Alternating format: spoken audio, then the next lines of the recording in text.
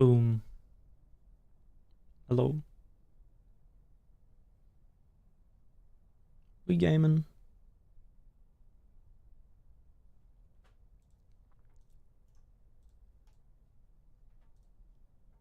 Is okay, YouTube's working. Twitch? Is Twitch working?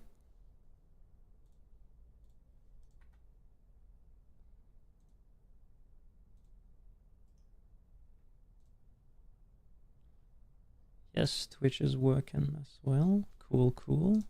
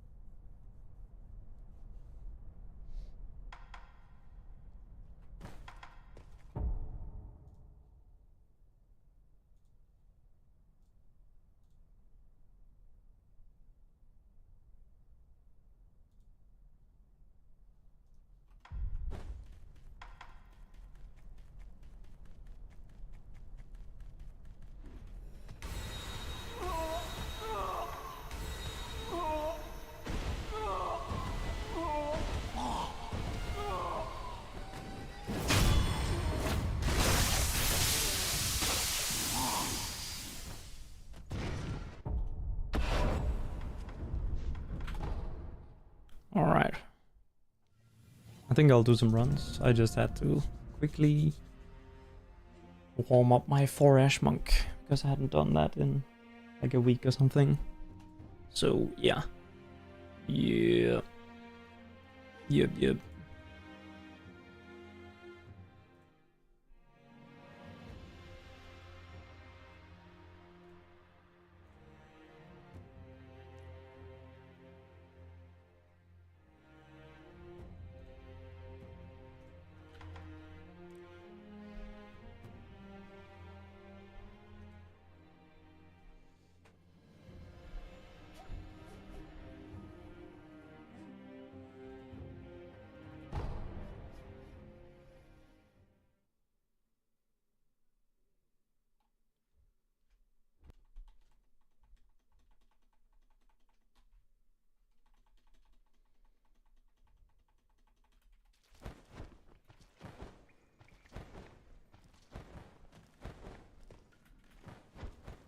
Oof.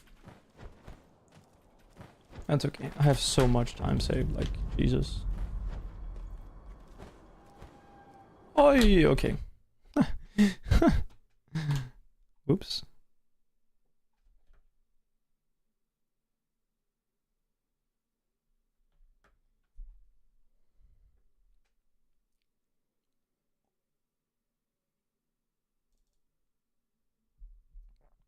Oh, game? Are you crashing or are you starting? You're starting. Nice.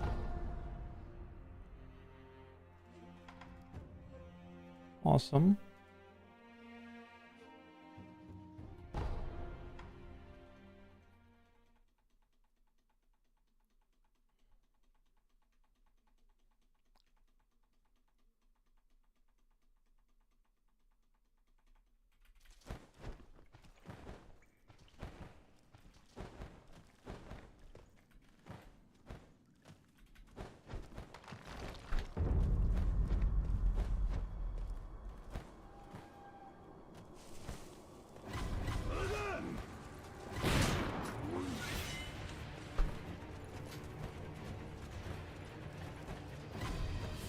Okay, these jumps are not good.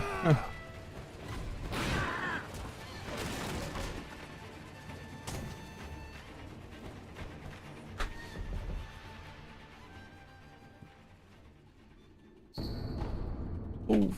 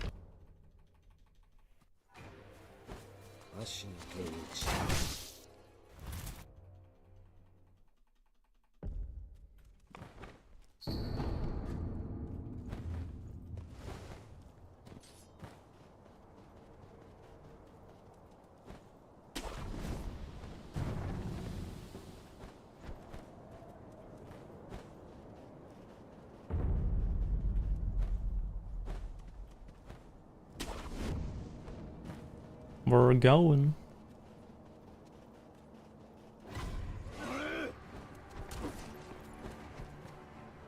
Feels nice to play the game.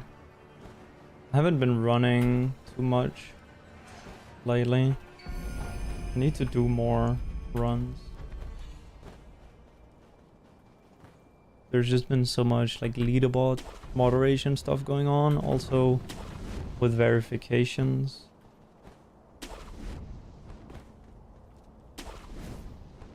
I should clear the queue today, honestly. The verification queue, because I did like the annoying ones. I think it was last week or some days ago. So the ones that are left are kind of easy to look through.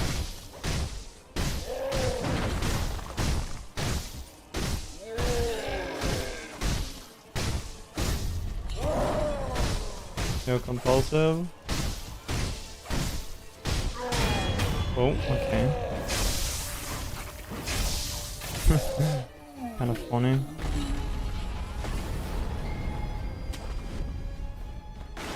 Thank you for the good luck as well.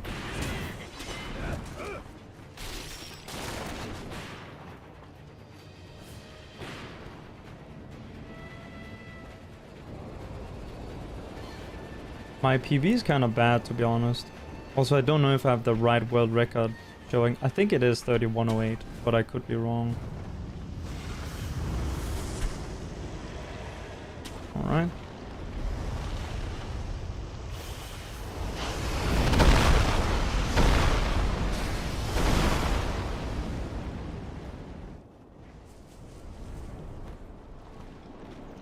Oh, that's not... Oh, okay. Currently on the leaderboard, I'm listed as having the record with this 35 I have, but that's just because Worm hasn't submitted his yet.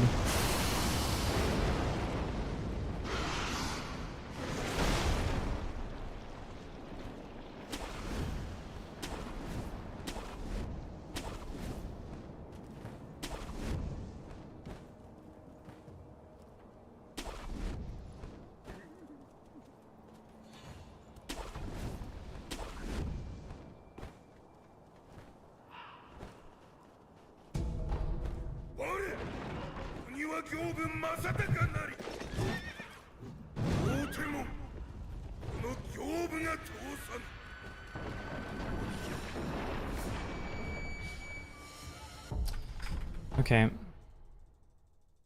Try again. That's really disgusting though, that doesn't make it.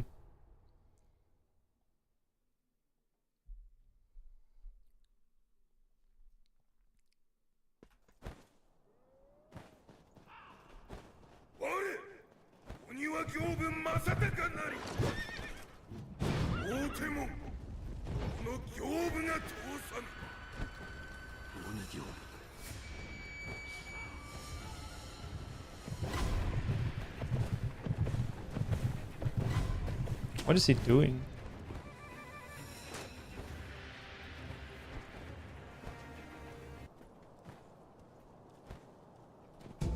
Sounded like he was just like trotting in place. He didn't break the tower. Like usually when he comes running your way, he breaks the tower. Okay, nice. That is actually a good fall timing. Then I can do a bull skip first. And then I don't have to deal with the pop-up during the skip.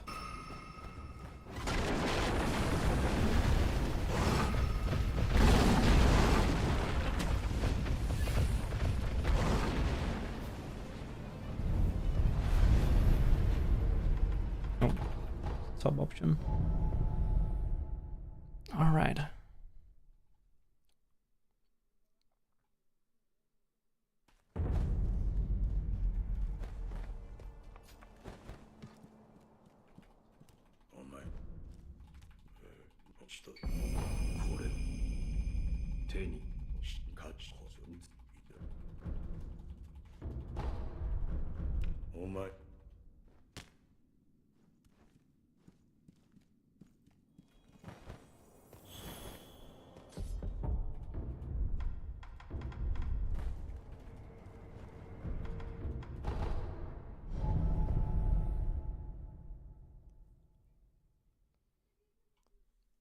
I want to get like a,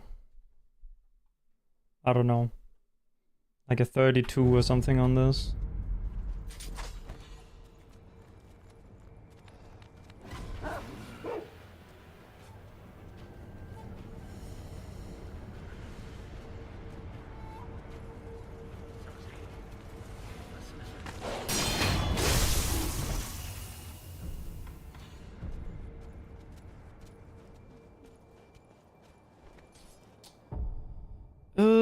Okay. I'm gonna reset.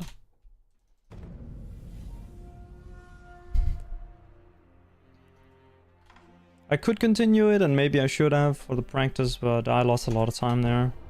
Like I lost 20 just then by, or 20 or 25 from just having to like redo that. And then I also lost like half a minute on Gyobu skip.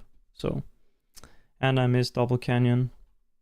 So we're looking at like a minute loss there in the first 7 minutes of the run.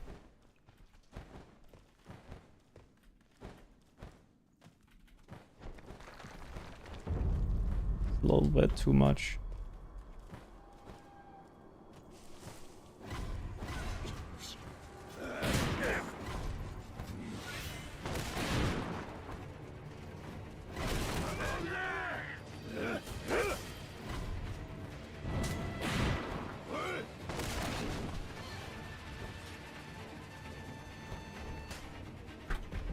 He's gonna turn.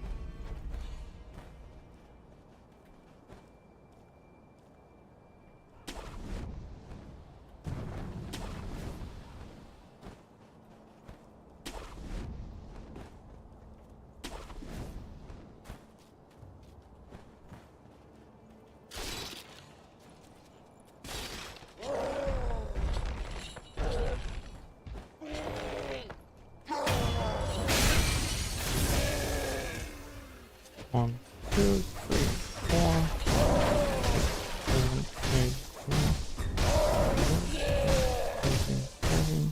12, 13. Good enough. I missed one hit, that's fine.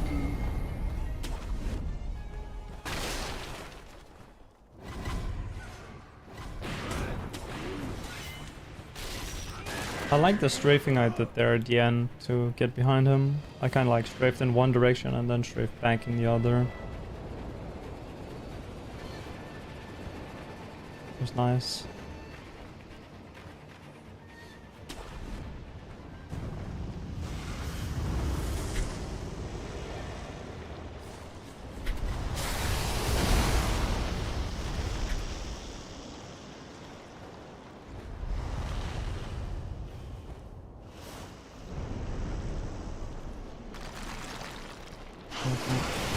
I thought you had to go to the side there when you got a third try. I guess you don't.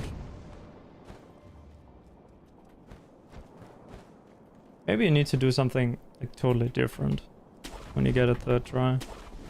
Or like when you get it after he's attacked you up on the thing. I don't know. Anyway, let's continue.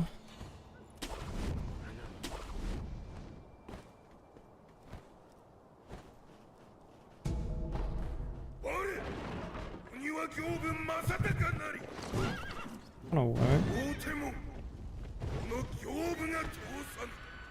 Yes. Nice.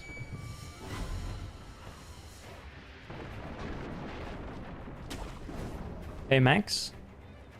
Is dead angling Genitro easier with mouse or a controller? It kind of depends on what you're doing. So like there are some different types of dead angles, right? And some of them are easier on controller and some of them are easier on keyboard and mouse. I'm quite comfortable with it on keyboard and mouse. With all the different types of dead angles. But I know that some keyboard and mouse users find some of them hard. And of course everyone who's new to them find them hard regardless. Because they're hard.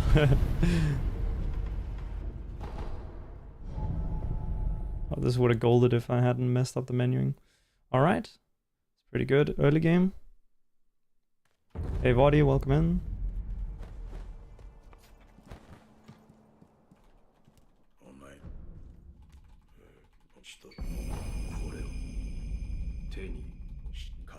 Yo, Pinnick.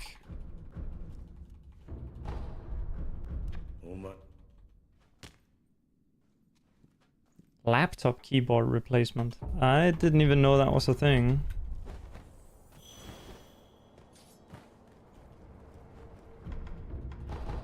Like a membrane keyboard, right? You know, like non gamer tactile mechanical.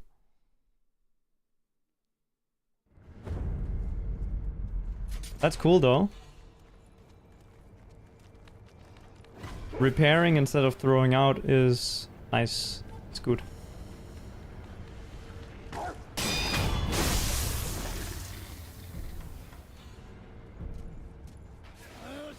Please, please, please, please. Thank you. Shitty Lenovo. Hey, Lenovo is cool. I have a ThinkPad.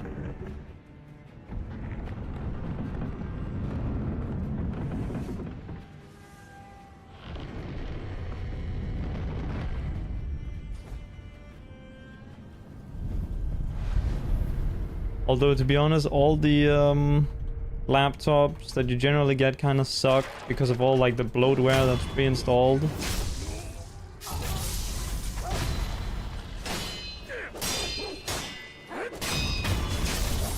That's kind of just how the industry is, though.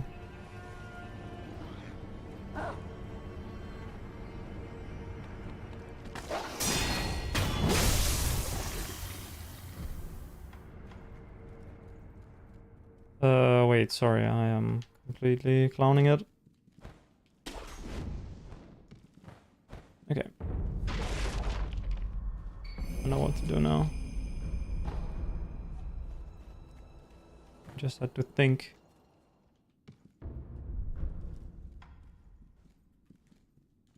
Wait, are you...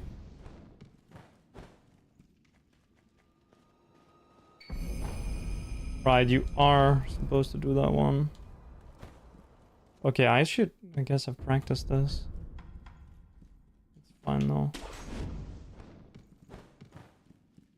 I remember what to do. I'm just a little slow here. That's okay. We should be saving time regardless.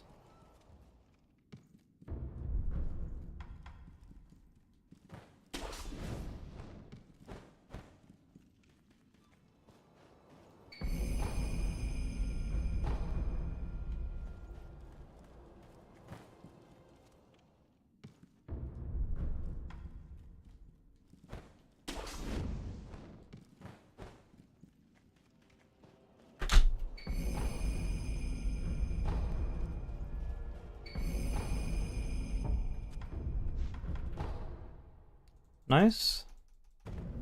Okay, now for the front swap. See if I can get it.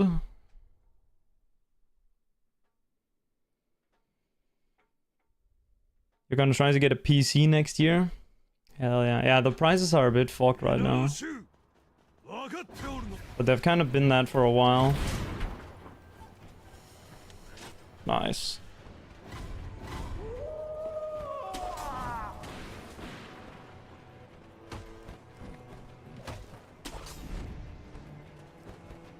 I don't know how to do the double, but yeah. Do the single. Wait, alright, you do the fight like this.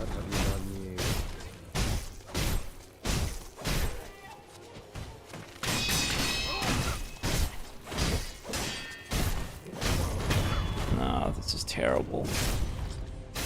Actually, how's that not a body hit, by the way?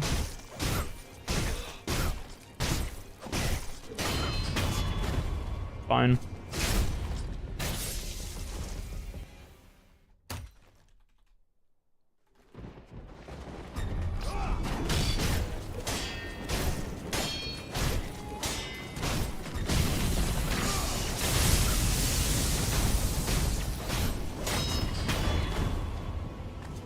Good phase 2 or 3, I should say.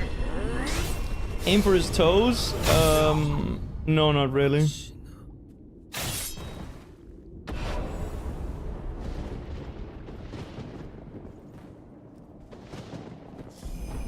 The corner cheese is that's generally like a pretty easy thing compared to like the other types of dead angling.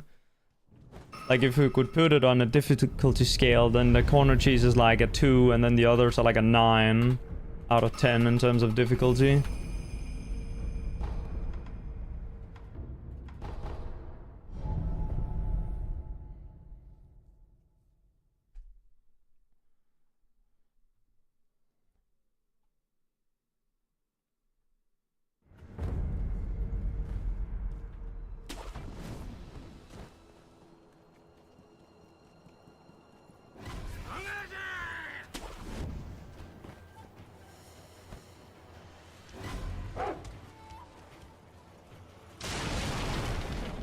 I would say it takes like 1,000 hours probably to like perfect dead angles.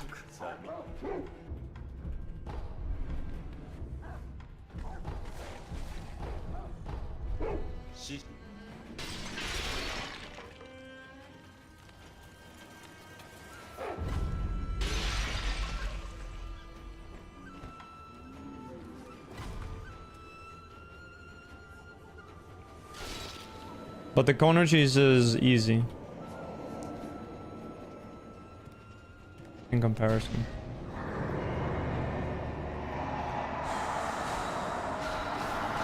I know most top speedrunners have not perfected dead angling. It's pretty much only like the no-hit runners that have kind of perfected it, like Savio, Victor, Rogues.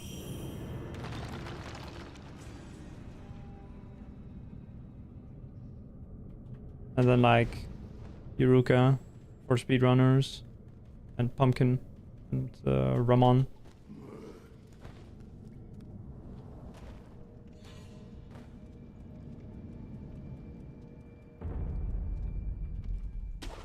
That's a different topic though.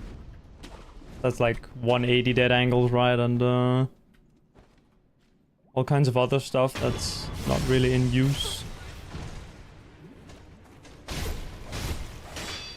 but are useful. They're just not actively part of like strats. So like this is part of a strategy, right? But there's like alternative stuff that you can do that you would want to know if you messed up. So you would want it for like a backup. This is not gonna make it. Okay, never mind, it does. Okay. Cool, cool.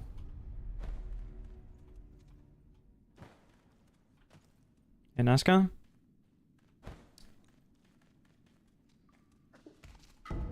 Oh, this was kind of bad, this movement here.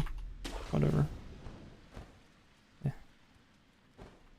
I had to, in my PvP, I had to run back and get the monkey boost because I forgot. So I'm just like giga ahead right now. Not because the run is like that good, just because my PB is kind of sus. This is a nice pace though.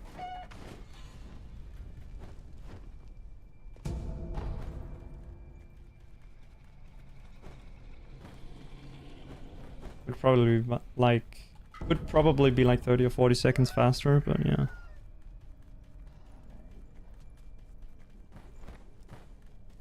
I practiced my late game a lot offline. Like my dragon and my duping and my Ishin.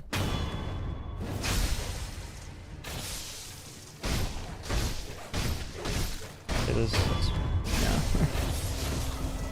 Forgot what do I do there? I think you're supposed to take a step, but I got like stuck. I think that's because I took the death blow wrong or something. Not quite sure.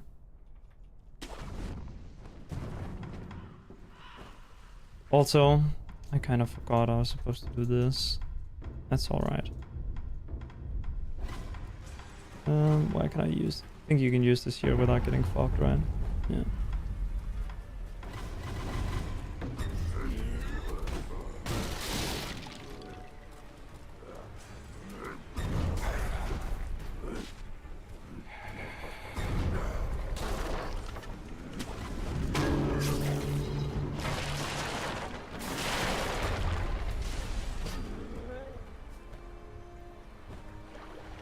One, two, three, 4, 5, 6.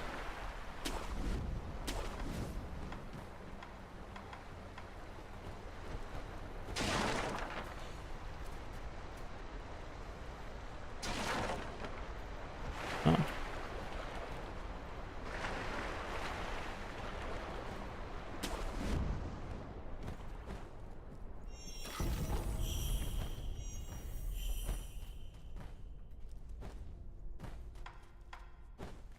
All right.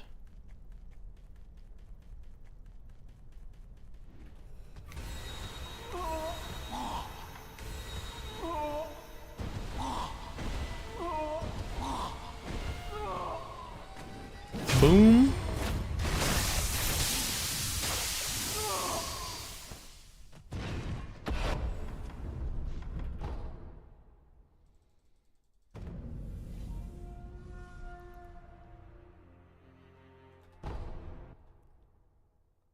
Oh, good round down, nice.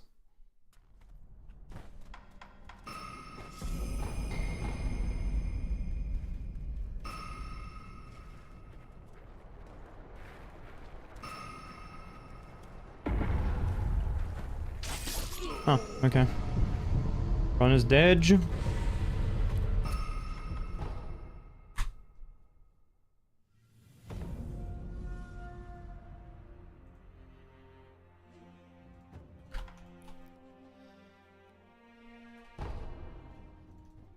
I need to hit that grapple swap. I only get one try because the health setup needs to be specific. That's why like we die on the fog wall at Shichiman, and why we have to take like a very specific amount of fall damage when going to Snake Eyes and then poison ourselves.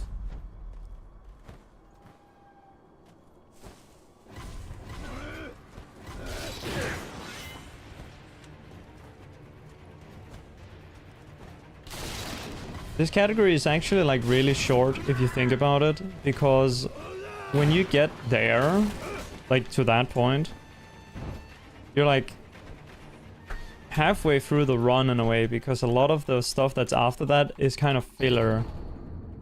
Like the whole duping section later in the run, which is 5 minutes, 5 minutes, is pretty scrolly, because like in my PB, I do that section in 5 minutes and 15 seconds, and Wormdog in the world record does it in 5 minutes and 5 seconds, so I only lose 10, and that's just, you know, my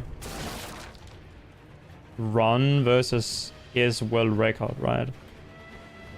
And in practice, I got it down to 506, so pretty consistent, like 506. So that part is basically like just the auto-scroller. Like, you're not gonna lose much time there. And then you have like 2 minutes of air swimming also, where you don't really lose that much time by playing bad or playing, you know, on non-world record level. So once you get to that part, the swap, you've basically done all the hard part of all the hard stuff in the run, except for like monkey skip.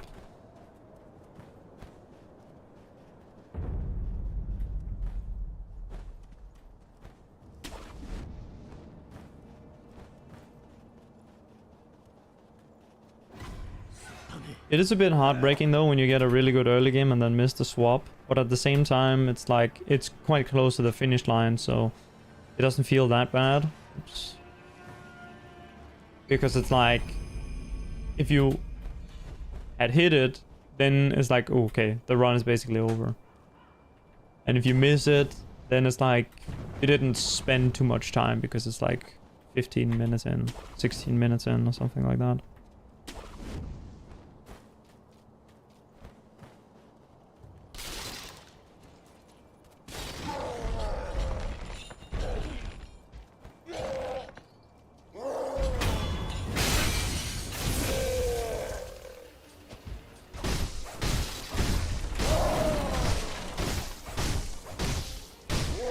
Nice. And then grab. Yeah.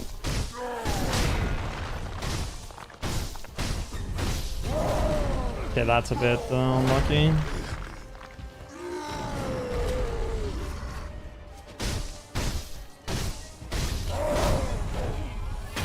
He's funny. He tried.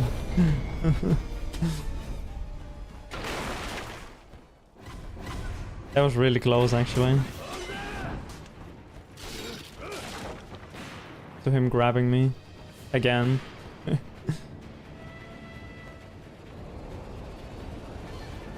I'm just gonna... Oh, well, I'm trying to just get a good PB, max. I want to get like, I don't know, 33 or 32 or something. It kind of depends a bit on what I just like happen to get. I'm not trying to beat Wormdog because he's just gonna beat me back immediately. I'm gonna have wasted my time.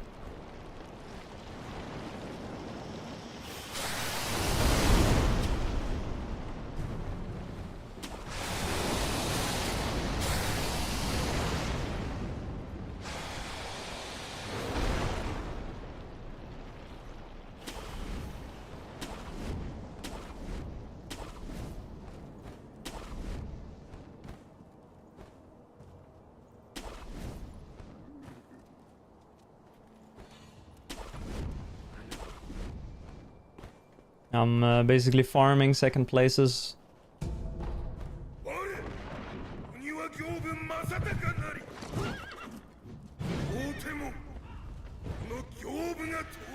Nice. Panic tech. Oh, and skip. Lol, is this YOLO?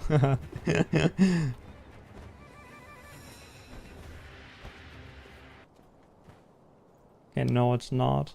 I thought it was.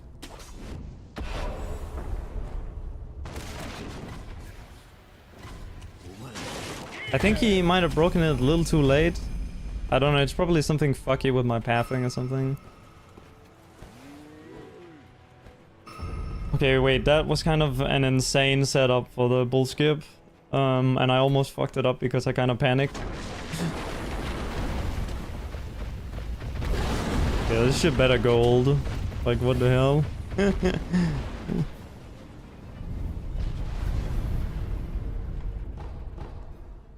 Oh! Yes! By 0.6 or something. 0.6 or point the other number just above that I'm not gonna say.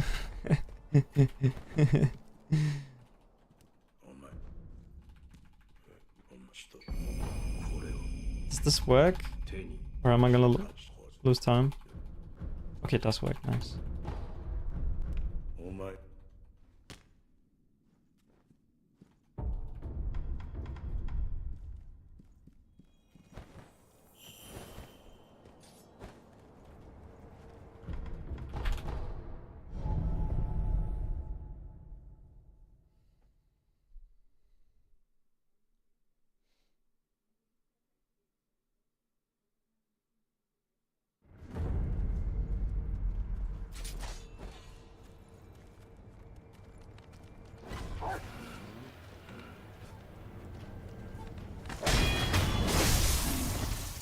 That was kind of close to me not getting the deflect on time.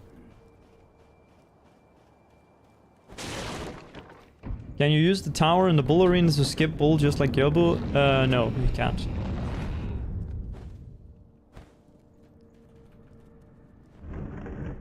There's like a skybox. Almost. Not quite a skybox, but something kind of like it. There are some holes in it, but you can't really access them.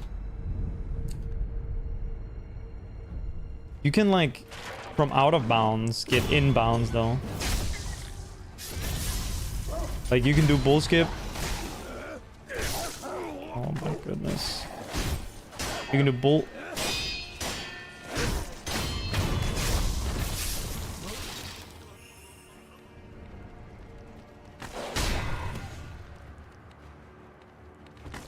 You can do bull skip, and then you can like drop into the arena and fight him. If you wanted.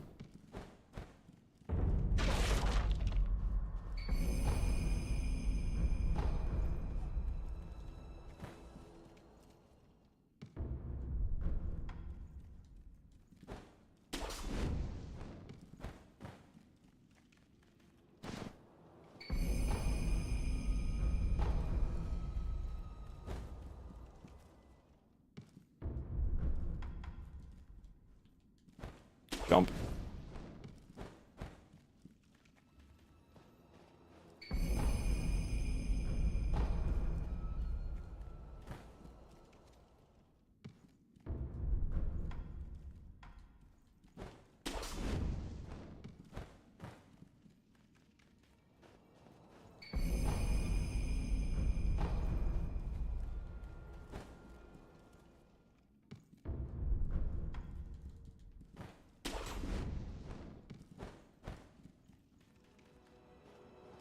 Oh.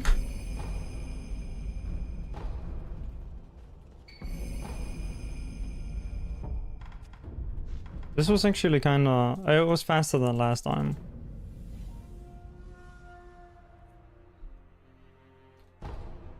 Kinda fast, maybe, I guess.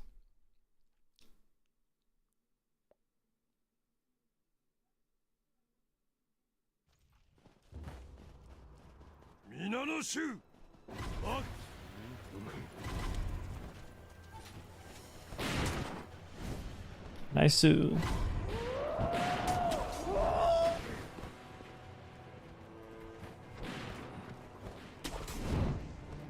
One of the coolest skips in the run.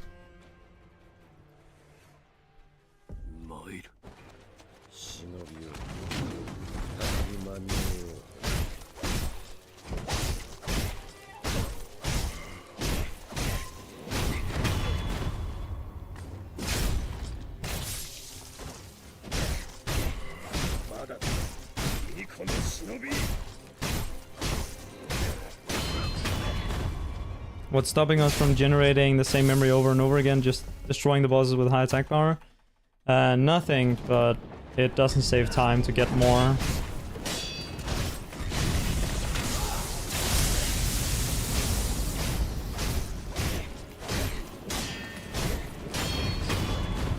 But you can do that if you wanted. You could get 99 and then beat all the bosses a little bit faster.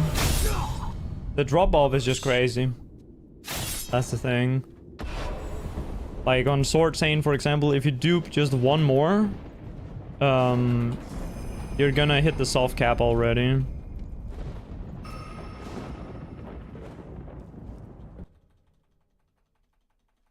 Yeah, especially not for Ishin, because you hit the soft cap. So you start like not really getting much more value. Like if you spend an extra 30, if you spend an extra 15 minutes duping, you will get double your damage or something. But all the boss fights take like 2 minutes. So, yeah.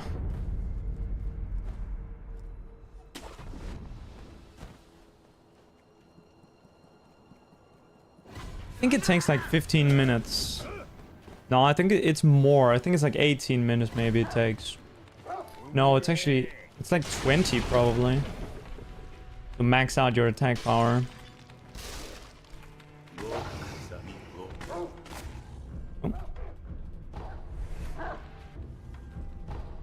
And then you might ask, well, just dupe until you have like below the soft cap. And that's exactly what we're doing. Which also happens to be... I guess we're 1 below the soft cap.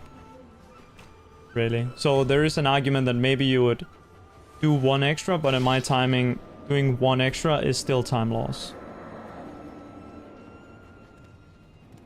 It's generally better to have lower attack power or less stuff, which is kind of the opposite of what you would expect. Like, it's better to not have extra things, because it almost always takes more time to get those extra things than they save back.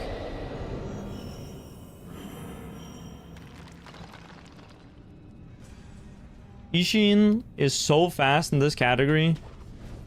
Like his both his second and third phase are like almost as fast as they can be. They can be like a couple seconds faster if you have maximum attack power.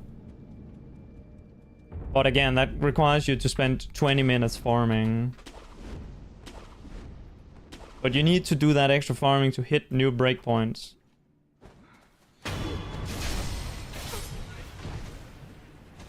If you get 1 extra, there is 1 new breakpoint that you hit. But that new breakpoint is just 1.5 seconds of time save.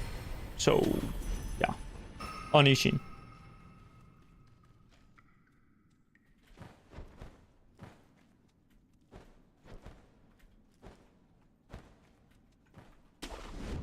Because you save 1 hit on phase 2 and 1 hit on phase 3, and then sometimes you save a hit on phase 1, kind of depending on what he does. Usually not, because he usually is overkilled with a Mikiri.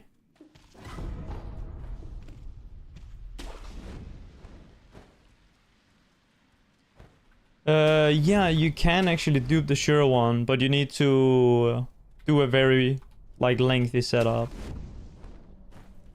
Because you need a specific ID to generate that one. And the ID is from... if I recall correctly, it's from the... you need to get Dragon Rod, and then you need to ask Emma about the thing. Sorry, that's not very accurate. You need to get the dialogue option with Emma about the recovery. So, restoring Dragon Rod. I think that was how it went. And then you can generate it. But this would take like a lot of extra minutes.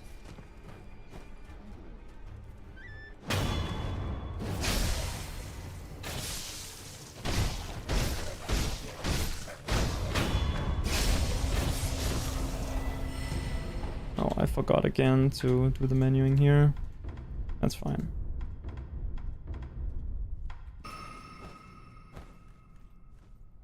You can already get both Ishins in one new game cycle.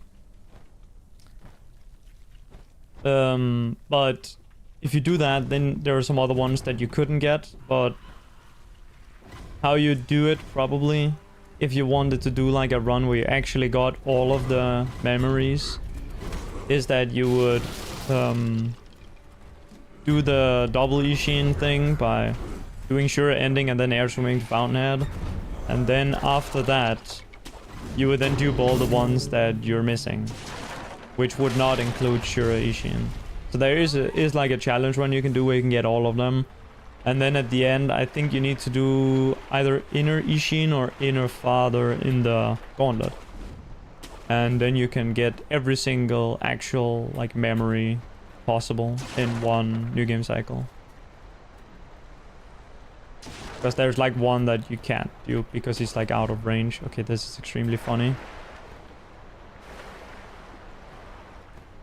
Okay, actually, this is something I should practice probably. This jump here.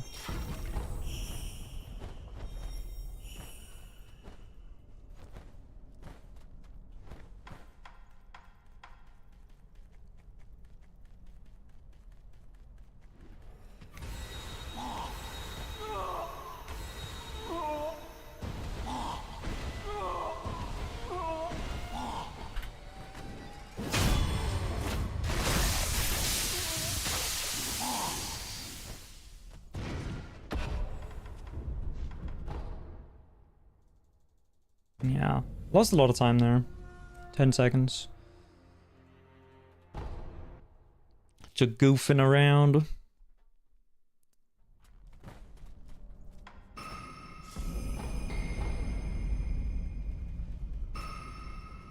Need a better strat for this, honestly. This right here.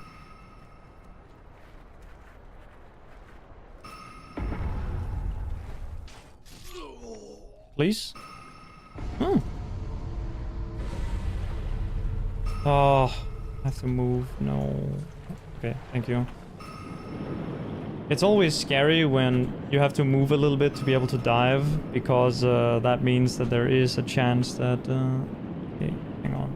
This is fucked. I was going the wrong way. When you need to move before diving, there is like a chance that you just like fall off the map. And that wouldn't be good, right?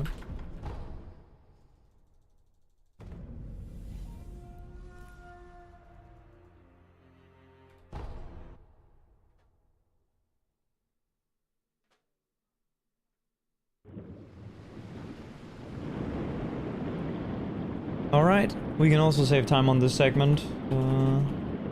I just have to find the resurface spot quickly.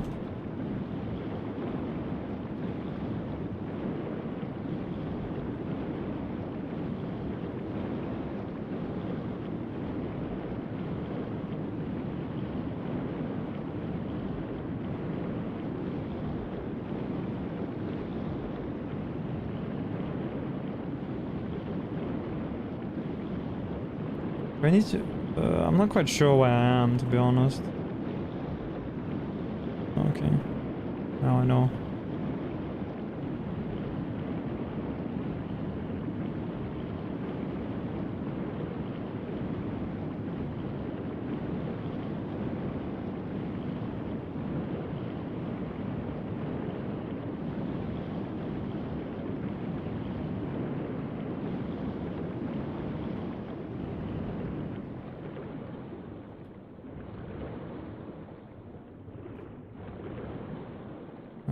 Okay.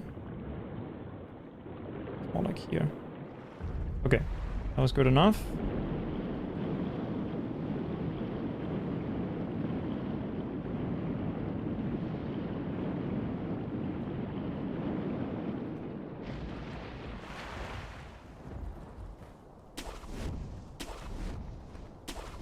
We're gonna save a little bit of time here.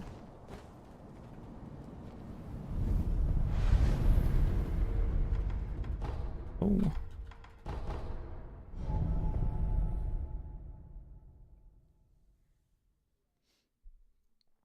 My current PB is 35 minutes and 13 seconds.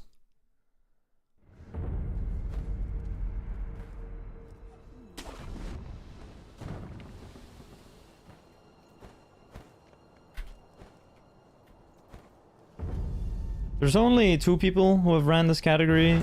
It's me and Wormdog, so I created the route I think like a month ago at this point, but I didn't have time to do a run before I had to go on vacation, and then when I came back I did like a few runs to kind of set the baseline level for it, and then Worm did some runs and pushed it down to 31.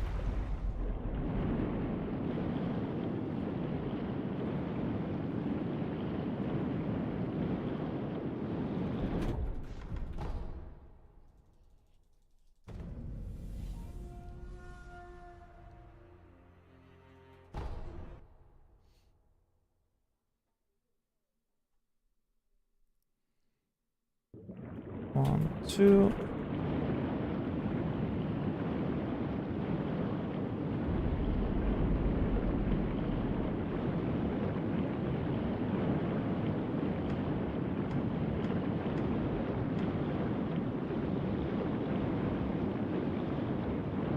I needed to go a bit more left here.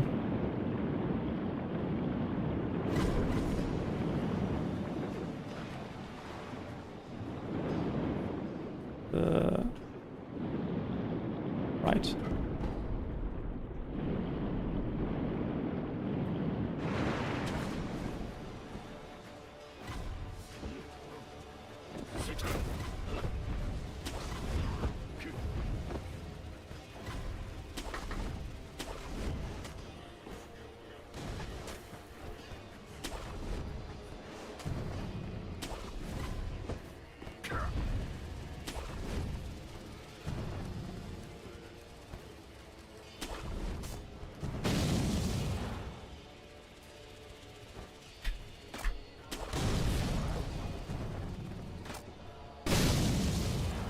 Yay! Fun for the whole family.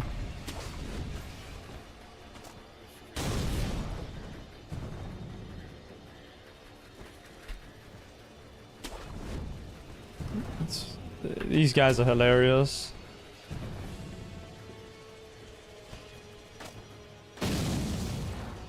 Oh, I thought that would make it. Yeah, I think wall jump was ever so slightly too late.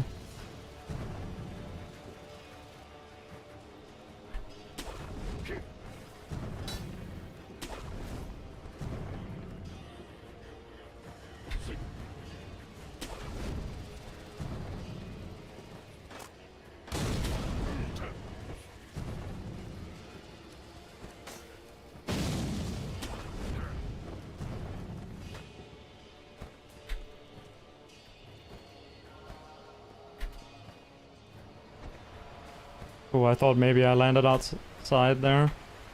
Okay, nice. Oh, fuck. I jumped too late. Okay.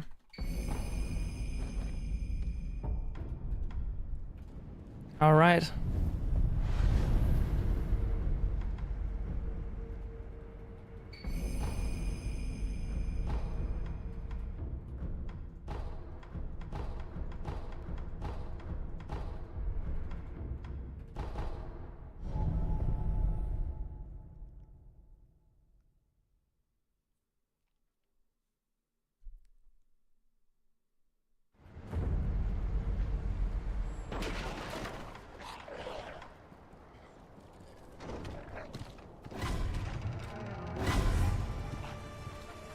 Good pace here.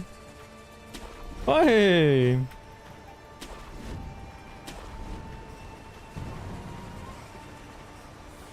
I could gold the last 3 splits here. Assuming I don't mess up and die.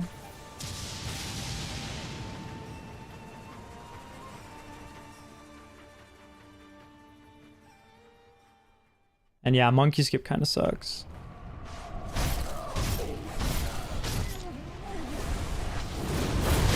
terrible.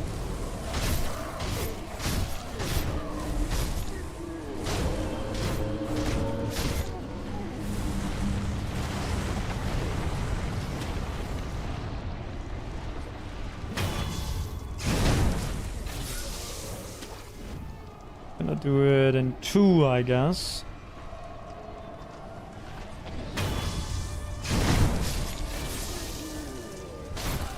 I'm not gonna lie, I thought this guy was... Bro hit me.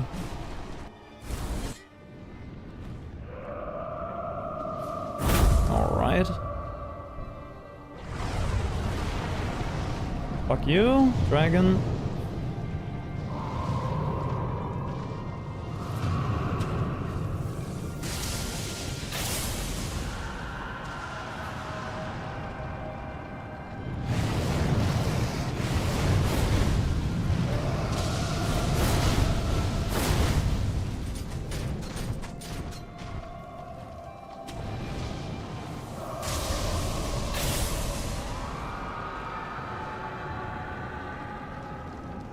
Yeah, this is so funny.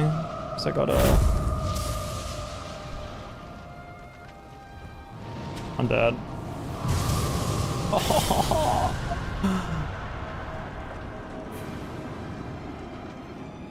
I got a partial on the first model roll. Alright.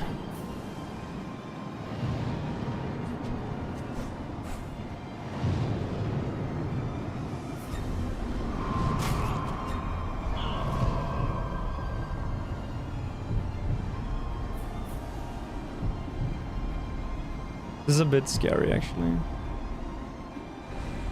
Oh, okay, I had to do it at 31.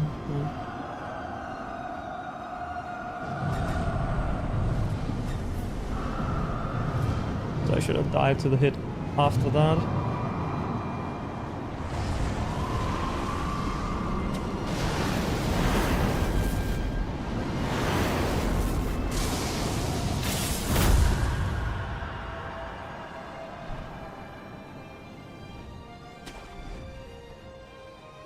Still time save somehow. Even though it was terrible.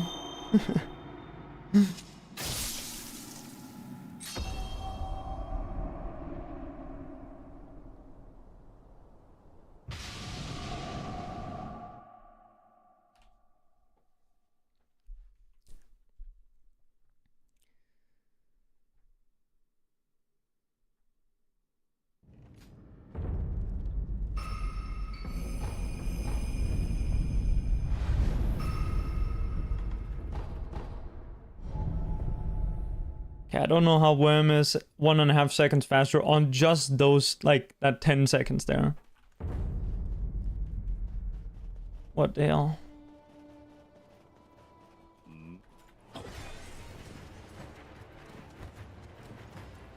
Good RNG, please. Thank you. That was great.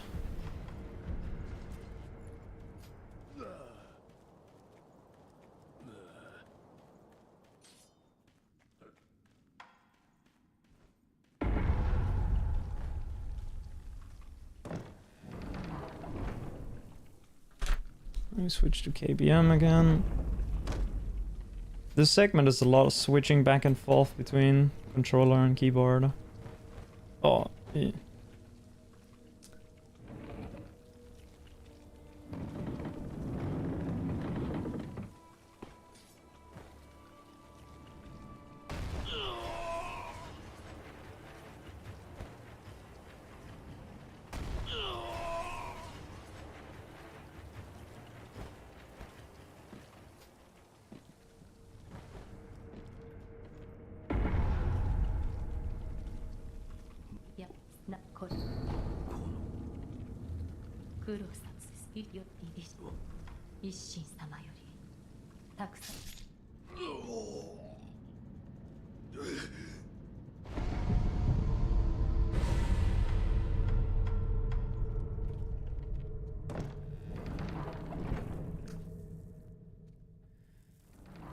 Yeah, here to lock my health to half.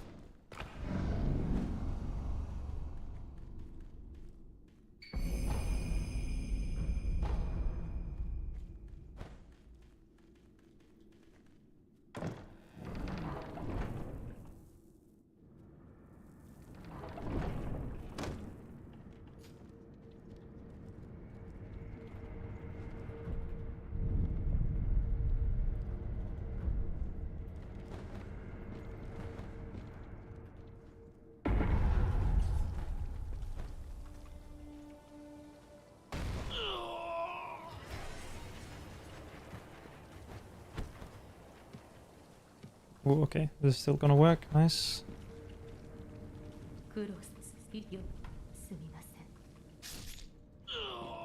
If you fail that jump into the window, then yeah, it's run over sometimes. Most of the time, probably.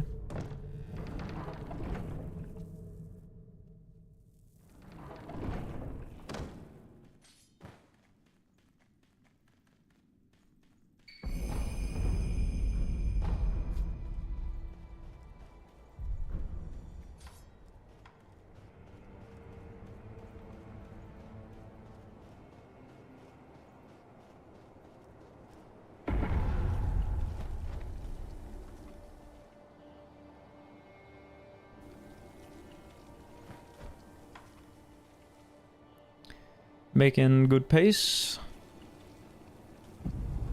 I'm just kind of scared of the air swim. I think I won't go for the air swim thing before Ishin.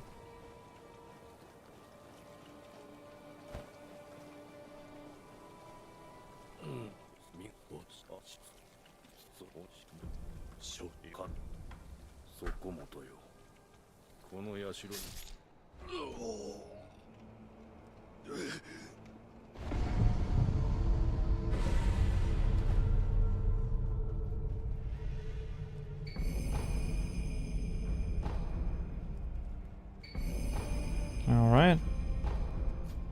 So all the mems duped. Now we just need to dupe the beads.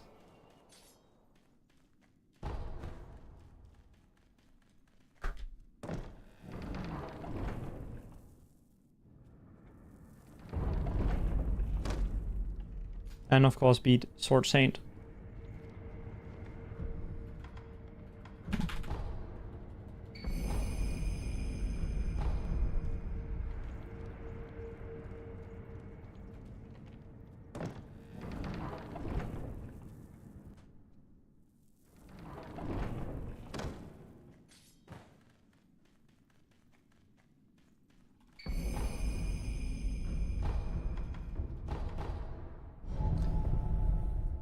Alright, 507. Good. And yeah, I am not going for the air swim.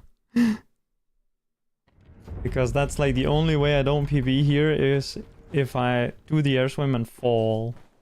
And die, so we're not doing that.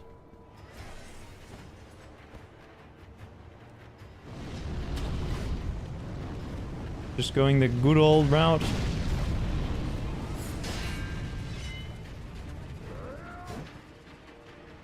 With a little cheeky fire skip.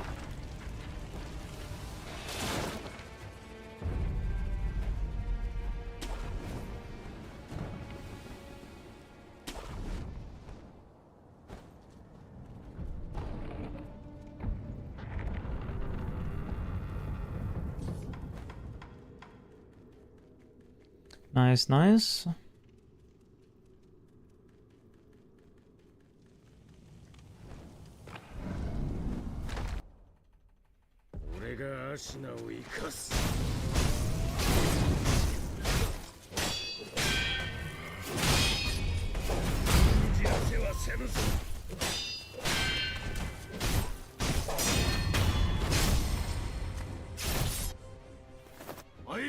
Sekiro.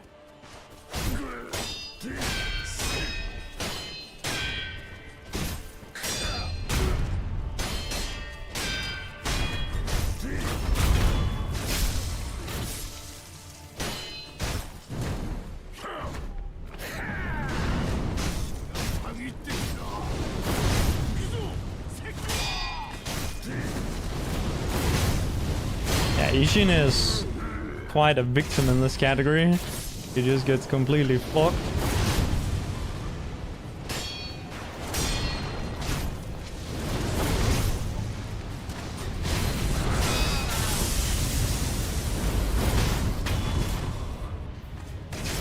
Nice. Kind of unlucky he didn't lightning straight away. Lost a bit of time there. That's fine. Alright. New PB. For sure.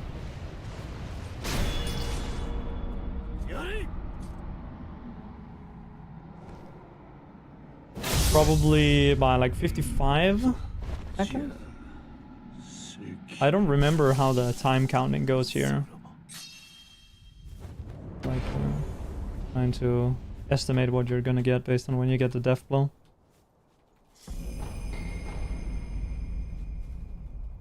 Oh. Actually, it's 1 minute flat. Oh. Yeah. 1 minute. Nice. Good run, I guess. Big monkey skip time loss. Divine Dragon time loss. Corrupted Monk time loss. Early game time loss. Nitro time loss.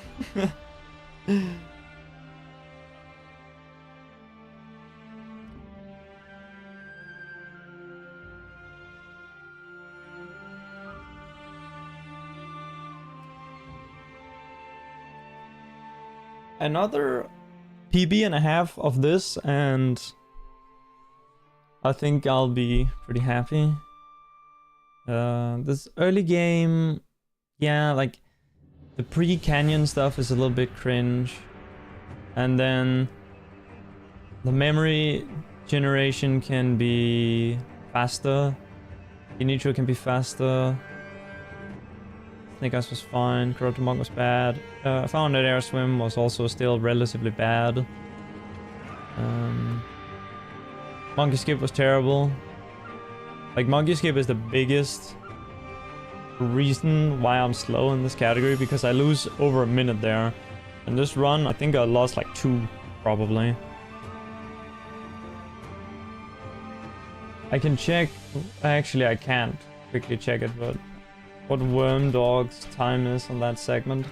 So my time on this run was 3 minutes and 30. Or 3 minutes and 40, actually, I think, right? No, 3 minutes and 30. And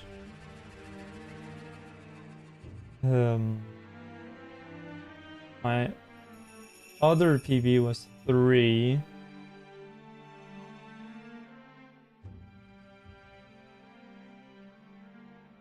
Wait, hang on, let me... No, actually, it is 3 minutes and... was 3 minutes and 40 on this run. And Worm Dogs is... 2 minutes and... 40. So, yeah. On this run, I lost... Okay, on this run, I only lost 1 minute. Okay. Compared to his record. But, as I remember, his record... Oh, well, so... He has two runs that were 31:08. He got 31:08 twice, and in one of them he had a bad monkey skip and a good late game, and the other one he had a bad late game and a good monkey skip, basically. Or yeah, something like that. Or it might have been a bad/good early game. I don't remember. Anyway, so you could do even better than that. Is basically what I'm trying to say. You could do like 1 minute and 20, probably. Faster on Monkey Skip.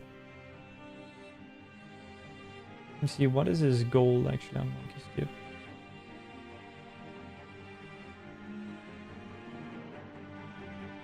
So it's 2:20, yeah, so 1 minute and 20 better than this run.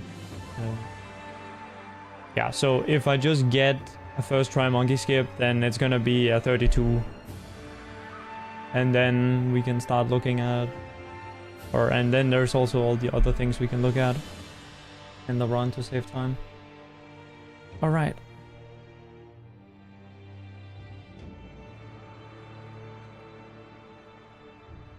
Let's maybe have like a 5-minute break, and then we'll... 5-10 minute break. And then we'll go again.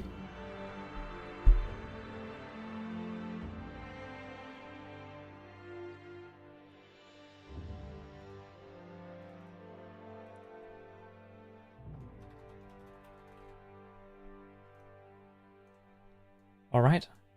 I'll be right back.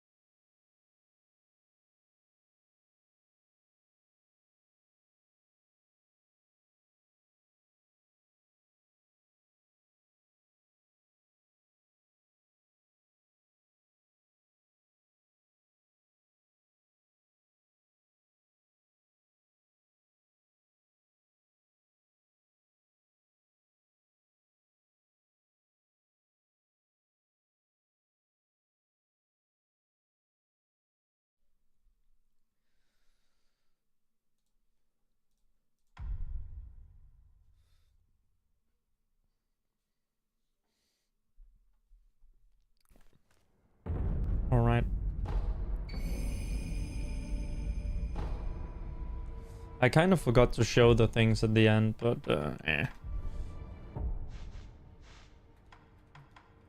I'll just remember to do that for the next PB.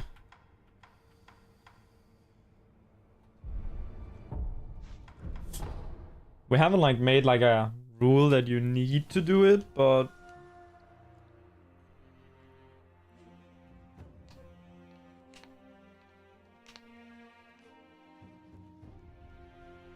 yeah. Because you can track what's going on like in a run. It's kind of difficult, but you can do it.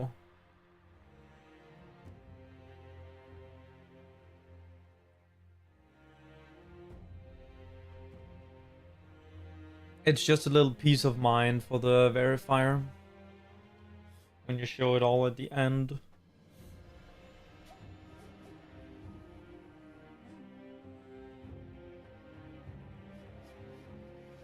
Let's try to get a 33 though. Like, that should be very possible.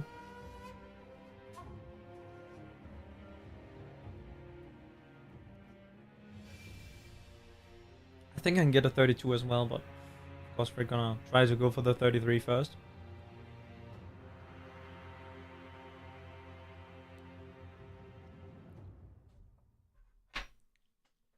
Alright, okay. I had to like finish my food, sorry. I was getting hungry, I need to refuel. So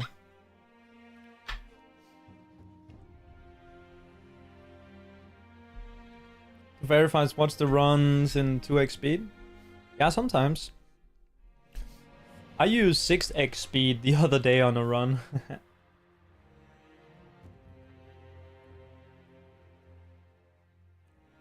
Just someone like running through an area and dying over and over again.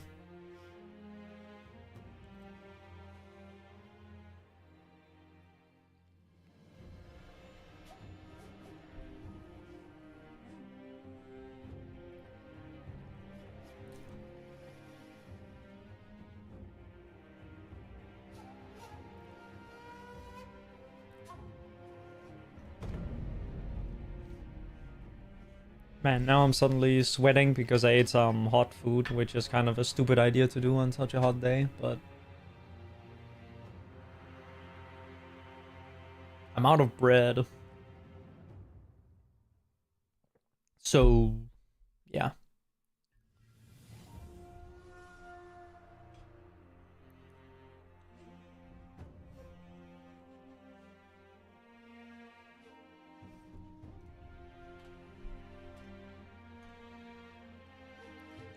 Oh, my sum of best didn't really move that much.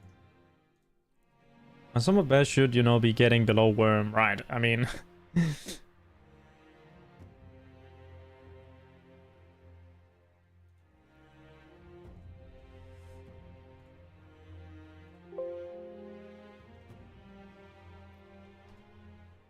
I shouldn't, or, well, maybe I should be messing around with these higher times. I don't know if there's, like, gonna be very many that run this category and the all memories unrestricted one. So it seems like basically whatever time I get is just gonna be second place for forever.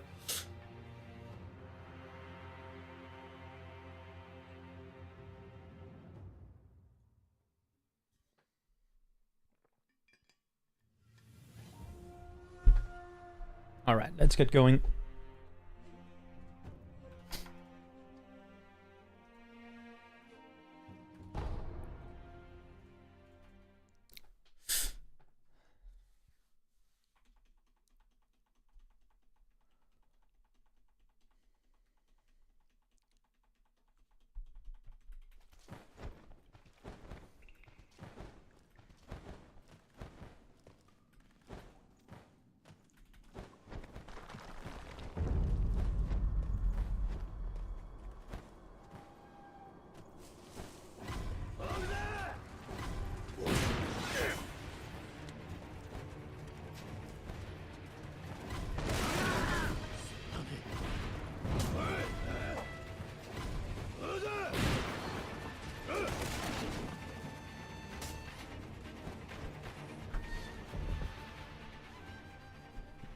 Hey, dudes. Ah, he turns okay. Yeah, all achievements is the longest category. Other than, you know, whatever you can come up with yourself. Like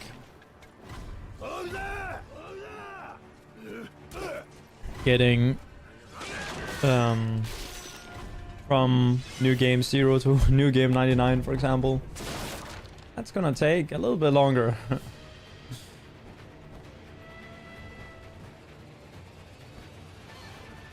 Yeah, people haven't really done runs that are longer than all achievements. The only like comparison in terms of time is the first few, or I should say Little Aggie's blindfolded run. Because his blindfolded run is magnificently slow. But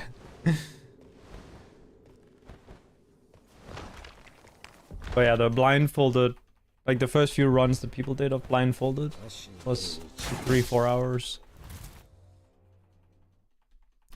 That's the only thing that comes close.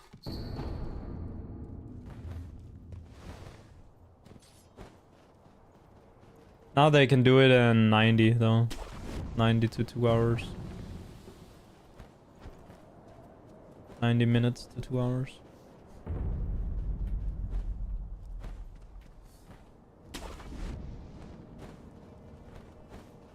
You got the return ending in 5.5 hours?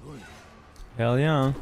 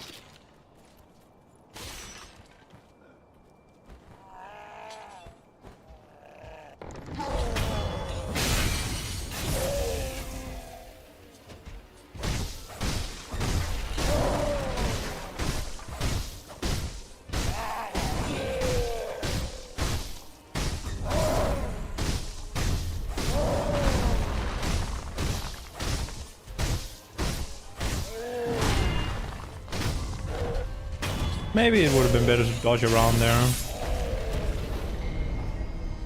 Oh!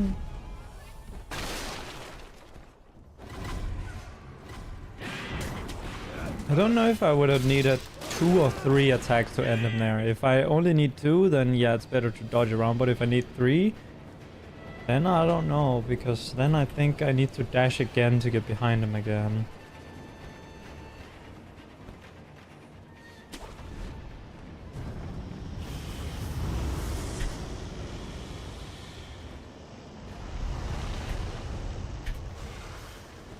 Nice.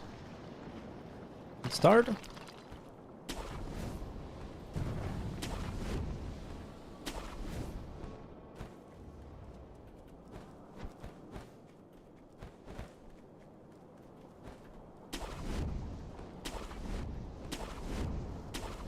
Yeah, we kill him for the bead. We've been looking at a few other beats, but so far nothing has been proven to be faster. But there are some ideas, of course. Someone needs to time stuff though. Because there's like 50 different ideas. And 0 proof for any of them.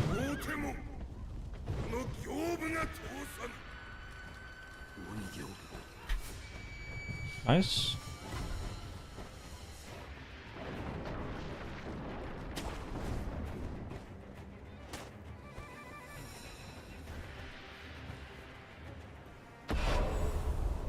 Ooh, nice early fall.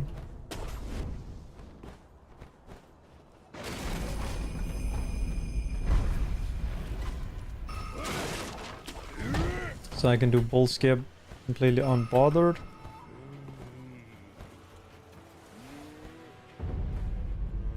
Nice.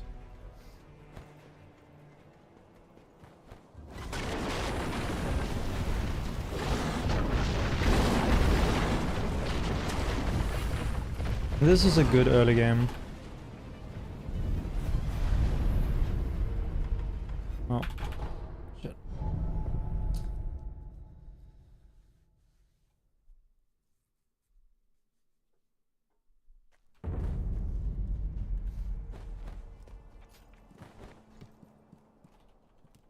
Wait, did I get the shuriken? I think I did, right? Well, we'll see. It's a bit embarrassing if I didn't. Okay, I did.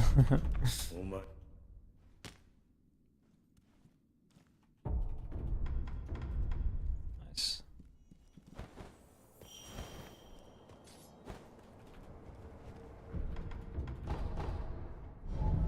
It's so weird on the first travel, right? When I get to the Ashina Castle, I only need to do 1 down to select the travel menu. But on this one, I need to go 2 down because now I have the option to buy emblems because I got like a prosthetic. That's hard for me to remember, not gonna lie.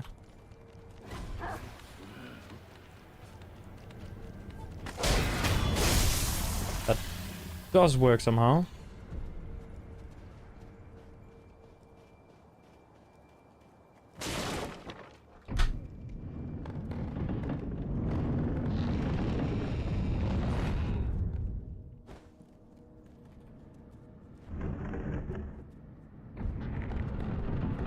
Remember back in Wormdog stream where I showed him? Did I show it to him on his stream? I think I showed it to him in a Discord call. I don't remember. Exactly.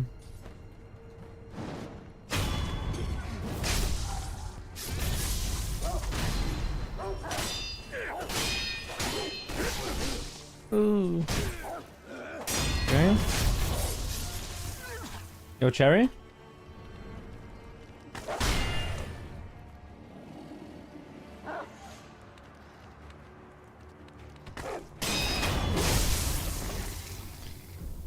Insane. Ay, ay, ay, ay, ay. Welcome in, guys. We're duping. Duping memories and beads.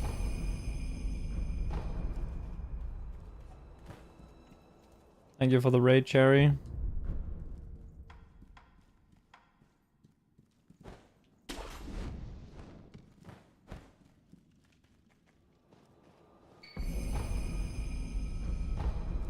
I'm gonna lose time here.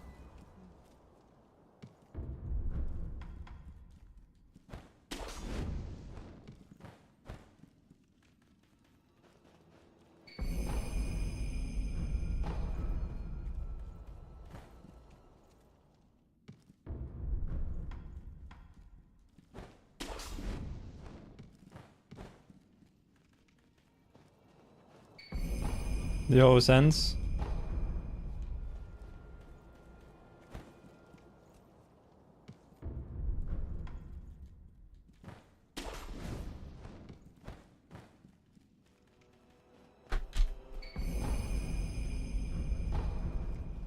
Okay, this wasn't actually that bad. Aye, that was bad though. Okay. Hey, Musume, hey, Via. Hey, Anonymous. Hey, Galachi. I missed a bunch of you, sorry. I can't look at chat while doing this. Sorry. Hey, Jurassic. Alright, let's... Boom. Big.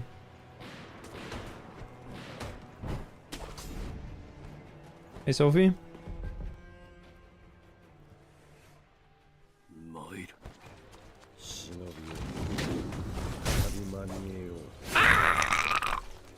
Oh, hell no!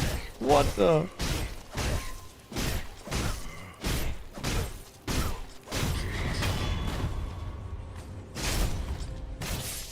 Yeah, imagine not reading all of the messages.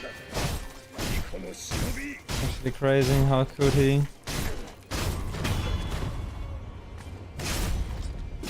Dude, I keep losing time on this guy. You should not be losing time on this phase. But it's kind of skill issue. 1, 2, 3. Oh, it doesn't matter. It doesn't matter. Phase 3 is really fast because we already have 7 attack power.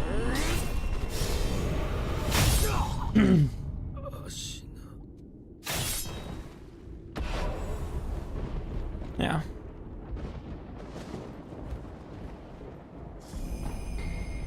Also, by the way, guys, Destiny 1 is a good game. Destiny 2, however, belongs in the trash.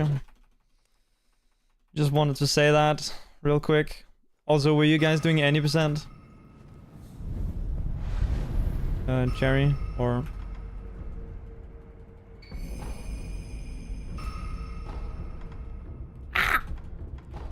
It's not a stray, that's just like a factual statement. You can even ask Rock, he'll agree.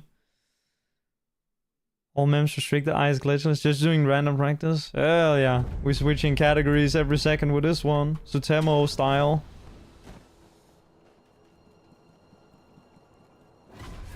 Bring up Destiny because Destiny 1 is a legitimate crazy good game. Destiny 1 is amazing. The brothers at whatever studio made that game dropped the ball hard with Destiny 2. Like, holy shit.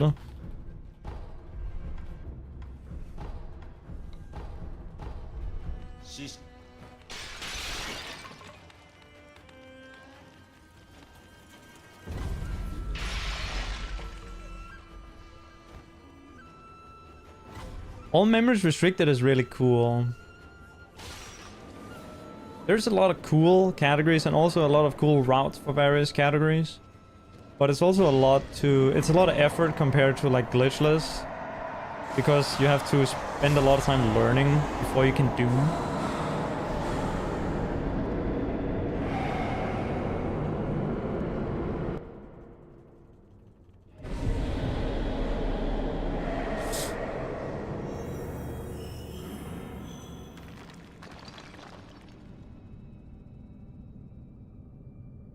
And that, if it doesn't scare people away, because it actually does like just keep people away from it. It's not that it's like this thing,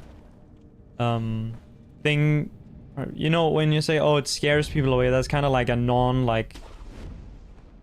it doesn't really describe an actual thing that happens. It's more like a kind of an idea, but it actually like, because of how much you need to like practice and learn for these, people just do not run them.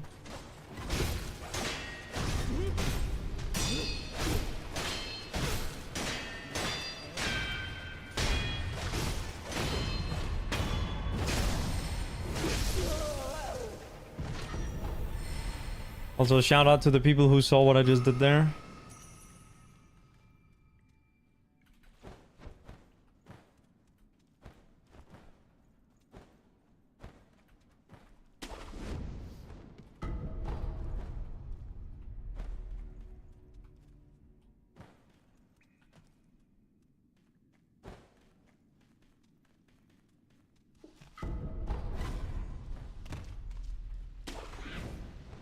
Missed it, do it again. Yeah, let me just go back. Never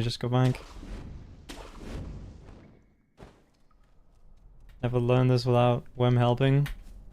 No, you would, but honestly, it's really shit to learn categories on stream. But I guess if that is what one is used to and is something that one wants to do, because I've done it before with Dark Souls 2. When I was learning Dark Souls 2, I was only permitting myself to learn it on stream, so I never ended up learning it.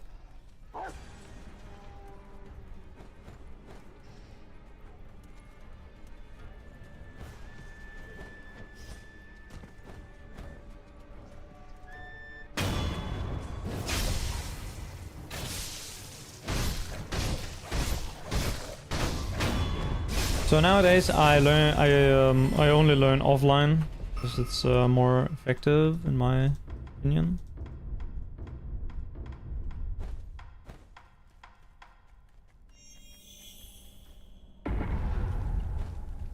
I need to remember to menu before Miss Noble so that I can use that right after killing him.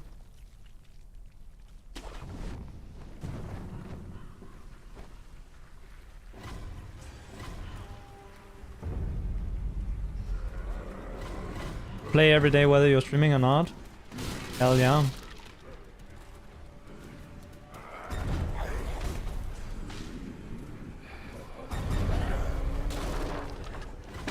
People learn differently, I guess. Personally, I have this thing that when I'm learning, I don't want input from others. And that's how I've pretty much been with every run I've learned. I'm just like learning by myself, and then you go live, and then people do some critiquing. Although I don't get critique anymore because I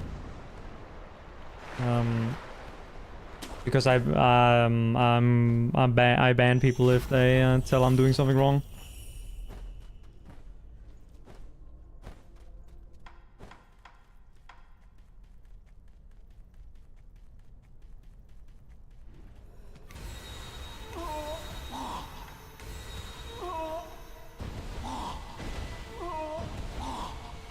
Does this work? Oh, okay.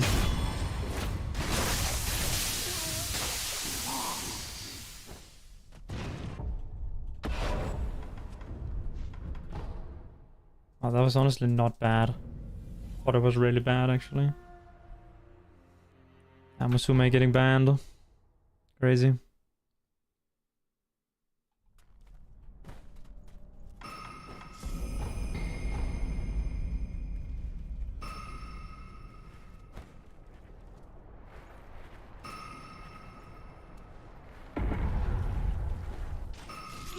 Nope.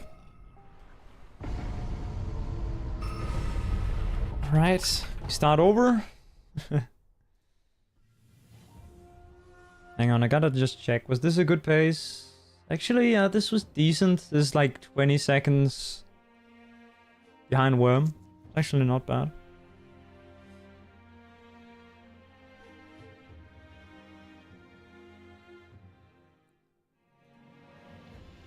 Okay.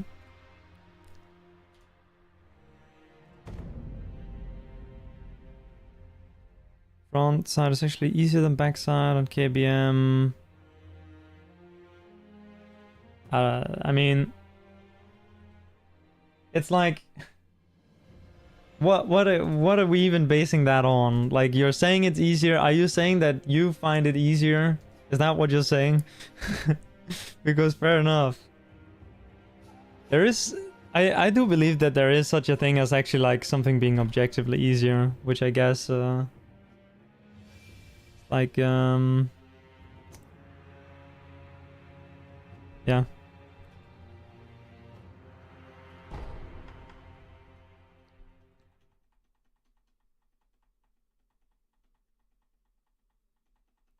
Because we can't be comparing like front dojo with back dojo when there is no back dojo tutorial. There's no one who is ever going to encourage you to do it. Front dojo is like the most warship, like, oh, my setup is the best, my setup is so good, my setup never fails, and people will like sit there and practice it for like 1 million hours also.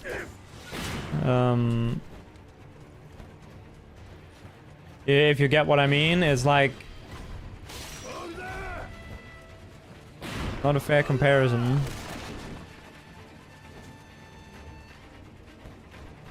Also, I have never ever in the last 6 years seen anyone do the fast movement after back dojo to get up.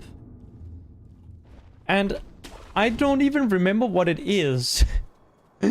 I just know that it involves not ledge grabbing. Or at least you only ledge grab once. And everyone ledge grabs twice.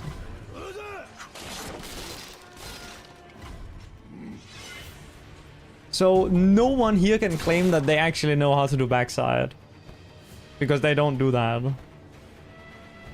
Not even I don't know how to do it either. Look, did Faraz Khan really put all this work in just to get slandered?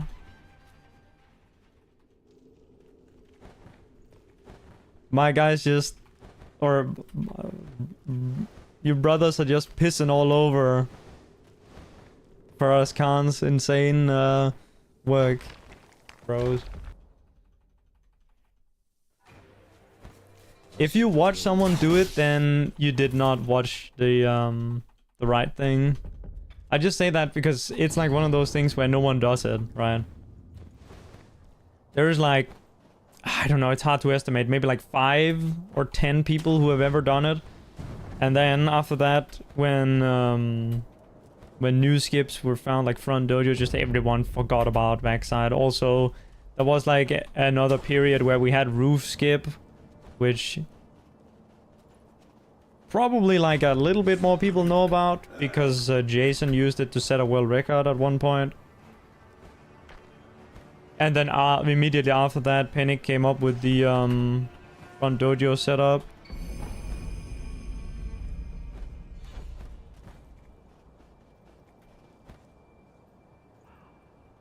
Backside dojo is easy, but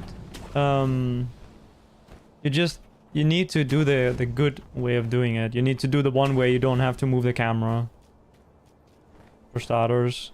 And there are gonna be people in chat who are like, what? You can do it without moving the camera? Yes, you can do it without moving the camera, and it's also faster that way.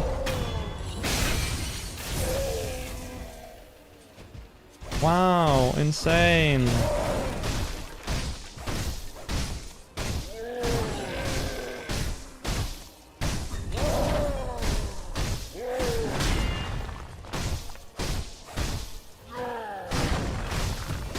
That's somehow a miss. Okay.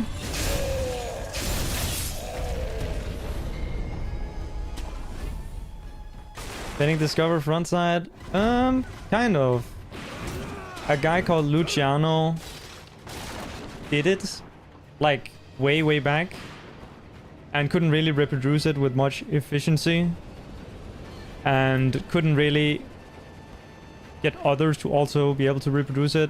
And then way later, Panic came up with a consistent setup. It's kind of like with Monkey Skip, where the original Monkey Skip is like found by Marquee and Distortion like way back, and then Mitch found a setup later for it. And so generally Mitch is the one that's credited for Monkey Skip.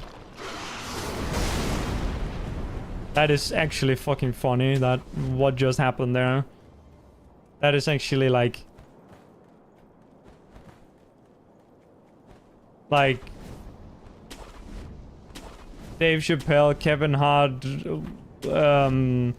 whatever the old guy's name that talked about anti-government stuff that I forgot his name of, Carl or something, tier comedy that just happened there. Holy shit, that is funny. What is that guy's name that I'm thinking of? George Carlin, thank you. Holy shit. Mint. Okay. Honestly, I don't find Kevin Hart funny, but I include a little bit of variety there. Surely either Dave Chappelle, Kevin Hart, or George Carlin. Surely one of them will tickle your fancy. Like, there's a bit of variety there.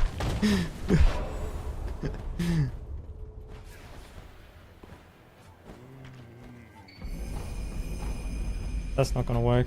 I wall jumped too early.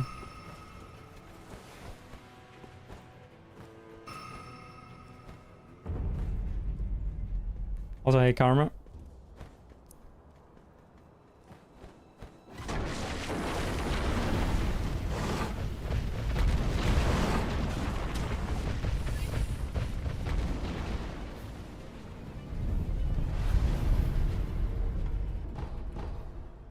Are we in the green?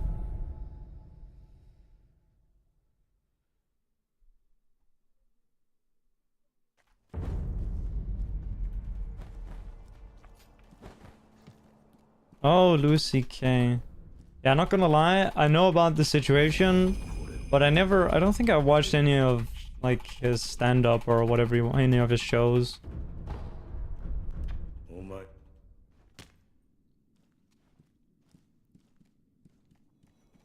Personally, I tend to like the ones that have more, like, extreme humor. When I want to watch something like a comedy show, like, Ricky Gervais or Dave Chappelle. Kind of shock humor type stuff, but yeah.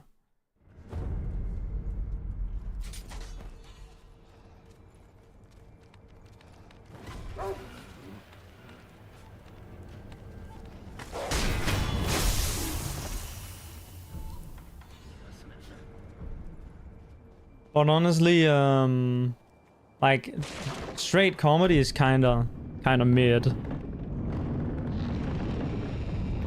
Incidental comedy is better. Incidental. Yeah, incidental comedy. You know, like with the lads, or just like when playing the game or something. So I guess you could say that Saratoga is my favorite comedian. Because she always does some fucking stupid shit on Sekiro. And has funny as fuck reactions to it.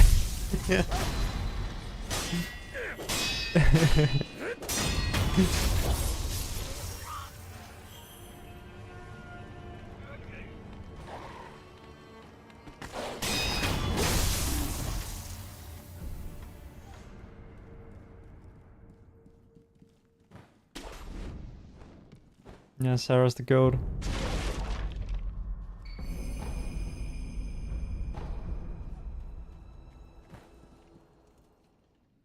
But I'm not gonna lie, Sarah could easily be...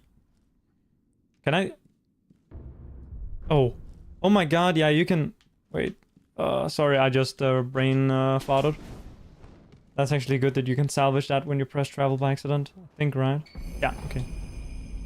That is a good learning moment, even though I lost time. It's good to know, good to know. So, if you queue up travel, it's going to... that's like equivalent to Gyobu. And so it's going to give you the Gyobu remnant, but it's going to consume your Gyobu memory, which is the one that you're using to duplicate. So if you accidentally select travel and then go to the other idol, then you can't dupe anymore because you run out of... Like, you don't have the memory anymore to, like, transmute it into the other ones.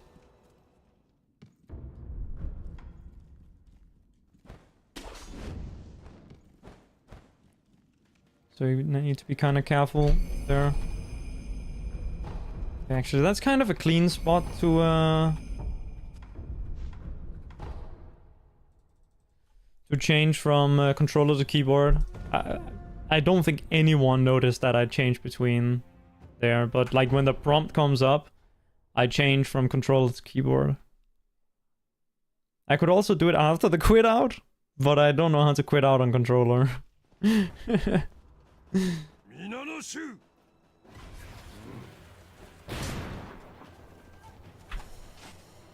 Boom.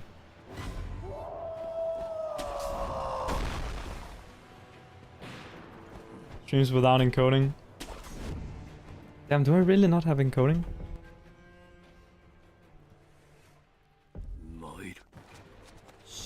I turned off enhanced broadcast because it eats my performance, or no, it doesn't actually eat my performance. It just makes my game lag.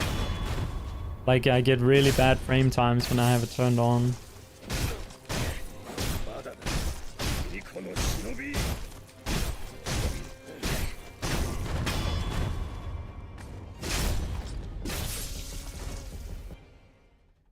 So there is... Well, I think what you mean is transcoding, right? Sorry, I also forgot the word. If you want, like, there is transcoding.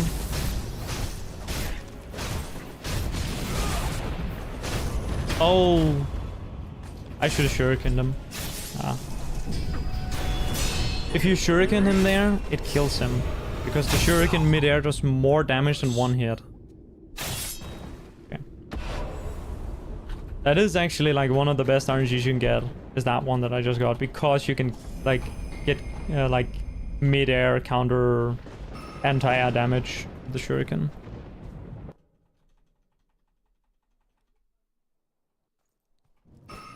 They have like... Twitch has like transcoding servers, but it's not like everyone can get it.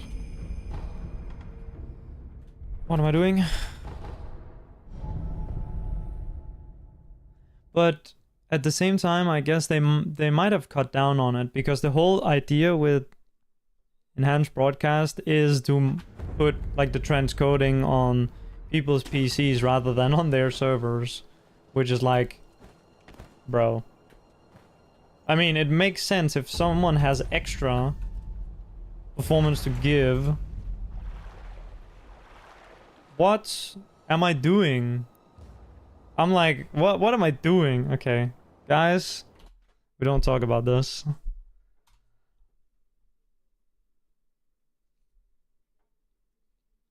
Twitch U forces you to 720p, but 2K streams or single resolution you can watch 1080.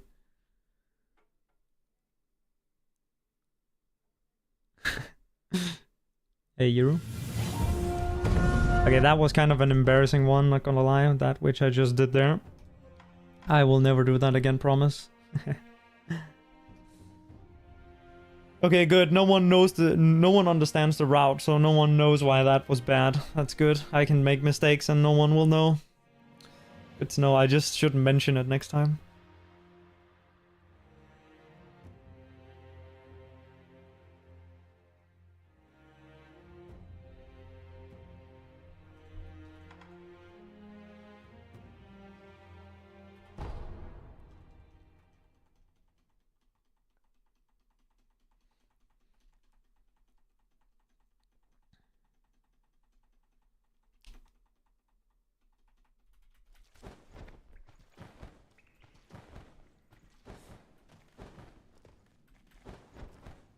But yeah, I guess they might be phasing out transcoding.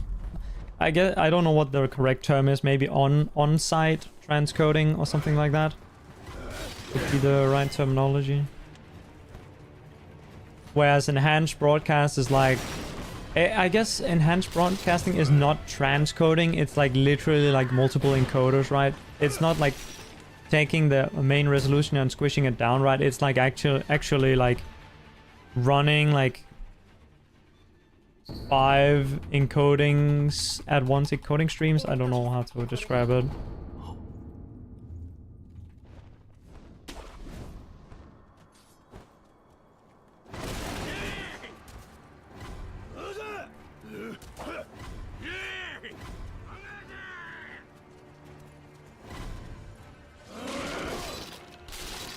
Yeah, you're with the route that we have right now.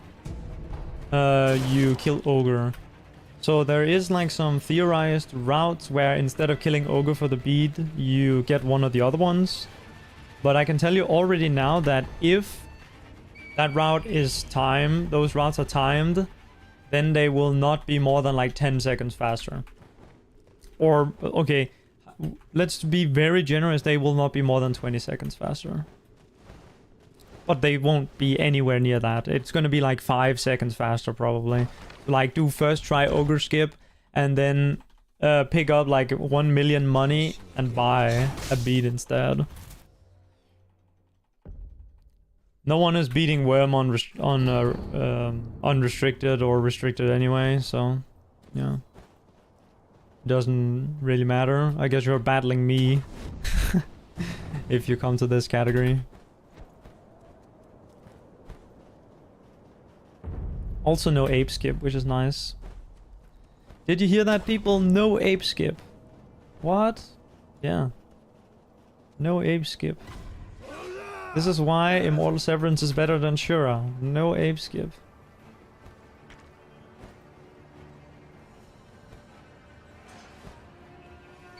Phasing out your people. Damn, that's pretty gruesome. Yes, there is monkey skip. I'm not gonna lie though, people who are like, monkey skip sucks, or like, who are afraid of monkey skip are just... They have their head screwed on wrong, let me just say it like that. Because, like, you miss it, okay, you lose like 10 seconds. Okay, fucking try again, man. Like, bro, that's not gonna be your biggest problem. Your biggest problem is gonna be never finishing a fucking run, because you're gonna reset everything to ape skip or something else.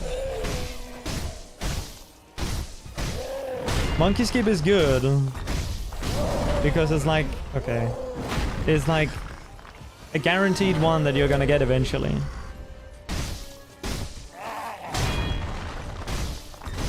And honestly, when you're setting a baseline, the more time you waste there, the better. Like, you really just do not want a fast monkey skip ever in these categories. It's gonna kill the fun. A worm can vouch for that. It's like one of those things where you can choose to play the game in a way that will be unfun. And many people choose deliberately to play it that way because they watch Wormdog and want to be like him. All the glitchless players had this as well when, like, from all the way back from the Rakyo days.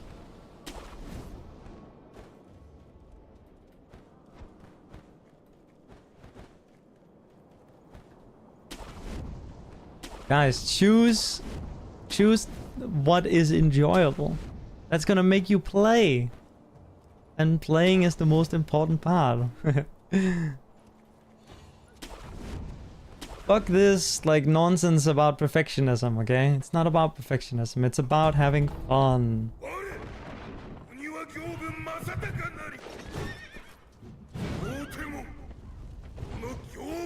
Even the joke with Sekiro not being enjoyable is like also a thing that stems from this mindset.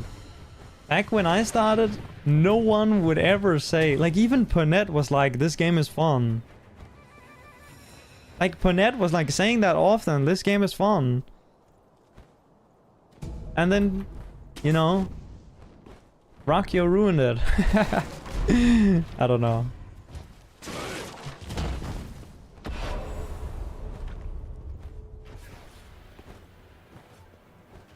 The fact that... Oh, that's not gonna work. The fact that Sekiro is enjoyable is even a joke is a statement that society is about to collapse. Fuck. Is evidence that society is about to collapse.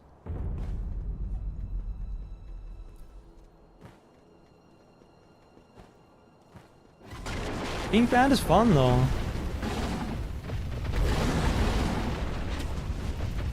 Being good at the game, like, the better you get at the game, the less fun it is. I'm not gonna lie. So, if you're bad right now and you're not enjoying the game, it's not gonna get any more fun. Just leave. Yeah. Like, honestly, just...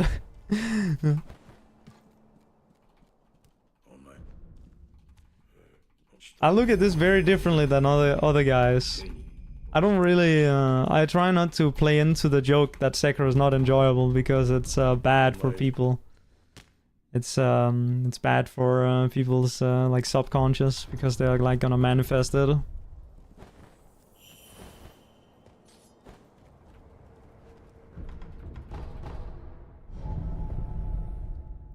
It is funny though. It is funny to just call it a shit game though. Just blame the game.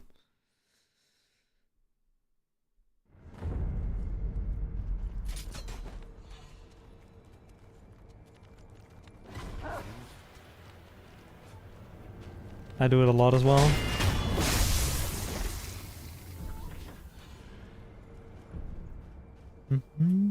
This is actually not too bad. Oh, is that too early? I don't know. I'm like 10 seconds behind, but that's fine. I have 1:20 to save on Monkey Skip. And then some more time here and there.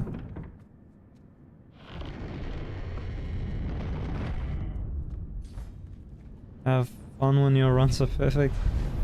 Okay, then you don't have fun.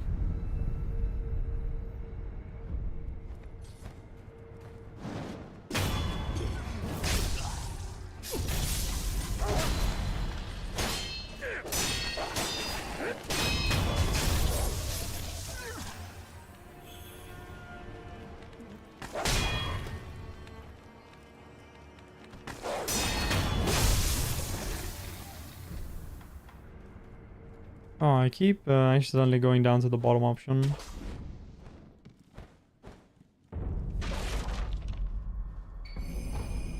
This is pretty good.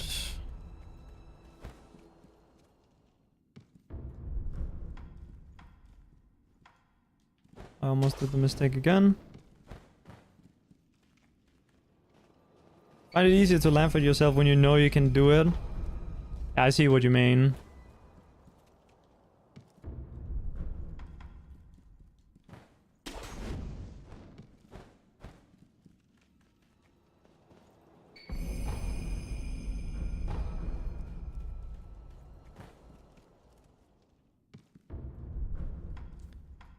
I used to have this idea that I wanted to be like the best or whatever.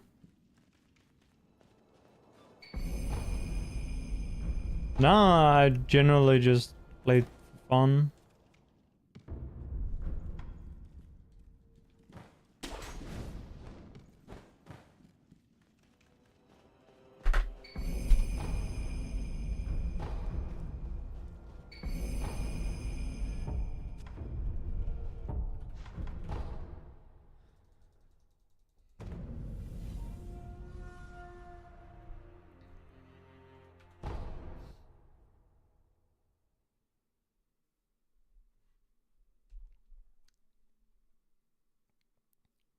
People will obviously have different opinions of what is fun, but I can tell you already that the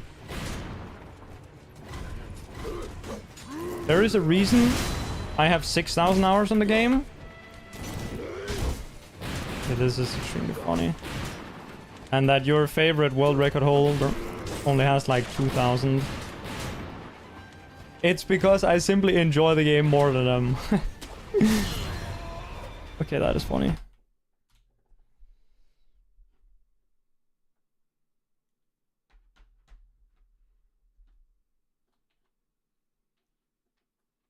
You enjoy Sekiro? That's good to hear. Yeah. I can't really tell usually when people joke about it, because most people that joke about it, or the people that started the joke generally genuinely do not like the game. Like Ponet, for example.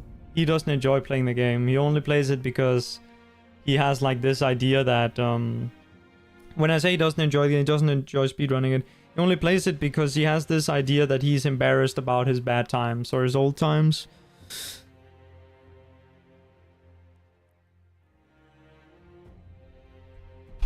Because they're not bad at all. If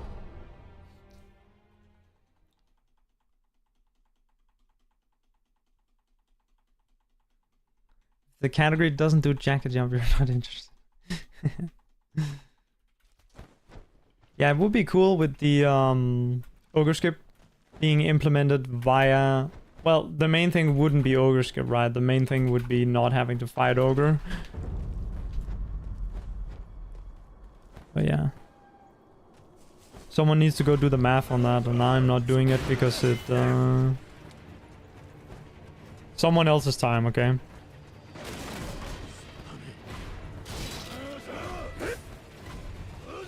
Time for someone else to route it.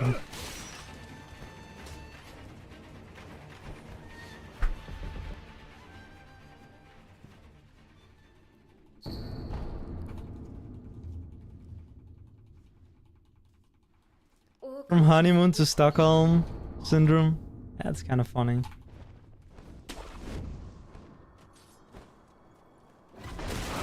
I get most enjoyment out of the game when I'm not pushing for good times.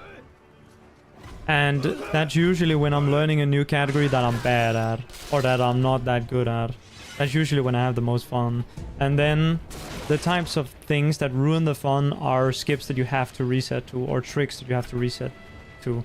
So monkey skip, in my opinion, is like one of the best things, right? Any run with it that doesn't also have like fucking ape skip will automatically be like fun, because there's always going to be large improvements that you can get as long as you don't get first try monkey skip. And you can prevent that by just don't practice it. Like there's some like I don't know, maybe I'm insane for thinking this, but I feel like people who don't enjoy the game is their own fault, okay? Like, because they set themselves up for doing the run in a stupid way.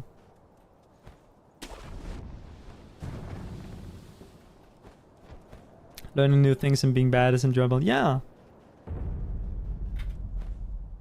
Except when you have to, like, when it's a fucking stupid ass, like, one try thing. Which is kind of like the grapple swap on this category is kind of like, you can only do it once. Which is kind of fucking annoying. That was also the problem with no air swim, except no air swim. I guess you could retry, but that was like the thing, my PB got so good that I couldn't retry. So it was really, really bad when I got better at it. It's become my most hated category. The current route of sureness, and that's the least fun category, in my opinion now.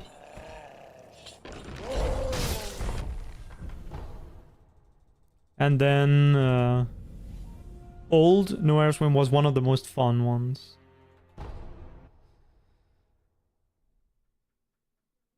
Enjoy the game most fighting in a father or cooking chicken. Yeah, fighting bosses is also a lot of fun. I love just like messing around and fighting bosses. Yesterday I was practicing fighting Orin. It did not go well. I'm so bad at Orin, like Jesus Christ, man. Good thing there is like, you can corner cheese her, so if I ever do need to kill her legit or, you know, without mortal draw, then I can just do that.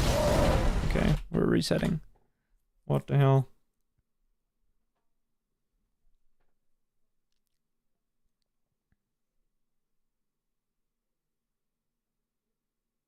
You thought you were gonna quit during the sub 30 grind?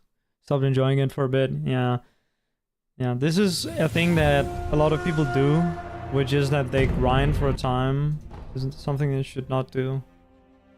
At least, the only time you should grind the only time when you should grind for a time to optimize getting good at the game, having fun, and getting good times is when you're close to like a world record or podium, because it's just not worth your time to do it, because it's stagnative, or it's stagnating.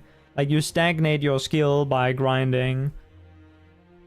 The only things you get better at by grinding is like you usually get really good at the early game, but usually also by grinding you get bad at the late game, because you're grinding and you're not practicing and you're not learning new things and you're not learning backups, because you're resetting anytime something goes wrong.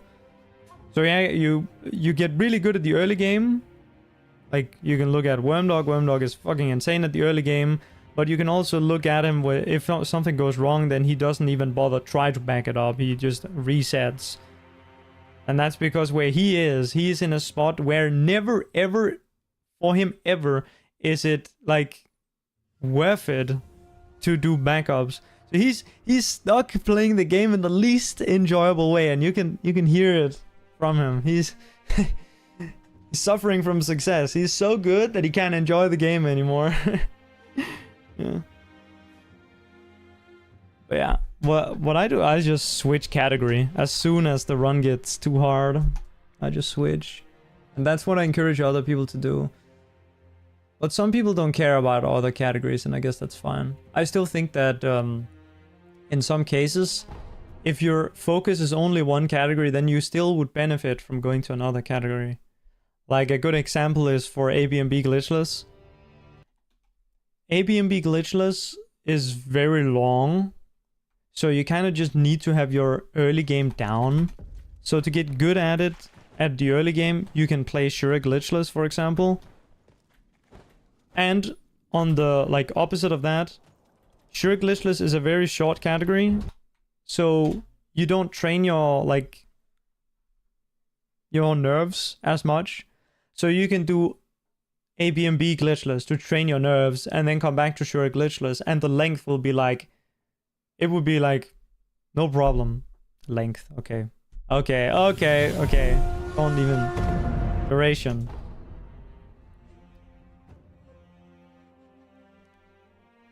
The no air swim, the old no air swim route. Yeah, the old no air swim route is really cool. Both the OG route and the old Woo Skip route, which is the route after the OG one. You could get a better time, but it makes you miserable and it's not worth it. Yeah, also, you're gonna like be able to PB for free when you go back, when you come back. So if you go to Immortal Severance, play that for a couple months, and then come back on Sure, you'll PB for free. That's if you actually play during that time. Right, because you can't just like take a break and then play a little bit of Immortal Severance and then say, oh, I didn't get better, what are you talking about, Holm? It's mostly just to break it up and to expand your brain. I had like a period where I switched between like Sure glitchless and Immortal Severance glitchless a lot. And it was kind of like I could always see, oh my god, this time is really good. Now I need to go back and improve the other one. But I was an idiot and I used Gachinless back then, so I didn't get any PBs.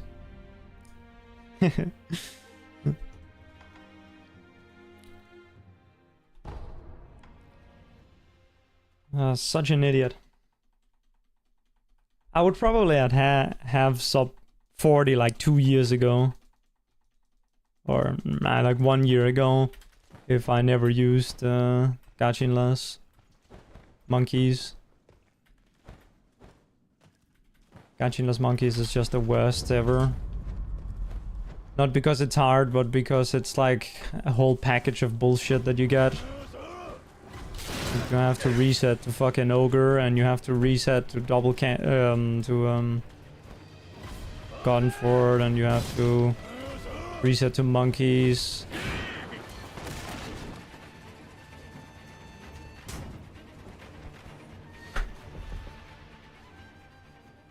New golden life is just to have some cool Sekiro knowledge. Hell yeah. Then we need to get out of Sure glitchless. We cannot be playing Sure glitchless. Nice, I got the like sprint reset thing.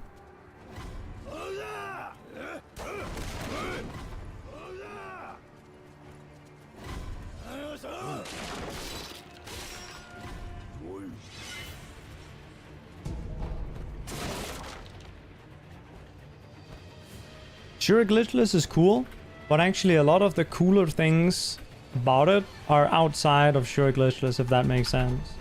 So it's like the idea of all the things that you could potentially do, rather, or like that you could do potentially do instead of the one that we are currently doing. Like all the Ishin stuff, right? Fire Ishin is such an interesting boss. Not because of the strength that we currently have, but because of all the like different things you can do on him that either could be used as a backup or could potentially play into a strategy in the future. Like the current strategy we have is like building upon like a lot of other strategies that were previously there or game knowledge. It's really cool when you like have a good idea of all the things that are possible, because then you can start like trying to theory craft some shit. That's really cool. Pennick is also a bit... me and Pennick talked about this, and he's also like... He genuinely like enjoys thinking about the game and like routing and testing more than doing runs, which I also do.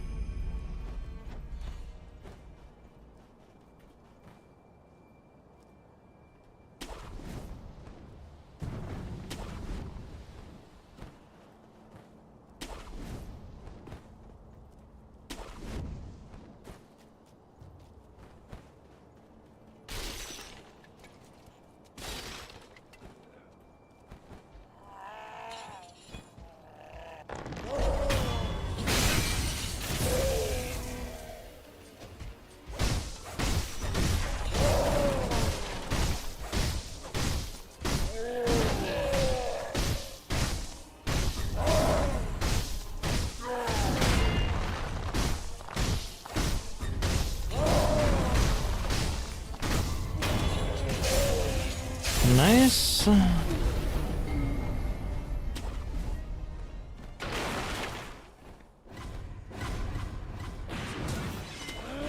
Didn't get fucked.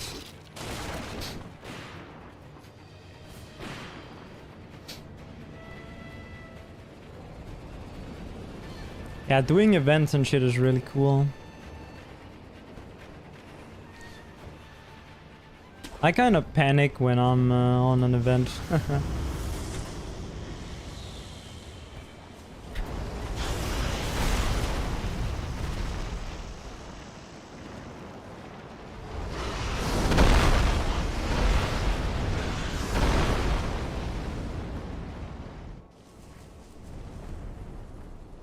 Oh, does that make it? Nope. Oof.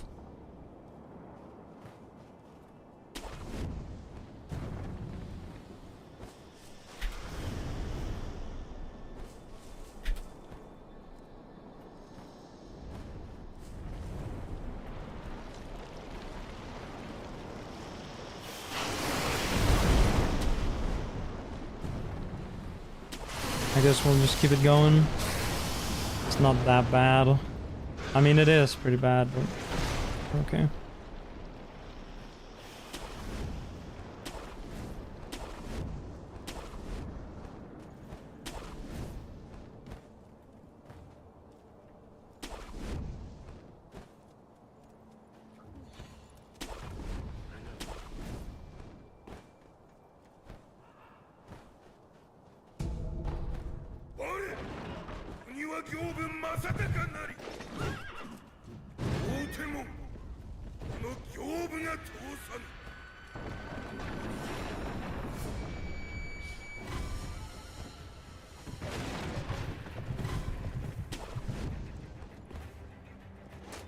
Also do impressive things in their runs. That's true. It's really hard to actually provide good commentary and play well at the same time, though.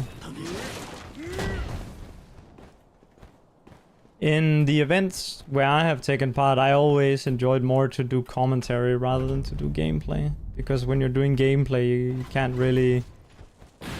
I feel like it's really hard to do good commentary. Because you kind of lose track of what you're supposed to talk about.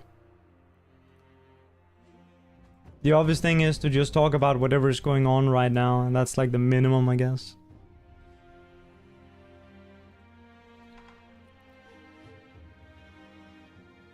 The most awesome part about like events, or well, I don't know if like awesome skill or like thing that you can do is to like be like entertaining, like while playing. That's kind of hard, not gonna lie.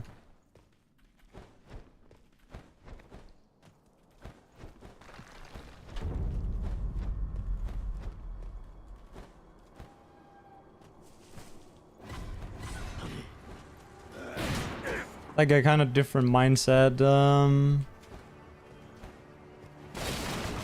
of like what you practice when you're doing runs.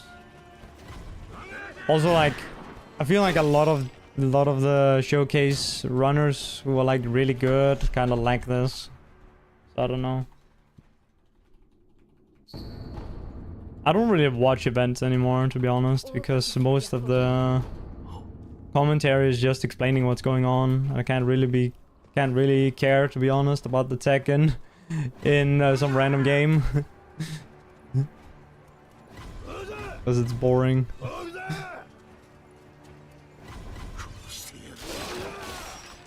Sticky keys.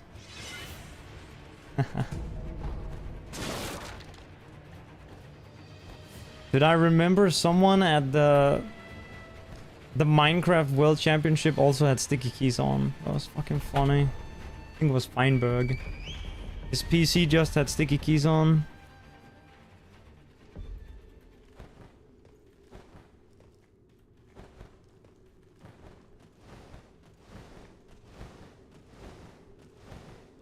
Nazca, I don't know if that's to me, but that's actually accurate, yeah.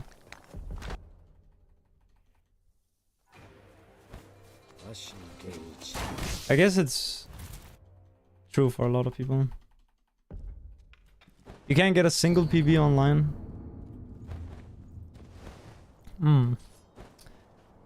Yeah, I guess if you do mostly runs offline, then yeah.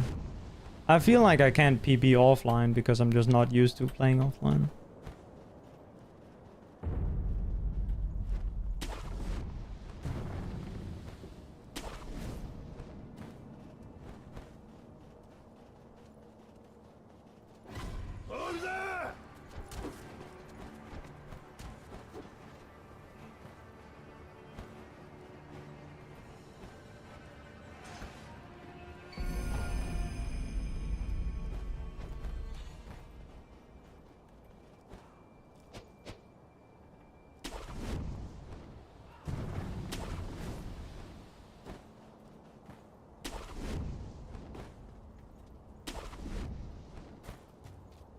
Talking to people stresses you out. Yeah.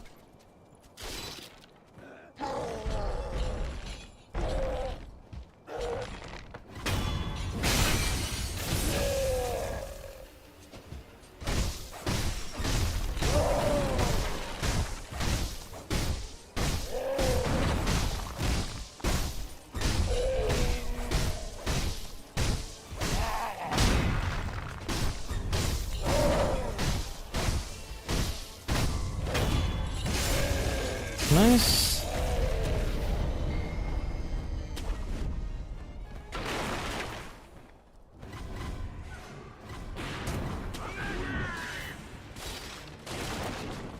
Hey Alfie, welcome in. You'll never sit down and watch GDQ unless it's a game you play or someone you know. Yeah. I tend to only really have an active interest for the FromSoft games. Not Armored Core though.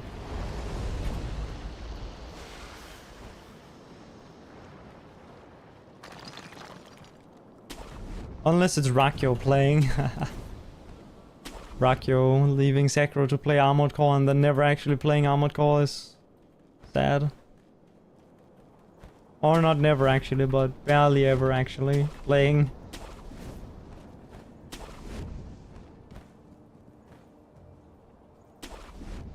Good pace though.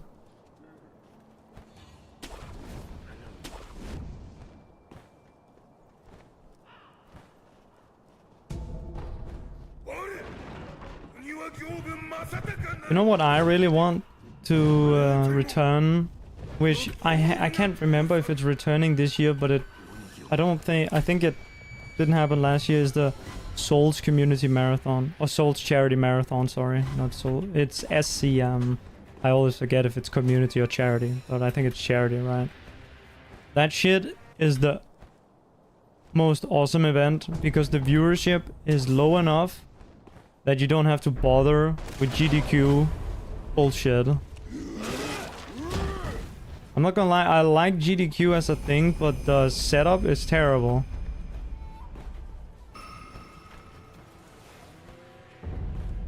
Like I wasn't, when I was doing when I needed to do comms for Mitch's run, I was in Poland having to schedule a tech check, because you have to schedule it 48 hours before the run. Like, bro, I'm in Poland!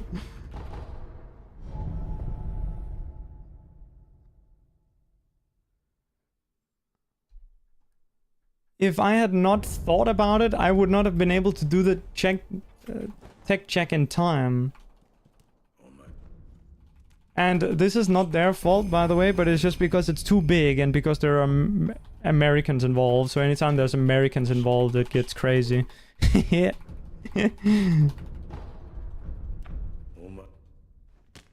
We love the Americans, but damn does it get crazy anytime there's Americans involved. You know, it's much easier when it's like Europe, because you can like say the most like fucked up shit.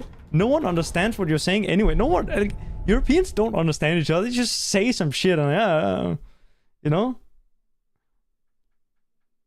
You know, like in Europe, you don't have to like check someone's Twitter to see if they're like a lunatic. They are a lunatic, but they're a high functioning lunatic. You know?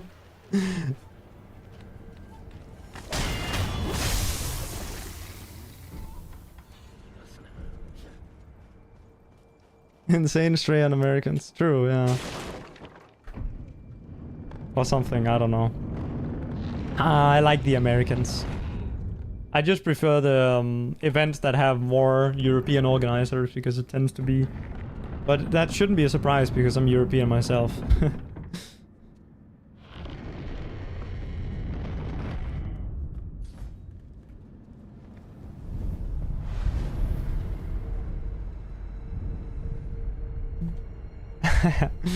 Yeah, Worm, I'll try to get a word in with him. I don't know if he speaks Danish though, so we might have a bit of an issue there.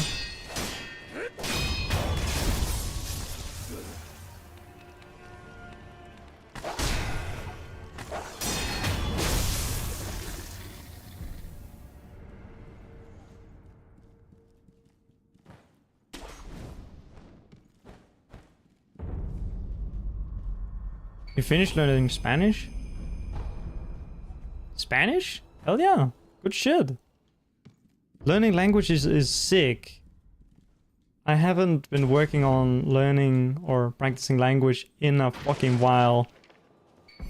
But I'm not gonna lie, I kind of have to start practicing Japanese because I kind of accidentally told a guy that I was gonna go to Japan with him.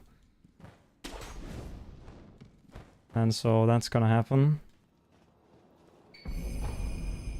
It's gonna be funny.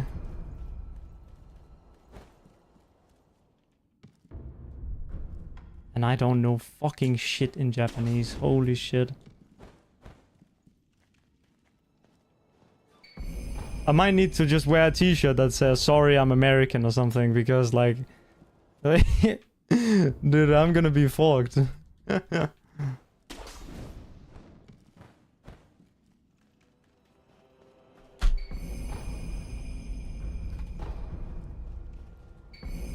Yeah, I don't actually know if we're going, but presumably we are. It's hard because I'm from Denmark and he's from Hungary, so we need to coordinate it between when we have vacation. It's a guy I used to play Team Fortress 2 with. We met on some random fucking public server like 12 years ago.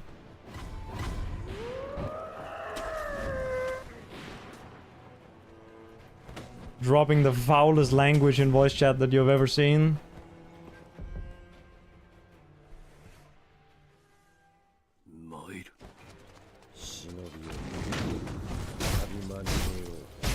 Good old Team Fortress.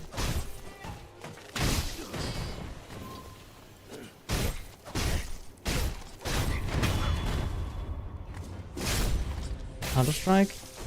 So Counter-Strike wasn't even discovered yet. Like when I was playing Team Fortress 2. Like they had barely like invented like the wheel back then.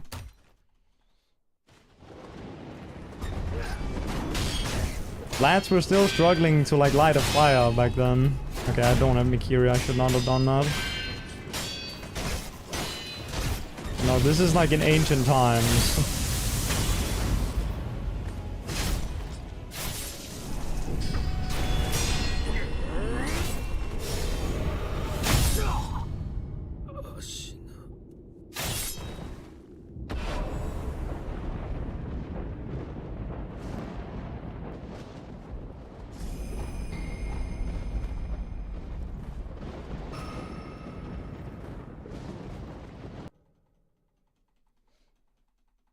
Yeah, the ogre is kind of tough. I was stuck on him for a long time when I first played.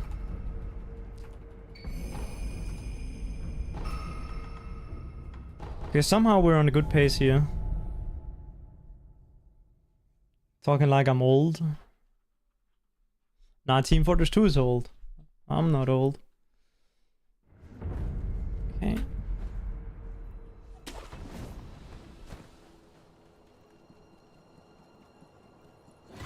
Sense has finally embraced never sleeping.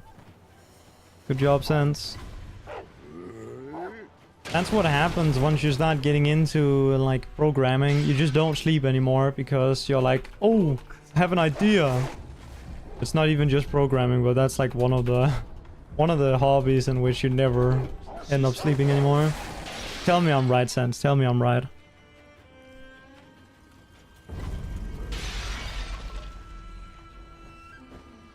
His idea was Geometry Dash. Yeah, I did see that. I did see the title was like Sleep Stream, and then he was playing Dark Souls 2, and then Geodash after that. I'll make it. Nice.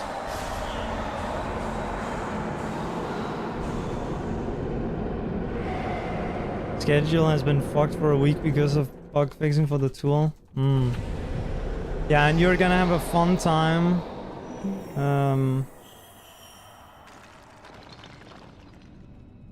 Fixing, or I don't even know if it's fixing, but yeah. There's a lot of functionality in my cheat table that you probably want to add.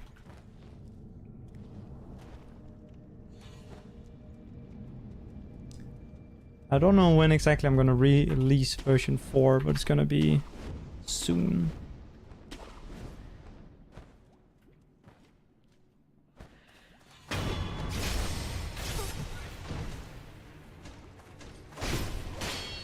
You know, right now in like Ella's table, and I think also in your guys' tool, you're using the pointer for the debug thing for target lock for like character. But I'm going to have it so that you can pick any boss or any enemy that's loaded in. Like, you don't have to log on to them, you can just pick them from the menu. Because I know I figured out like where all their entity instances exist in memory.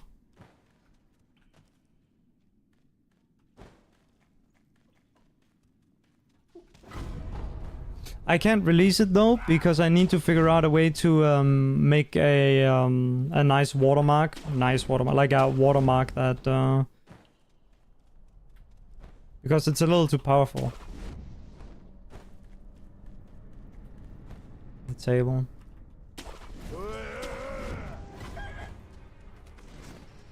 And I have a few ideas that I just haven't looked into yet. Because you can like edit strings. You can like edit text on things.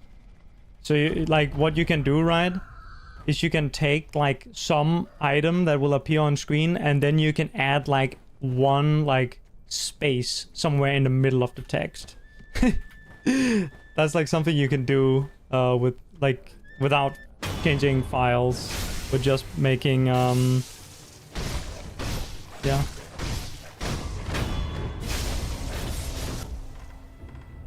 But just doing code injection. I don't even do code injection, to be honest, in my table. I only do like I only change values and I only read and write values. I don't code inject, other than some stuff that I stole from B3 for the damage multiplier, because as far as I know there is no way to do that.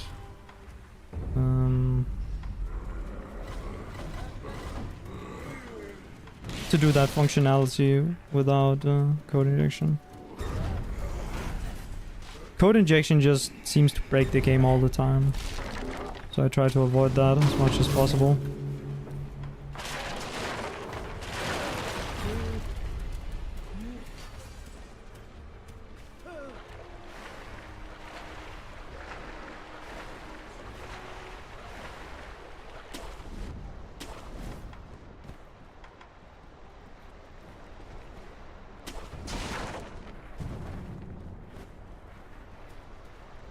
Games code. Oh, nice. Okay. Oh, so I guess you like call, or like you yeah, I don't know. Like you call it. I don't know what. I don't know how you terminology there. Call. Okay, yeah.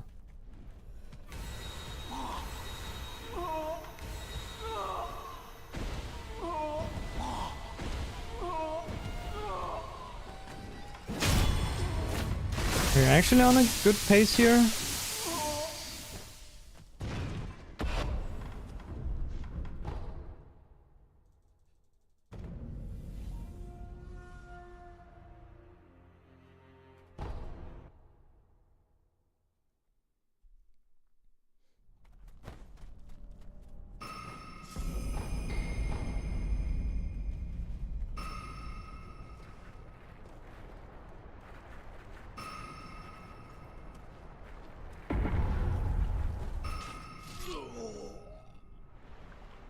Yes. Awesome.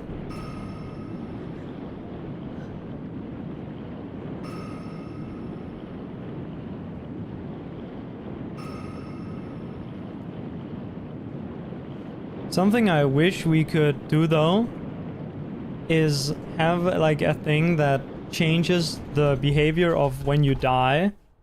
So not when you get put like as a corpse, but when you actually get a full death. And change that to then bring you to the main menu. That would be such a cool thing to make. Glitchless players are gonna be like, okay, what do you need that for? Just use no dead. But the people who know, they know how nice that would be. I would have saved like 30 minutes of my life per like 2 hours or something if I had that back when practicing a no air swim. Because every single time you messed up, you had to sit through your dying screen because you had to be like killable for the thing to like actually work. And if you turn on no dead, then you can't see if you did it right because you'll just be able to pass through the death plane. This would be so sick if you could just make it like call the quick quit to menu when you die. Also, this was a terrible air swimming line I had.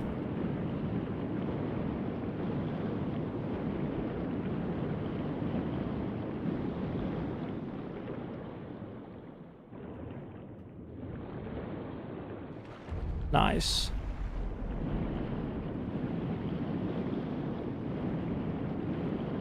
We're beating Whamdog with this one.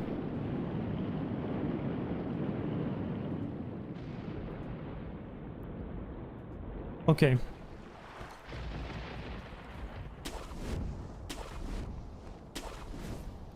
Oh, I'm golding. Quite bigly.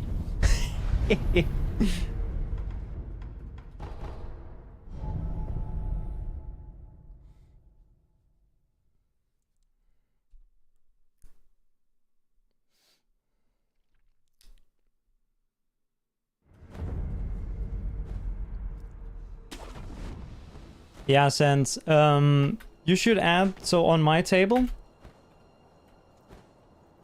I have something that I call simple mesh viewer. And it's a thing that only shows terrain.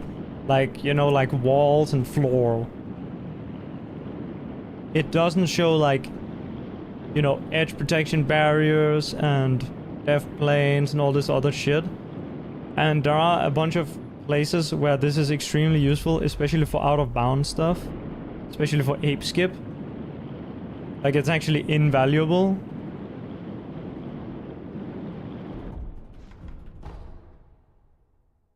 And this would be really good to add to your tool. I guess it's just a specific like configuration between the different settings. Yeah, it's just a flag. And, well, most importantly, it's the absence of certain other flags that you would normally enable. But you can just see that on my table, right? You can see which flags it is if you remember the offsets. And so this one, I don't exactly, I mean, of course, you should handle the details about how you want to implement it, but it would be something that people will want.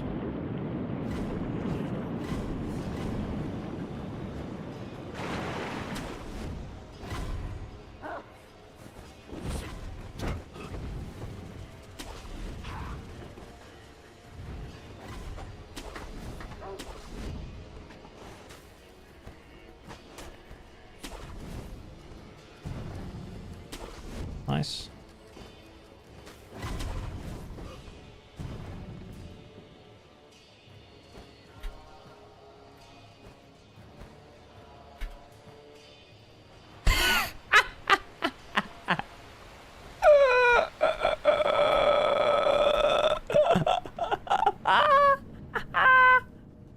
I'm coming for you, worm dog. Oh, that's insane.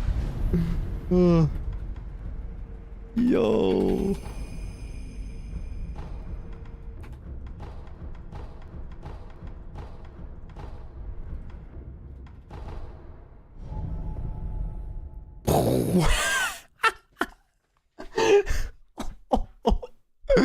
Holy shit.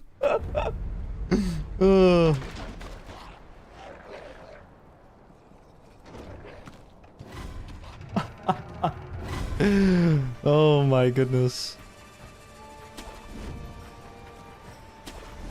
Okay, if this BBs, I'm never playing this category again. Do not want to run against that. Ain't no way. 200, yeah, 200 beats per minute on the heart rate. Thank you for reminding me to be nervous. Let's see if I can do this correctly, actually. 1, 2, 3, 4, and then we do that. Nice. I completely fucked it up.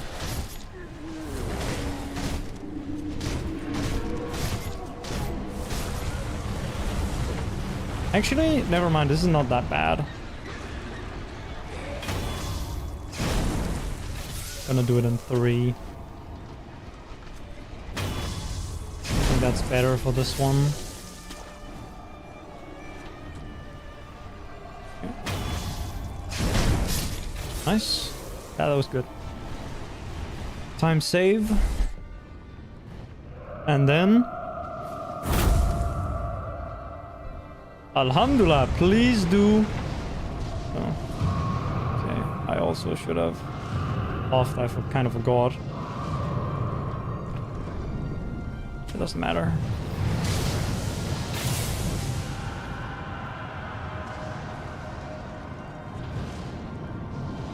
This is fucking funny.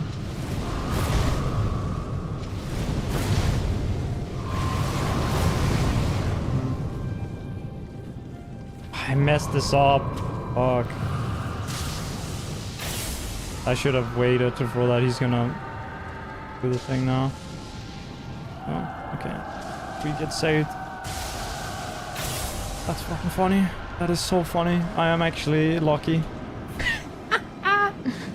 Dude, I just forgot to buff and kind of fucked it up, but I get lucky.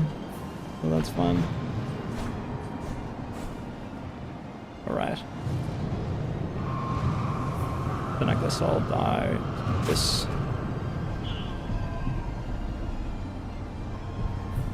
I'll just revive at 31 here.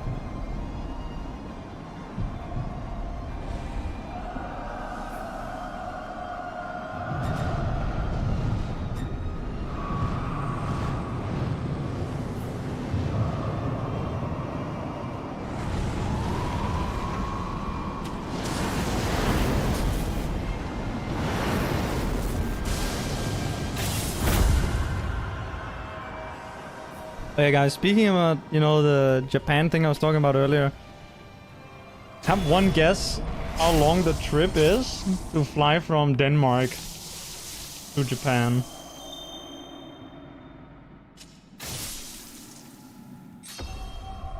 And just, it's obviously 2 digits.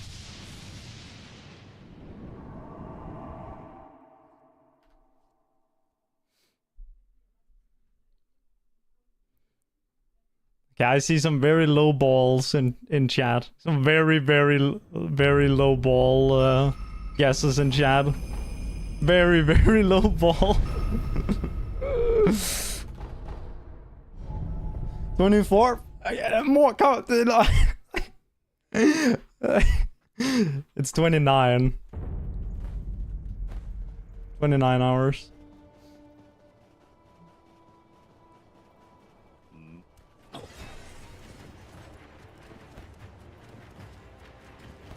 The longest I've flown before is like 2 or something. Oh, wait. Nah, I'm lost. That's fine.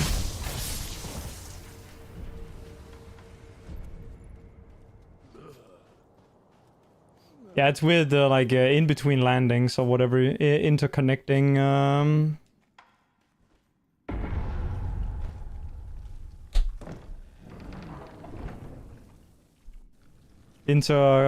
Connecting intercourse, whatever it's called.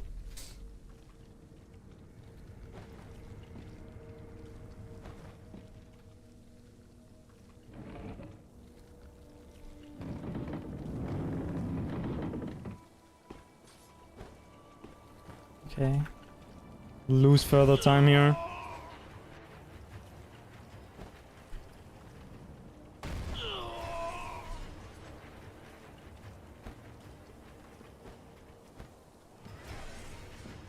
I have to use this kind of late.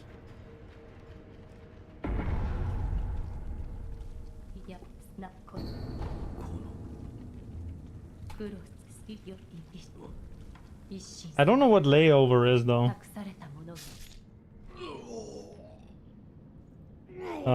Like, to be honest.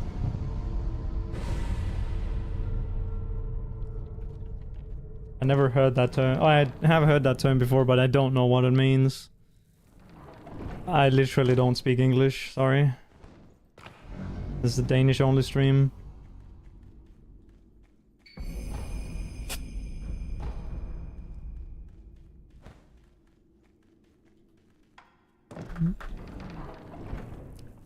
When you're stuck in an airport waiting for the interconnecting flight. Oh, okay, yeah. I see.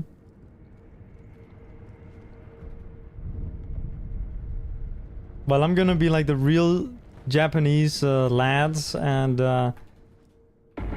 get drunk and tie my tie around my head like a headband, and with my strong zero in my hand.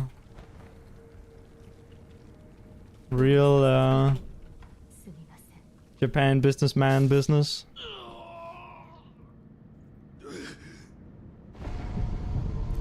I don't know if you guys have seen those memes with like where the guy's like, oh, when you miss the final train or whatever.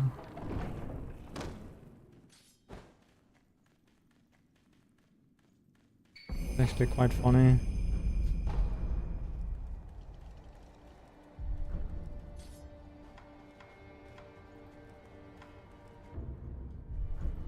Oops. By the way, no, I didn't miss anything other than... You've seen that, yeah. It's probably just... It's probably not real, like the thing. It's probably more like a stereotype thing. But apparently the legends do go that, you know, when someone misses the last train, they just get pissed. Like, they just get pissed and just, like... sleep on the floor. In their... Oh! I'm fucked. I'm fucked. I'm actually fucked. Oh, okay, I'm not fucked.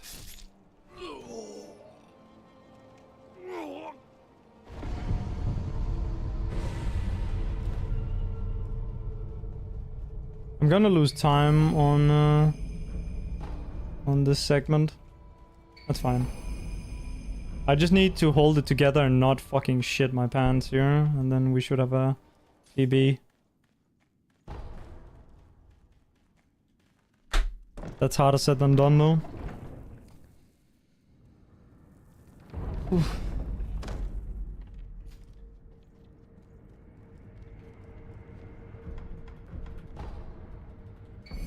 All right. Okay, yeah, this is quite big time loss, probably like 15? It's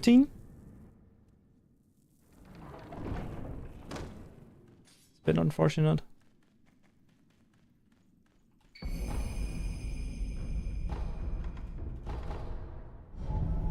Okay, only 10. Nice.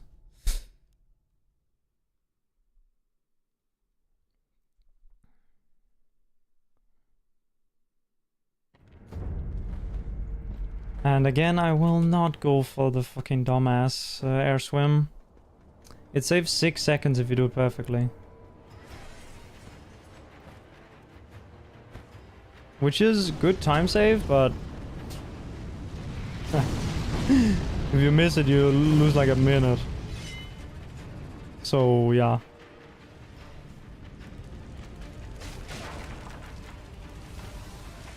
We'll just do fire skip instead. And go the right side here.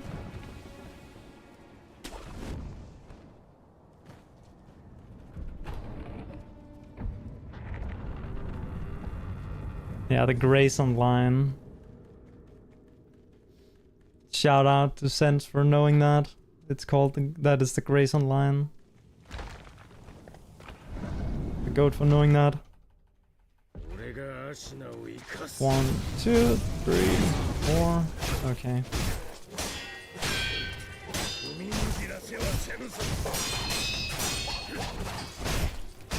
Oh, he would have died. I thought that was kind of close. Wait, maybe actually that wouldn't have worked. I don't know. I think it was good that I did what I did. In one hit. All right.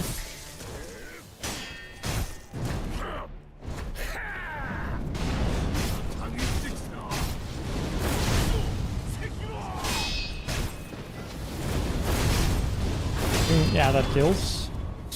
Okay, but this is a bit of a problem because he didn't do the backward jump, so this is gonna be RNG, that which I'm gonna do here.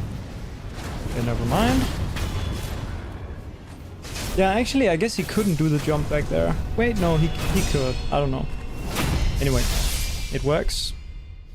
Good shit. Oh. Yeah, good run, but still a minute away from Wormdog.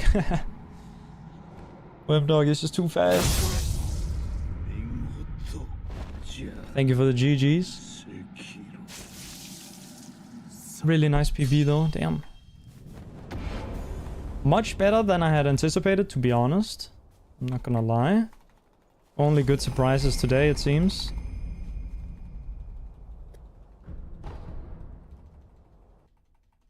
Wait. No! Oh, it was almost another, you know, with 13 at the end. That would have been funny if it was another with 13.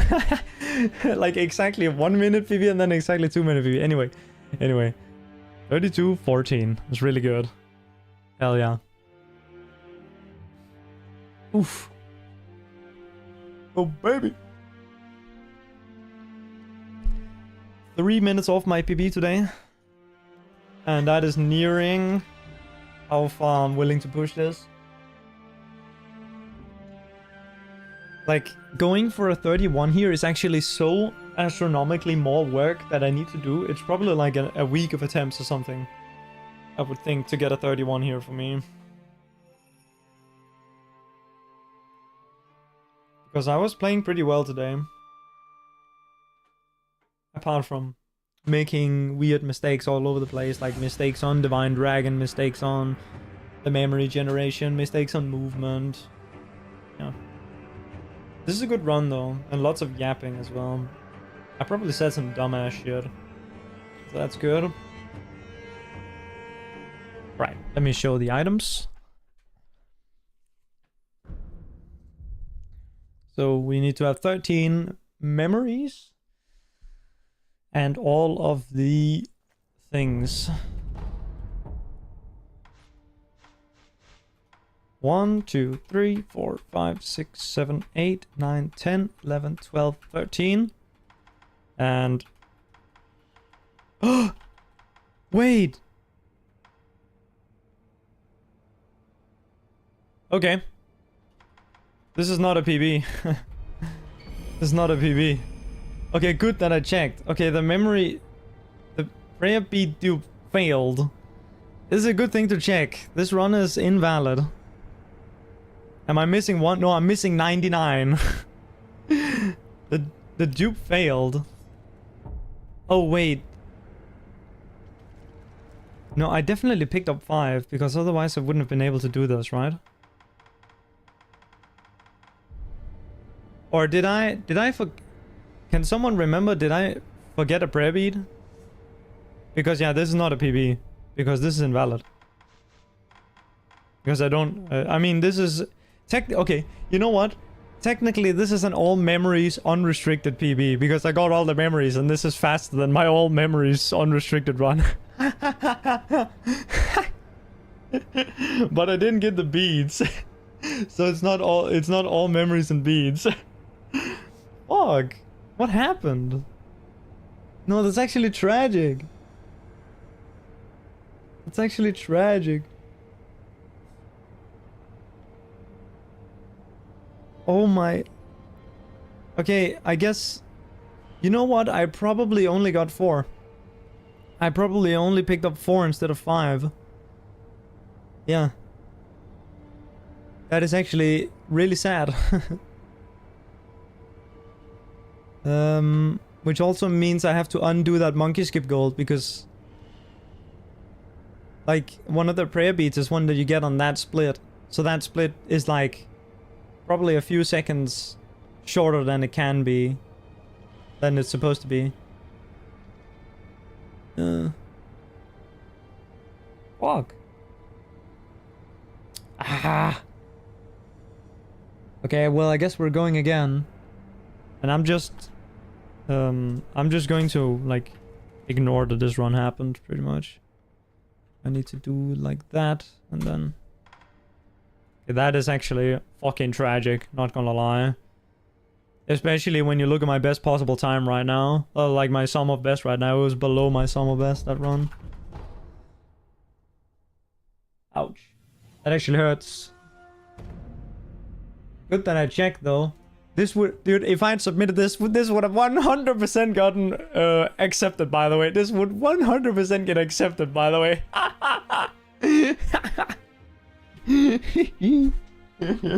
Would be funny just to submit it, just to see.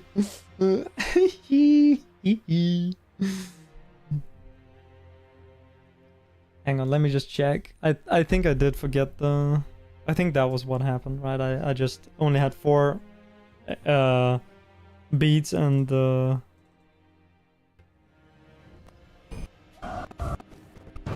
you guys can probably hear me scrolling through the run. Yep, I forgot to get the fifth one.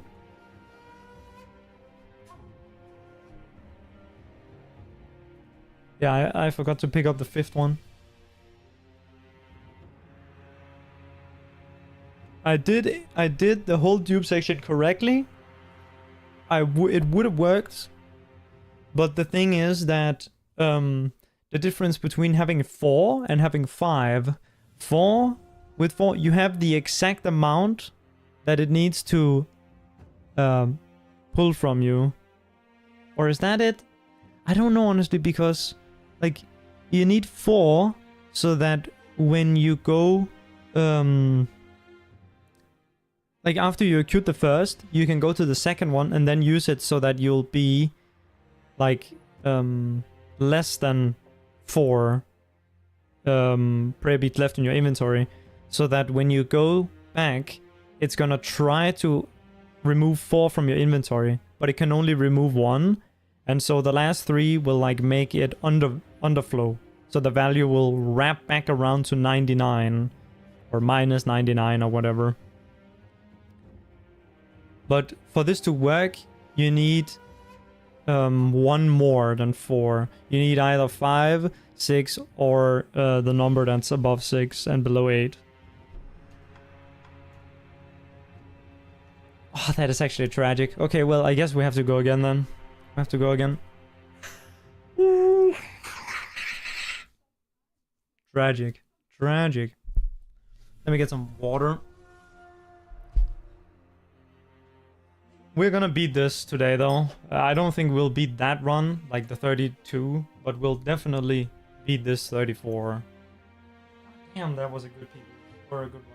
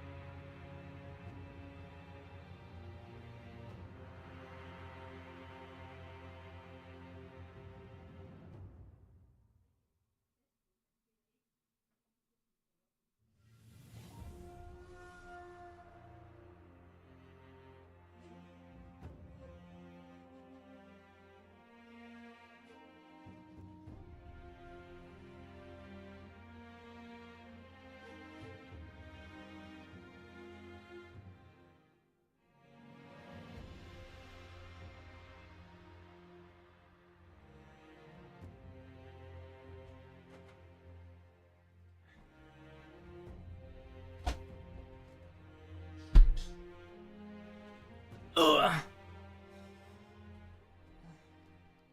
All right. New PB right now.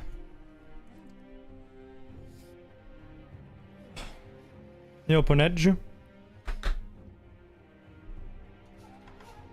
Ponziano. Oh. Dude, Ponet, I just got a 2-minute PB, but I forgot to pick up one bead. Oopsie daisy. That is fucking funny.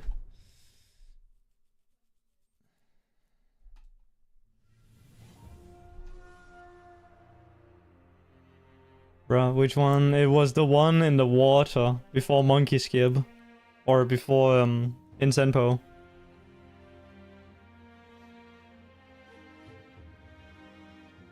I was on like a really good pace and I was locked in. I was like, okay, now let's do Monkey Skib. This is like a crazy route, by the way, where we need like 5 and then we can duplicate. But yeah, I did like the duplication glitch right. But the thing is that if you have 4 beads, it doesn't duplicate any. But if you have 5, then it duplicates all the ones you need. And I fucking landed the monkey skip first try. Bang! First try monkey skip. No, Ponet, you know, like, there is, you know, like a number can overflow. If you have 4, you end up with 0. But if you have 5, then it underflows the value to 99 prayer beats. Yeah. And so because I missed that one, that means that when I did the glitch, I only had 4. And so it didn't duplicate any. But it like gives you, like it visually looks the same. You don't like check how many you get. Yeah. So at the end, when I quit out to check my inventory, I saw that I didn't have any prayer beads. Like I had 0 instead of having 99. Yeah, this is kind of a weird category because you just duplicate them. Yeah, the ROM was invalid, Max, because I forgot a prayer bead. And, yeah. Yeah. I mean, Panet, when you think about how long the normal all beats and memories is, right? And then you look at this one being like half an hour shorter, then you have to imagine that like there's some sus business going on, right? And there definitely is. Like this shit just straight up saves half an hour. Being able to duplicate all that bullshit. It's actually a cool run. Anyway, I'm gonna get a new PB now. Probably not with first try monkey skip, but maybe I can get like third try or something and then get a better dragon. Because I just completely fucked dragon up. Like, Jesus, man. That was not good.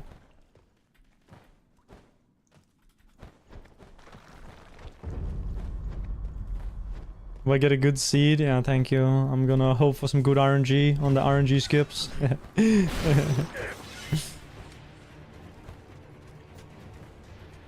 Monkey skip, I don't think... honestly, canyon skip feels more RNG than monkey skip. But, or more random. Monkey skip is just kind of fucked up.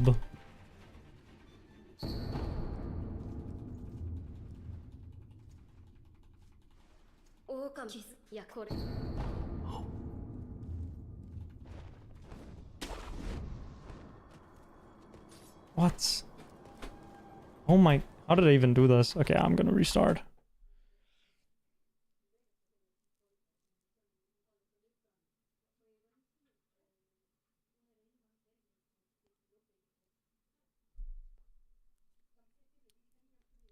In the restriction version, So in all memories and beats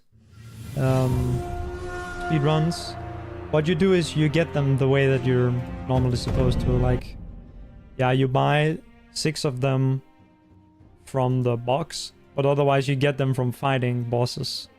In this one, you duplicate them. It's totally different.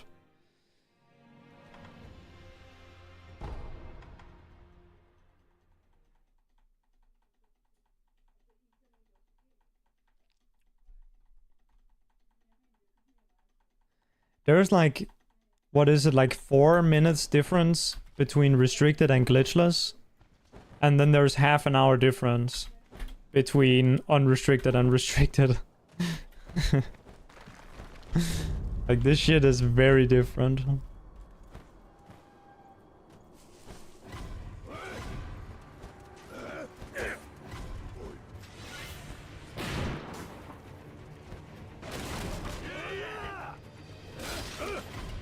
Man, that's so tragic that I forgot that. Like, okay, if I...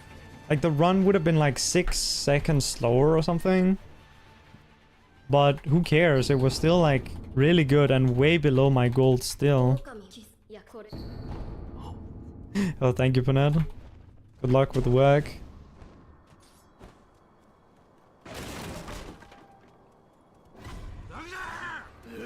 Let's get a 31 this time. Come on. Come on, lads. We can do it. 31.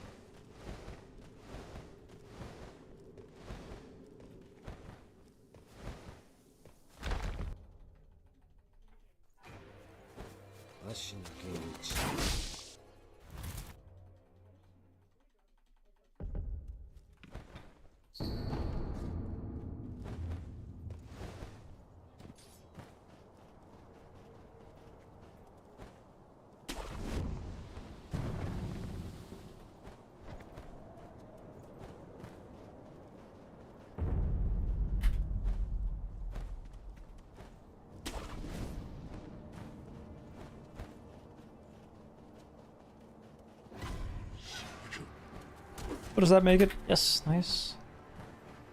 Okay. And we get the shuriken.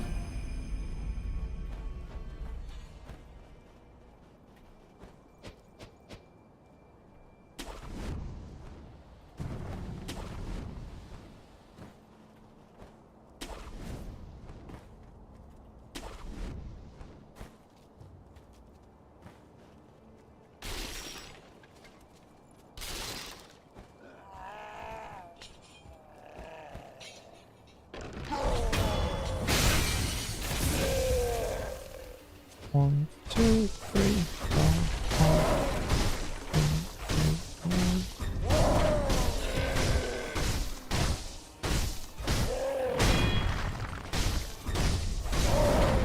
yeah, man, I could kind of feel that was coming.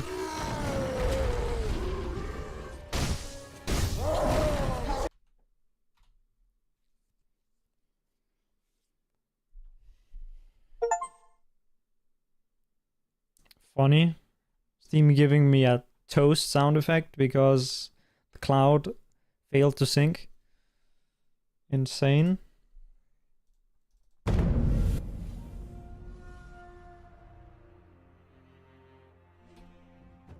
Can you hear that, by the way? Sorry. I usually actually have that set on my, like, a different audio channel that you guys can hear. There. Oh, wait, that was the wrong one. That was Sekiro. Hopefully you guys can hear Sekiro again now. All these two.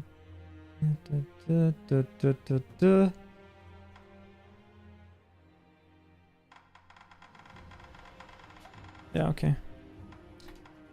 Draw. Okay. Time to get a perfect run.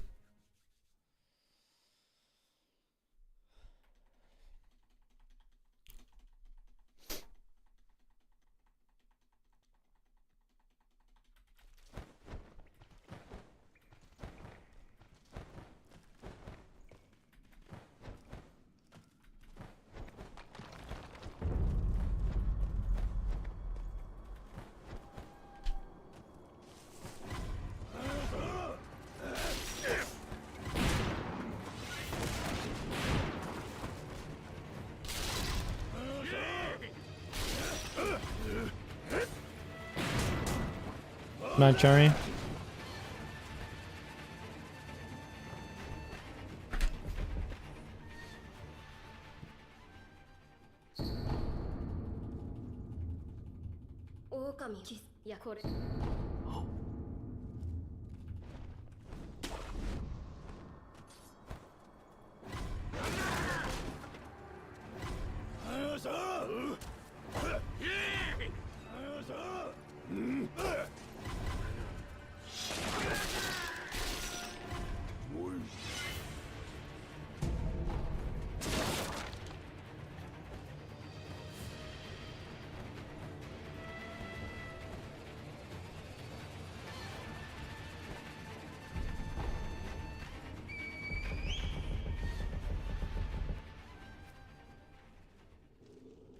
Lego Pirates.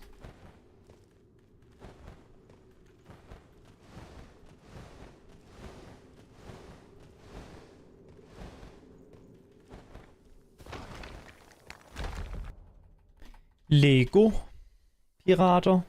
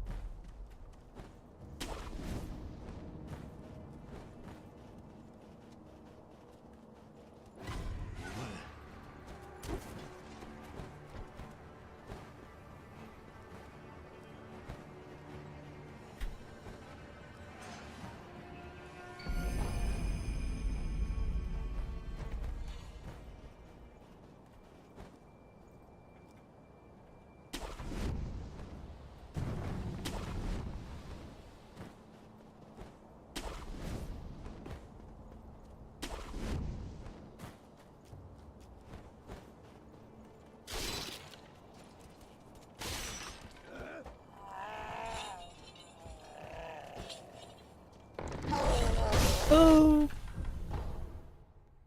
You decided to play something else for once? Living up to your name, at least the last part of it.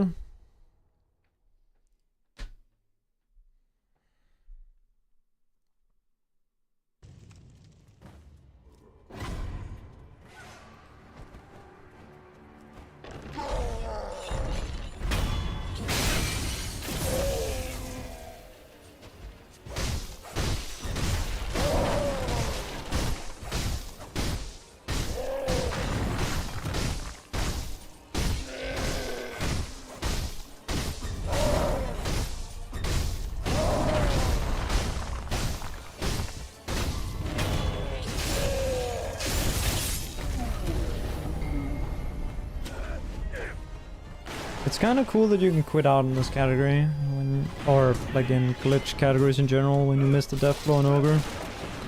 It's a nice thing that you can't in glitchless. But you can't do in glitchless.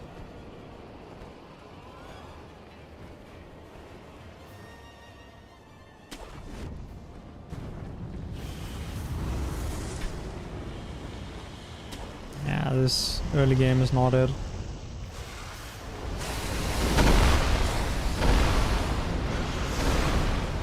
We'll keep it going.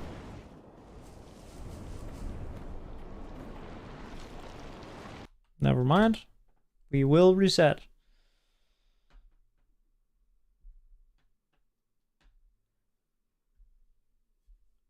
Come on, you stupid game. Give me something.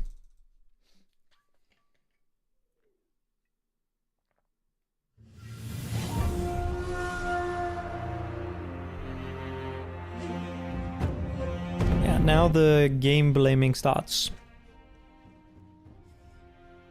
You know, sometimes you just have to coerce the game into giving you a good run. You just have to trash talk it enough and then it will finally cooperate.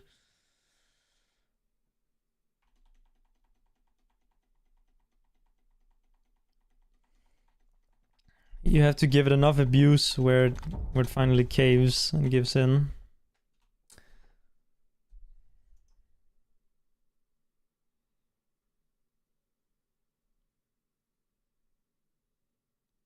Man, I'm really hot in my room. Let me see if I can do something about that. I'm actually like sweating like a hawk. I don't even know what that means.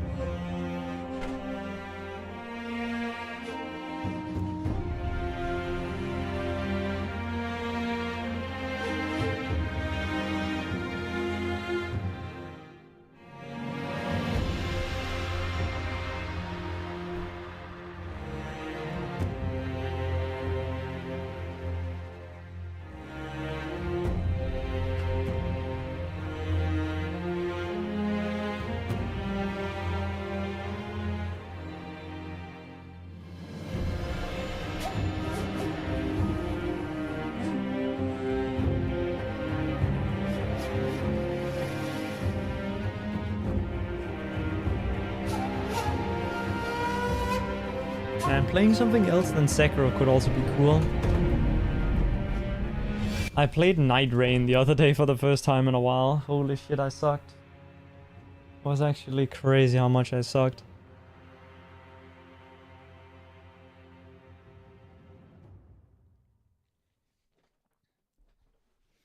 I never got good at that game, even though I wanted to get good.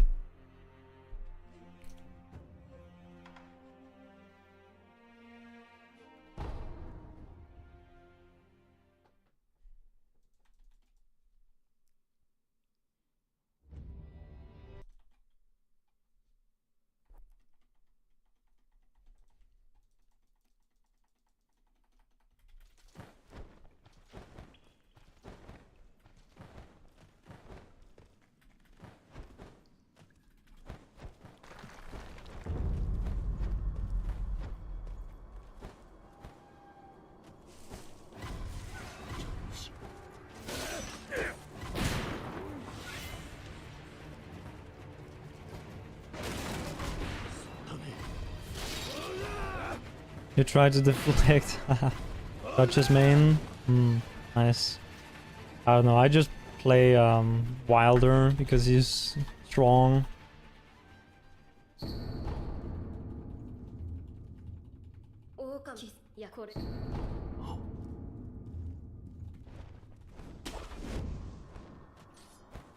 I kind of just like the standard, like, hit shit gameplay.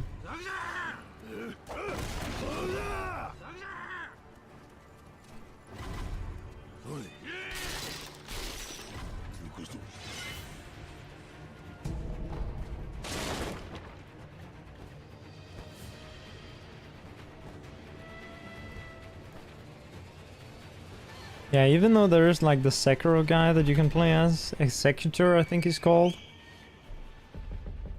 you don't really get anywhere near the Sekiro experience.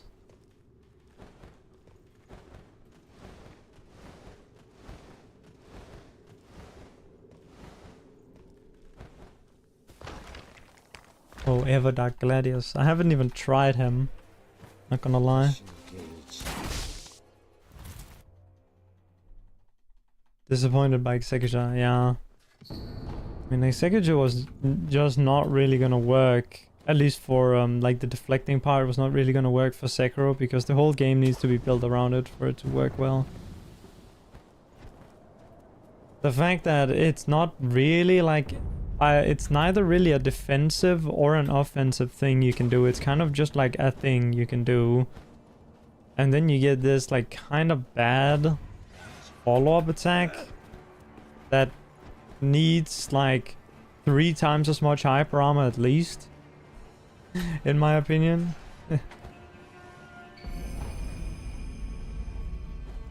Because you can like get cancelled in it easily.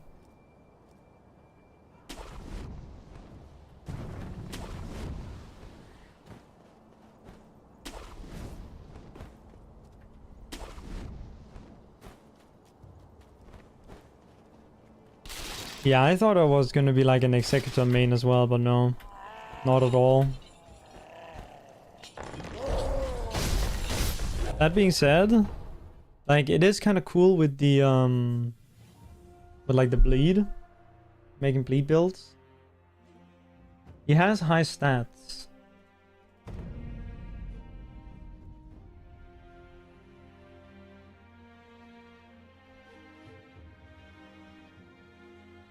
Bleed is just generally pretty good.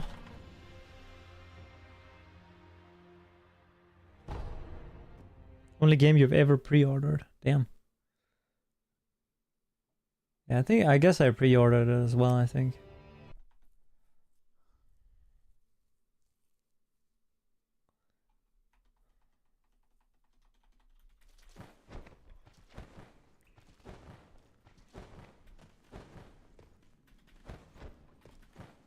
All right.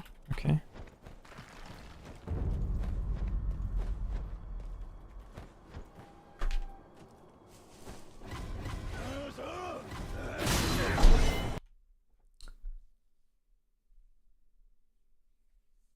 Oh, I can't believe I'm still running this. I should have been done earlier. But unfortunately, I forgot. Got 1 bead. And that was all it took.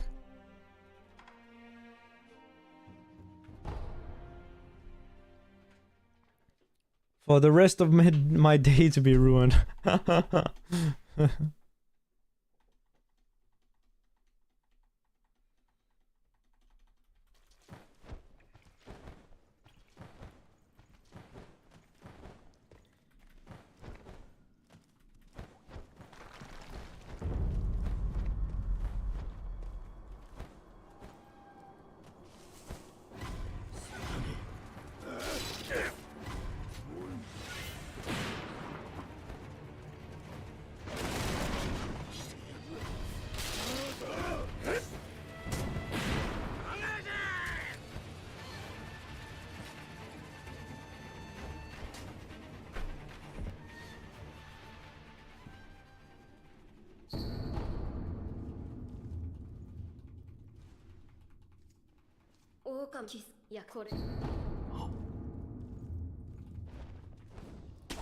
You need to go back and finish the DLC, but the group you playing with kind of got burnt out, which I understand because you're a huge Shadow of the Earth Tree hater.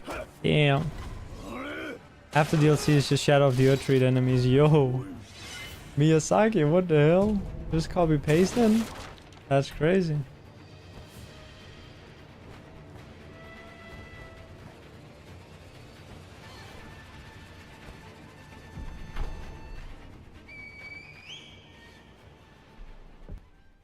I think the DLC was cool, and I really like the final boss of the DLC as well. He's really cool.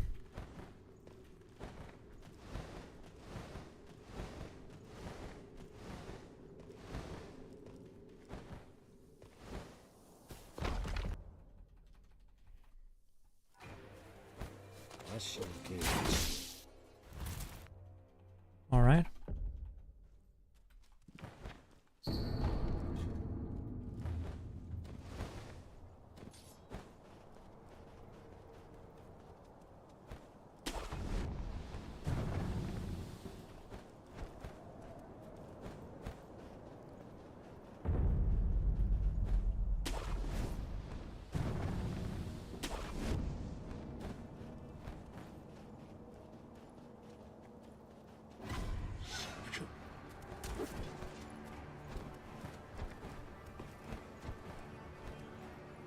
Yeah, okay.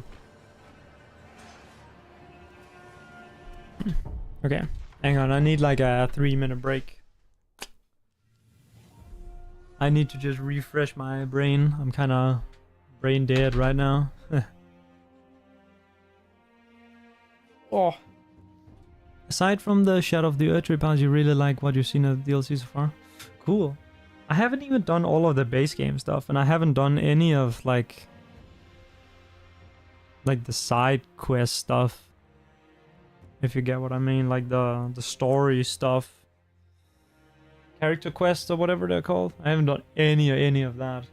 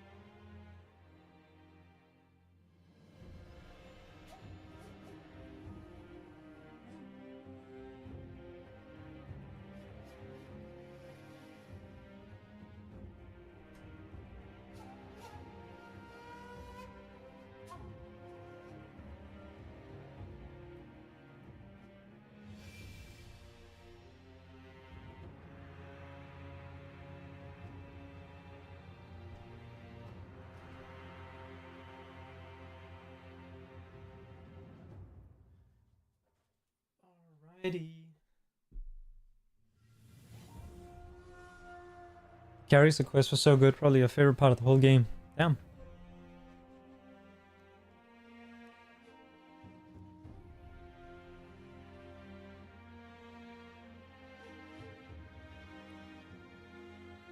To be honest, I didn't really care. I don't really.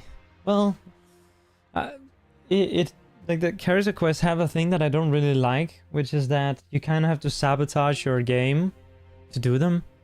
Like you have to like sacrifice gearing up a little bit.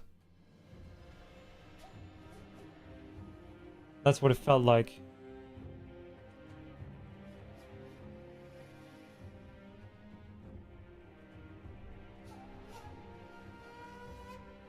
I didn't really like that.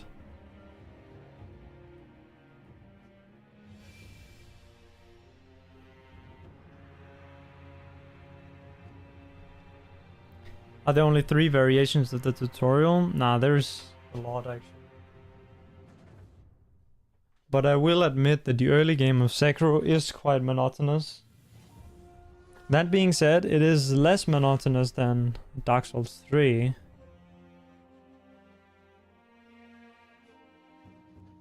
And probably also some of the other ones that aren't Dark Souls 2. Because you also have all bosses where you have to fight the guy, Yamauchi. And that's quite a big difference. And then you also have the 80% unrestricted route where you have to do some crazy shit in the tutorial, but that's not really there's only like 3 people who have done that. 4 people who have done the skip and 3 people who have... Wait, no, is it 5 people who have done the skip? I don't know if it's 4 or 5 people who have done the skip and then 3 people who have completed a run with the skip. Wormdog having the record, of course, because he's the GOAT. Thing with randoms and had character quest stuff to do. Yeah.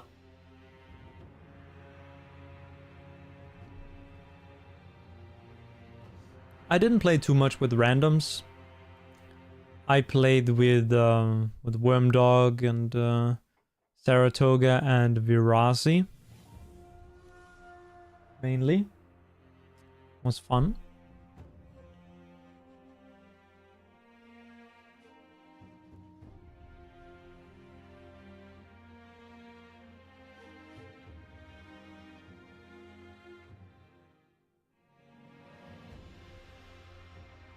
But it's also kind of cool solo. But it would probably be even cooler to stream when playing solo, because then you can like explain what you're doing. Because a lot of the time I felt like when I died in solo, it was really depressing. Because it was like, oh, I just wasted my time. But honestly, you know, it's a learning moment. But I just got frustrated with it. So I didn't play too much solo. I did do, I think it was 2 of the Everdarks, or maybe it was only 1. Everdark Sovereigns. Solo.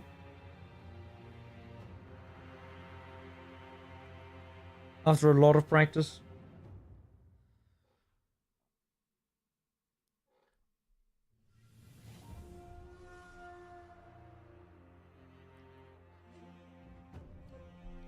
Oh yeah.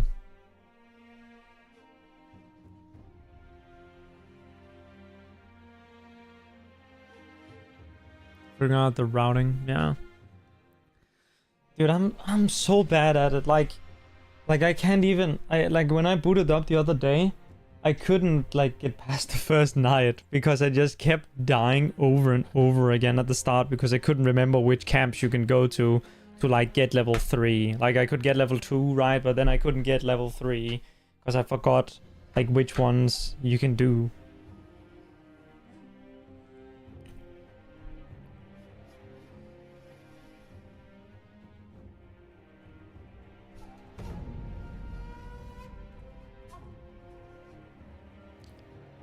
And those few first levels are so important.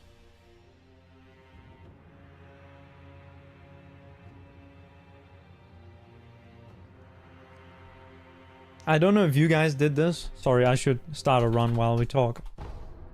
I don't know if you did this when you played. But what I always did and what we always did as a group was we would do, we called it rain farming. So after day 2, when you get the portal to enter into like the final boss, we would like run around in the rain and farm as much as we could.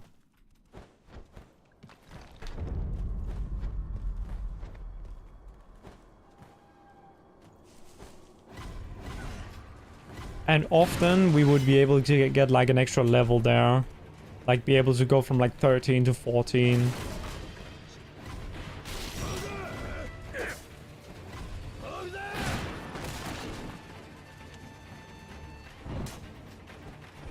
Yeah, okay.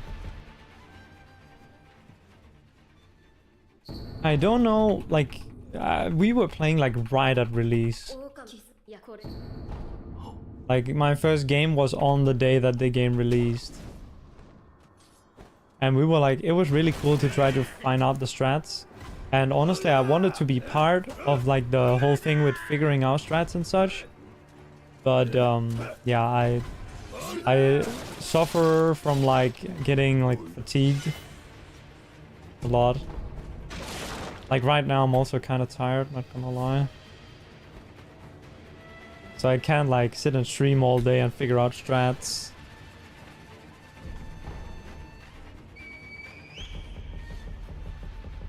Like a race to get back your stuff before everything despawns. Wait, it despawns? What the hell? Oh well, yeah, I guess, you know, if you die twice then it's GG. Man, we had so many clown business like things with, you know, with the one Shifting Earth, where it's like the winter stuff. Where you have to go up on the mountain to get like the frost defense buff. And on this one there's like a Giga Dragon. And I think it's Borealis or something that's there. Right. and like a dragon called Borealis, and we just kept dying there, and then we would do like death runs there, and you would have to like dodge the fucking frostbite storm. Dude, that shit was terrible. Can't even dodge it, you just have to get lucky. Oh my goodness, that was some clown business. Thankfully the final boss that Shifting Earth is designed for, I think it's Fissure in the Fog, is easy. It's really a cinematic fight though.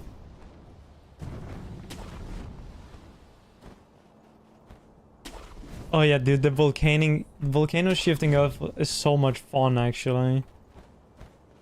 Because you have to like route, like you have to go there early, but not too early.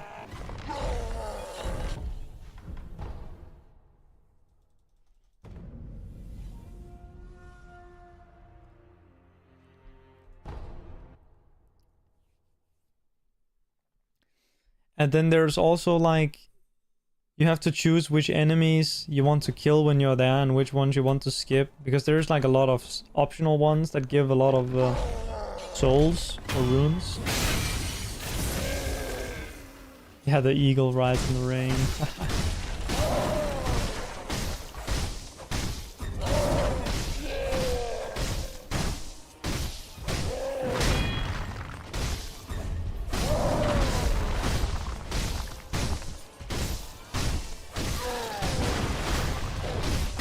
I remember playing with randoms, and we had like the thing, right?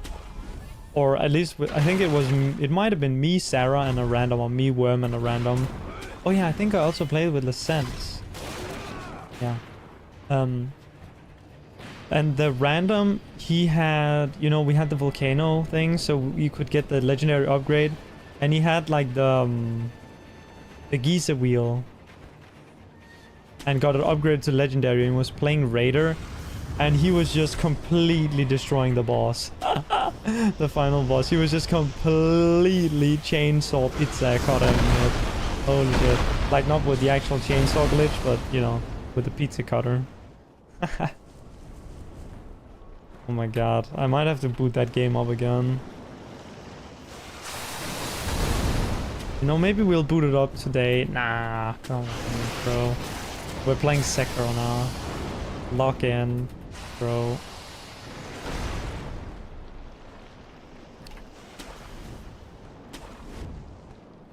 What?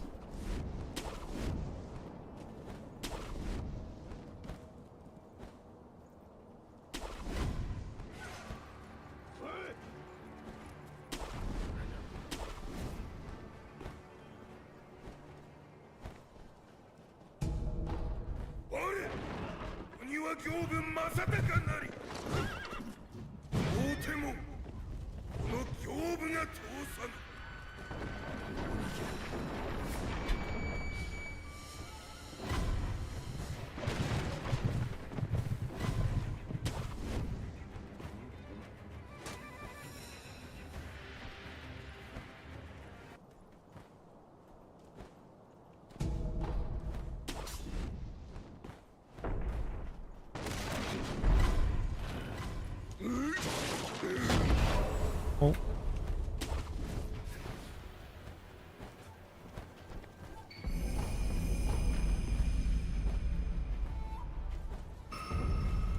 Boom.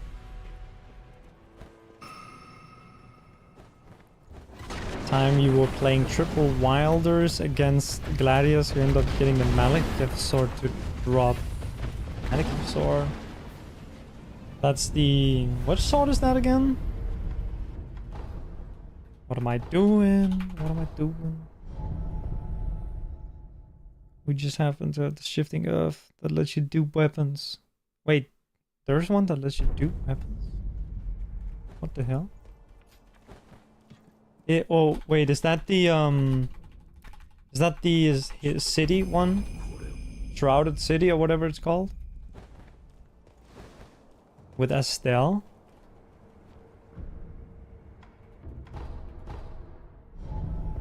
What am I doing? I didn't do this right. Fuck. Okay, this I'll just reset. I'll just reset because this run is going. I am 30. I'm 30 seconds behind, and I just lost like 20 more.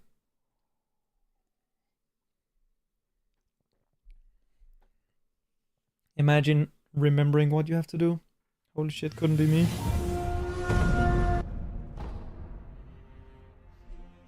Okay.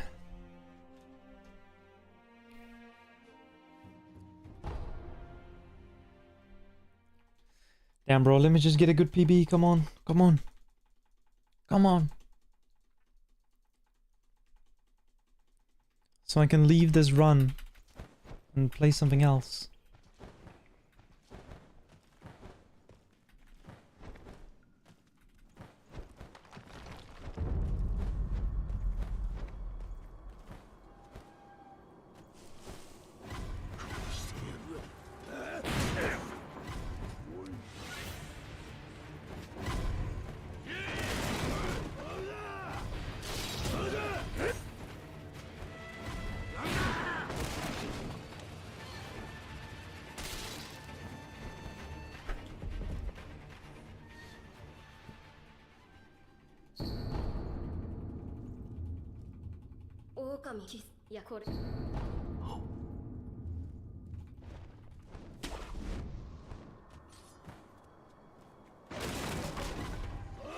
I'm gonna boot up Minecraft. Hell yeah.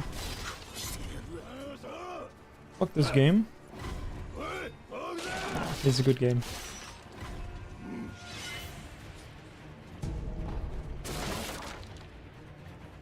I saw that Mitch was like working on the bingo stuff again.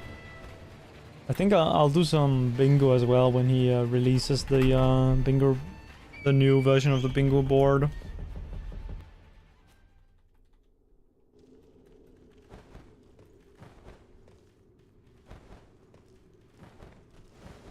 Playing so much Minecraft, you started a hardcore run? Hell yeah.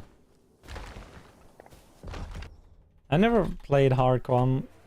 I don't want to lose my world. I have like a world that I've been working on for like 5 years or more. And honestly, it's not all that crazy compared to that. It just has a lot of items. It doesn't really have any crazy builds. I built like a house that's only a facade. That's really cool. It's like kind of like a mansion with like different kinds of like sizes of if you get what I mean. It's like it has like a bunch of like different like sized rooms from the outside. You know, it's like kind of like a rustic thing with like all kinds of, yeah, I don't know. And then I build that giant fucking Christmas tree. Hell yeah, brother.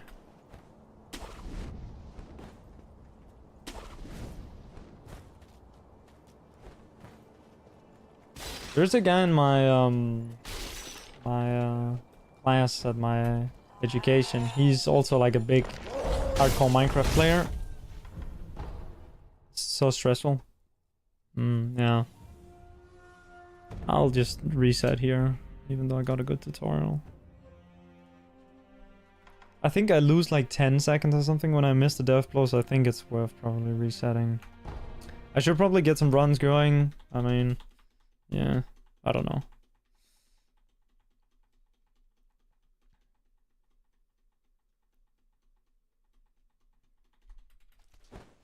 Bingo League could be cool.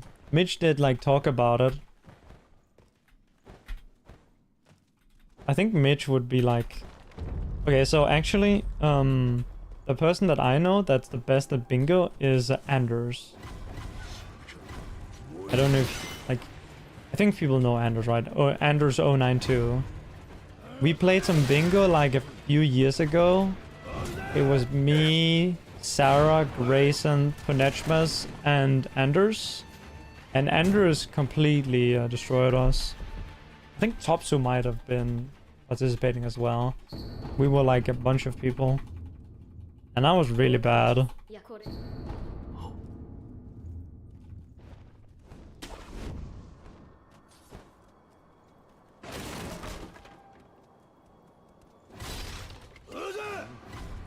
You've never survived this long, so you're terrified to lose it.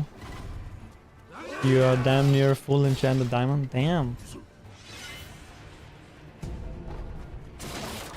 And mining for diamonds in the new version is much more dangerous actually, because you have to go caving rather than just strip mining. And in strip mining you're fine as long as you have like water. Or alternatively you can have like a fire resistant splash potion ready if you fall into lava. Which would probably be worth it on a hardcore world to have.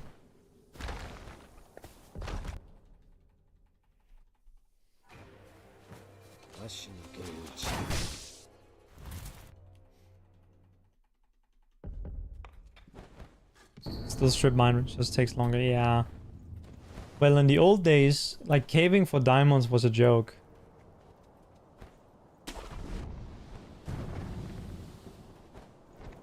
But now it's actually pretty sick. There's like...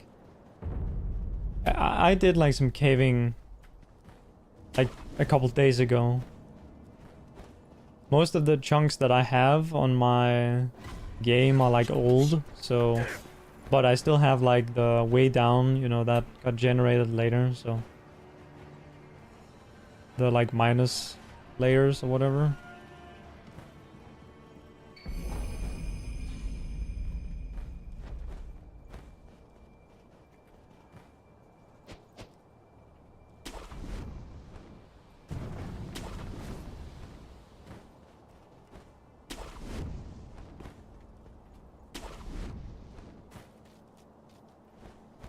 Yeah, I got like... Or... I play with my sister, I usually do some Minecraft with her. We got like... For like... Almost 2 stacks of diamonds. Diamond blocks. Or not diamond blocks, diamond ore.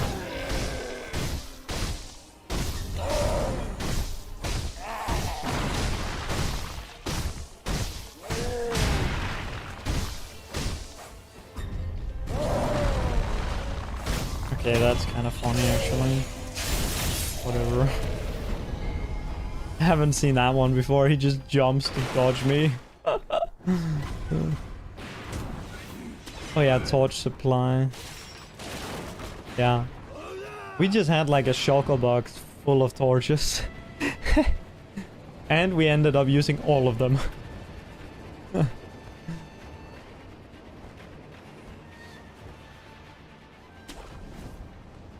Oh yeah, inventory management, yeah.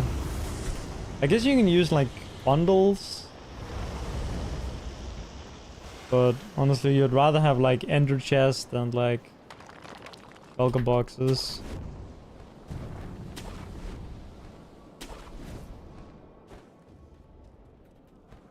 For me, when I start a new world, like getting silk touch and ender chests is like a thing that I prioritize because it like gives you double the inventory size effectively, right?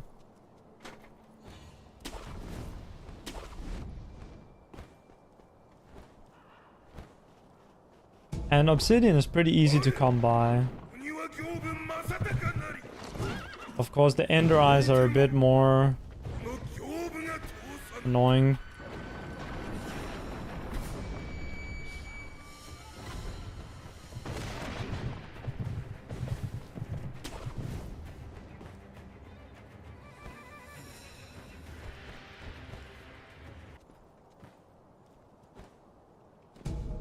Oh yeah, mending enchantments. Yeah. Because you don't have to like replace your gear.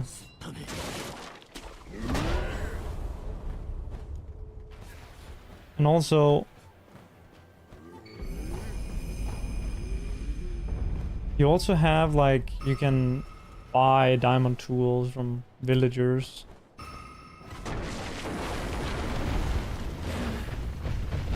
And having like a pumpkin or melon farm is still OP for farming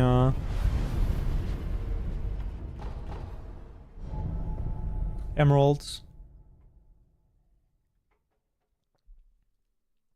And then you also have like a raid farms, but those are a little bit more involved. I can't be bothered to build those to that kind of farm. I like farms, but yeah. I don't want to build those that you have to change every version. Like, I hate that. Yeah, raid farms got nerfed and you need to like rebuild them every fucking version. Yeah, I'm kind of not touching that.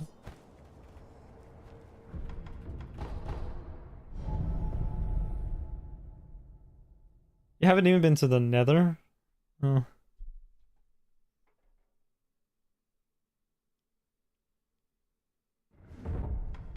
Oh wait, I did equip it. Shit, I thought I didn't equip it. Small brain.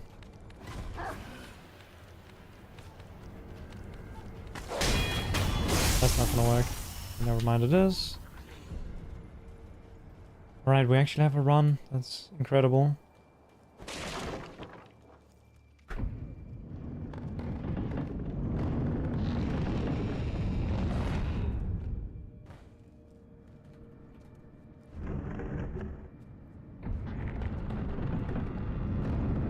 Redstone and the technical. Can't even bring yourself to be bothered with radiant farms. Yeah. My thing with like redstone and stuff is I never get anything built or anything done because I'm like looking for like the perfect design, you know? Oh well, not personally trying, but like, you know, looking up what other people have done. And trying to keep the best design. Like, this has kind of been a thing with like my storage system or lack of storage system. Been wanting to build a storage system for like years now, but I haven't built one yet because I because I want it to be perfect. And obviously that's like the biggest fallacy ever.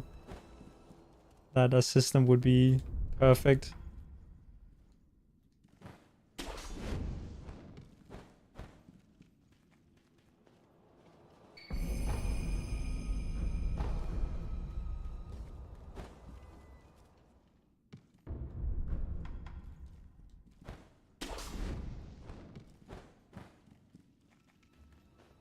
Yeah, it's really cool. It's something you design yourself.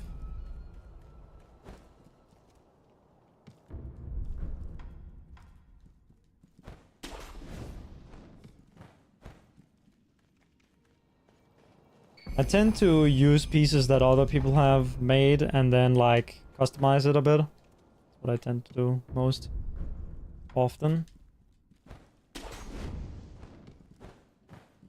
Because there are some parts that kind of are like not really, at least I can't like make them on my own, you know?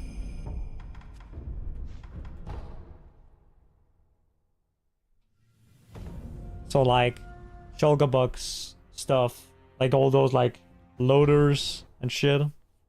No way, I'm not building that. I'll build all the like, you know, the secondary systems, you know, that go alongside it.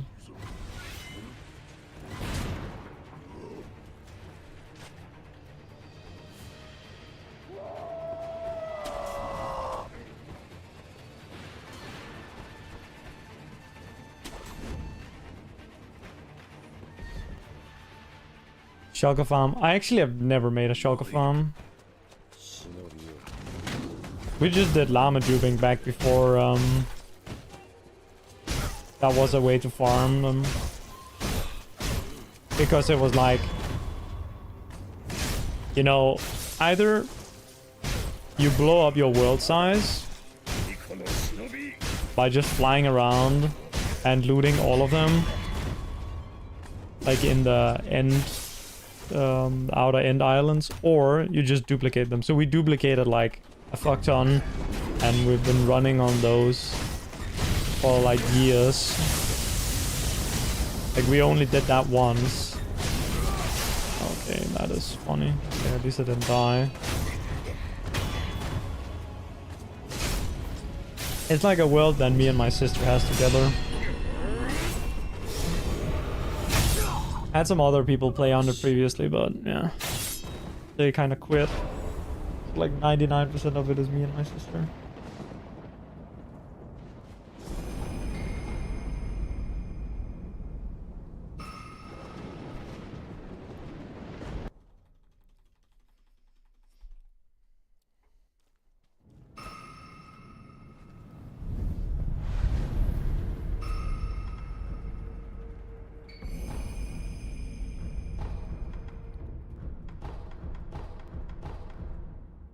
What am I doing? I'm not supposed to do this yet. Fuck. That's just stupid.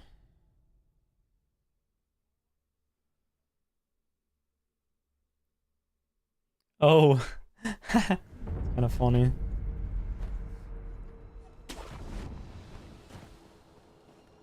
I think I do know about that, but I guess I don't really play the Pocket Edition much.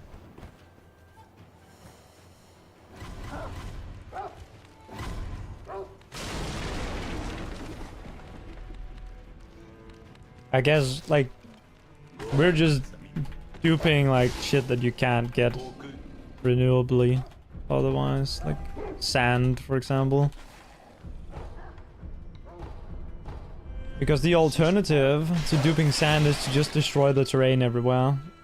Or go thousands of blocks away and destroy your world size and do it there. Destroy the terrain there. Where am I even going? Dude. At this rate, I can probably still PB, but I'm gonna be like going the wrong way like everywhere and shit.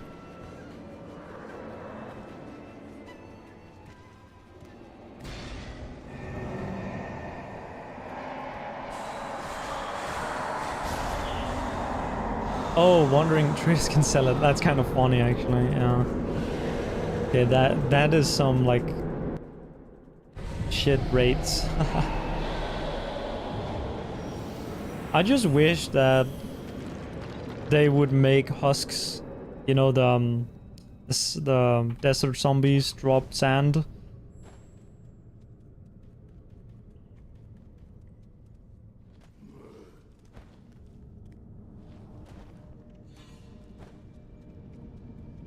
So that there actually was a renewable way to get it.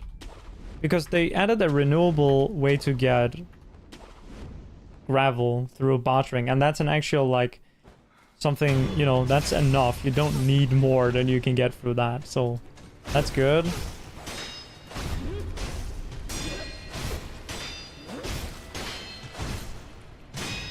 But we still need a way to get sand. It's like, glass is awesome.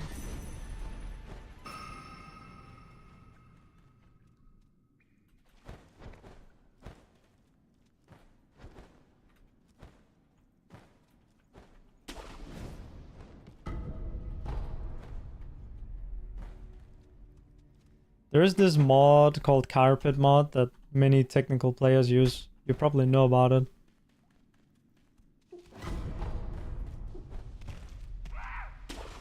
And in that mod, there is like a setting you can turn on so that husks drop sand. Quite cool.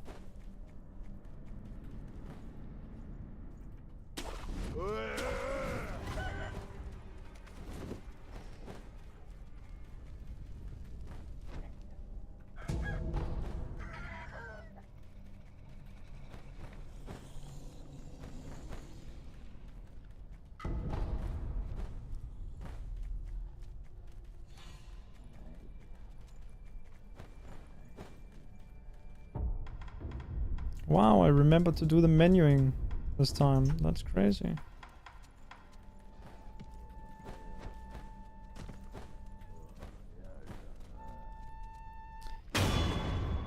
Usually use tinted and stained glass for everything. Haha. Yeah, I see. Yeah, we also have like a part on our game where it's like a giant hole in the desert. It's just so ugly.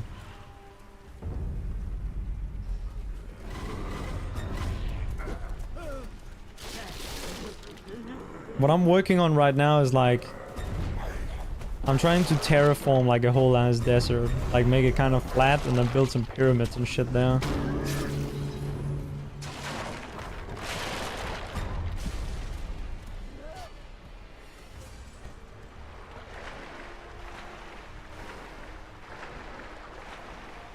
Yeah. I guess the one that we picked, at the time it was far away, it was like 1,000 blocks, but now it's close to the, because you know, it's like we're like elytra, right? Makes it so that you essentially have like the 1,000 blocks from spawn is still like basically your base when you have elytra.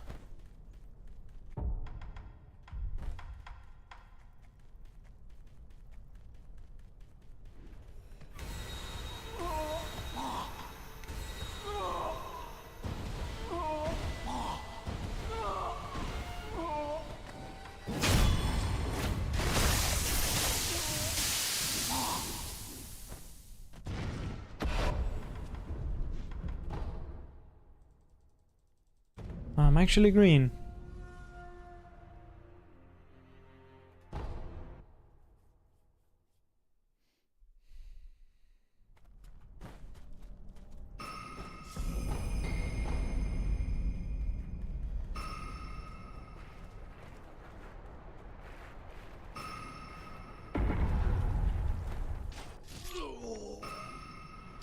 Ah, okay.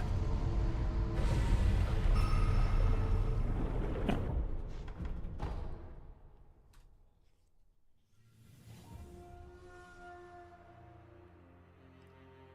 When you had to shoot yourself with a knockback arrow? I think I do remember. I guess that's 111, right? Where the elytra didn't have any like rockets.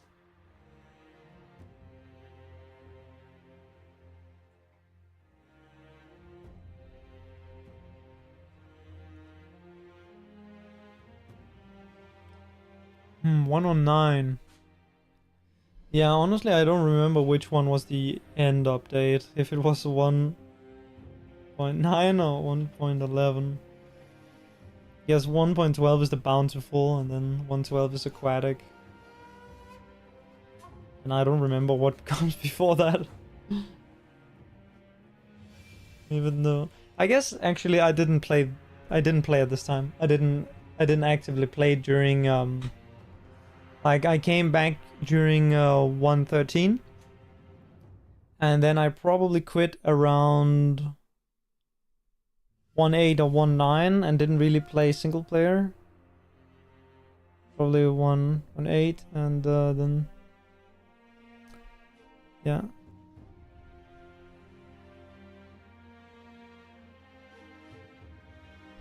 Oh, sorry, Max, I didn't see your question. My world is I started it on 114. That's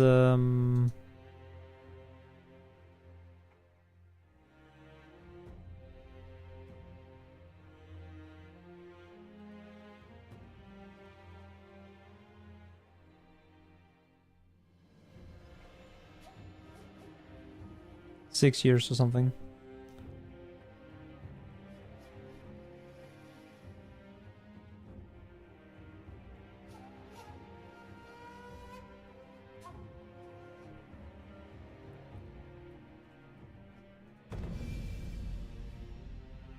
Yeah, 1.9 was combat update. And then I thought, wait, maybe 1.10 was bountiful. And then 1.11 was adventure. And then 1.12 was something else.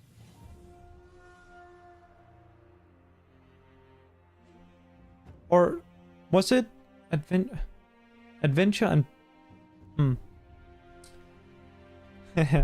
Minecraft updates?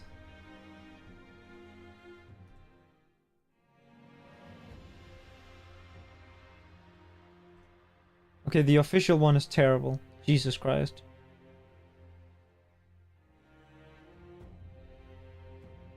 Okay, let me see here.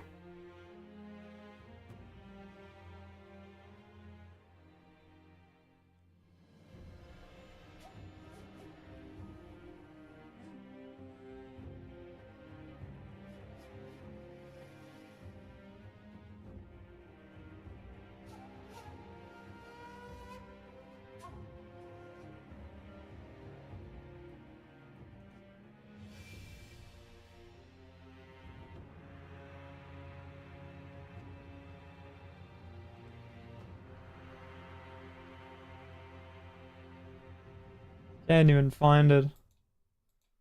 What the fuck is this shit?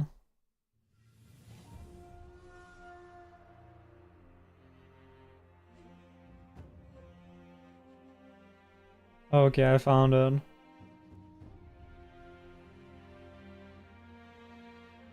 Okay, apparently 110 is the Frostburn update. And then 111 is Exploration, which is Woodland Mansions and Shulker Boxes. But probably also Elytra. Oh, yeah. No, Elytra is 1.9. You're right. Elytra is 1.9. That's the combat update. That also added the end cities.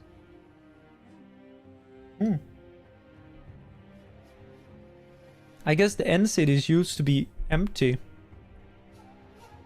I don't remember that. I didn't play it this time. Oh, what the fuck? Ocean monuments were added on 1.8? I did not know that. I thought Ocean also on 1.8 is the bountiful update. Damn. Dude, I'm learning. I thought Ocean monuments were added on 1.13. 1.13 being aquatic update. And I love the aquatic update, but fuck phantoms. Phantoms actually suck. Now that I'm thinking about it, you know what? On my game, I'm just gonna turn them off. I don't give a shit. Fuck phantoms. They're annoying. The phantom membranes were supposed to be useful, right? They were supposed to be used to, like, repair your elytra, but they're not. I'm going off of this. I guess maybe it could be wrong. This is kind of a cool timeline, though.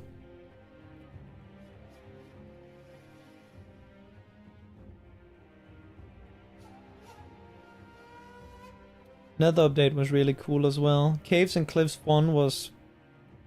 They can suck my cock, honestly. And honestly, out of all the new shit, the only thing that's cool is the Sniffer and the Glow Squid. I'm gonna say it. Even the Sniffer, honestly, is a little bit, you know... Glow Squid is cool.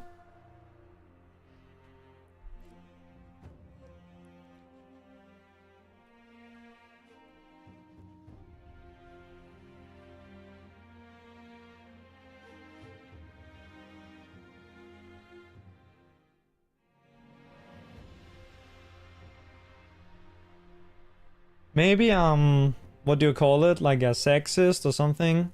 I mean, I'm not, but I don't... Like, after Agnes started being, like, the creative director or whatever, I'm not gonna lie, I don't really like what they've been doing. Or after she has basically, like, taken over the show, if you get what I mean with that. She seems like the kind of person that should rather have, like, a creative role. Like a concept creative role, if you get what I mean. Someone who is coming up with crazy ideas. And then there's someone who says, okay, that's cool, but how about we don't make the game super weird all the time and only sometimes. Because the pottery shard shit is fucking stupid. Sorry, but it is. It's actually stupid.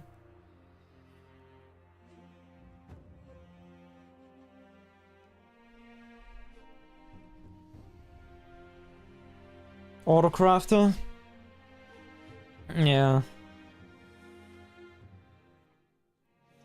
I also feel like trial chambers are kind of stupid, but I mean, I don't want to complain about it because it's like, it's one of those things that you don't have to do anything about. You can, if you don't like it, you can ignore it, kind of things.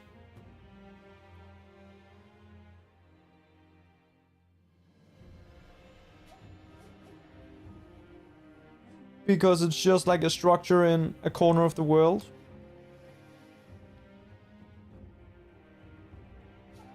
I think the skulk sensor is trying to be something that should have existed a long time ago, which is like a player detector. Basically like a large a pressure plate that's 50 blocks by 50 blocks, if you get what I mean with that. There used to be systems with this where you just had like a sheep on the ground on a pressure plate, and then when you got in distance to load it, then it would walk off of the pressure plate, right? And then your automatic door would open or whatever, basically wireless redstone. And that's what the skulk sensor is trying to be, except it's coming like 13 years too late or something like that. And it's like the hardest item to get in the game. And this function is like purely like an aesthetic one and not like a game progression one.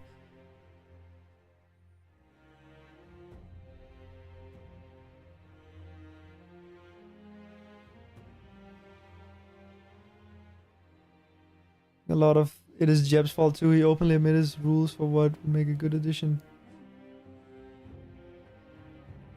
Never allow us. Jeb's fault too. He openly admitted his rules for what would make a good addition to Minecraft. Never would have allowed most of the classic features into the game. Yeah, maybe I am just being a bit of a weirdo by singling out Agnes. I guess it's just because it's like a visible like change in attitude, right? I do love that they actually take their role as an educational game seriously. Like, I don't want to say educational, but like as a creative outlet for children. I think that's important that they actually value that. Which I don't think Notch would give a shit about, right?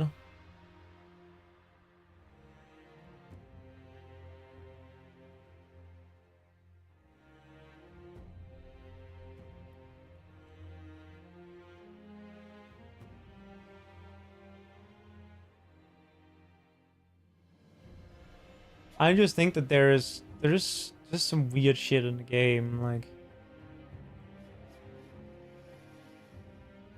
Notch never wanted it to be a kid's game. Yeah.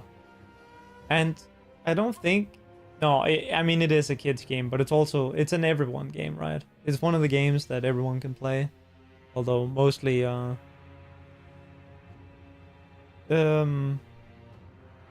younger to medium age audience. Mostly younger.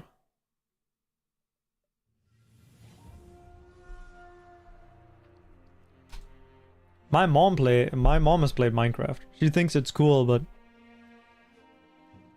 yeah. Obviously she doesn't like play it.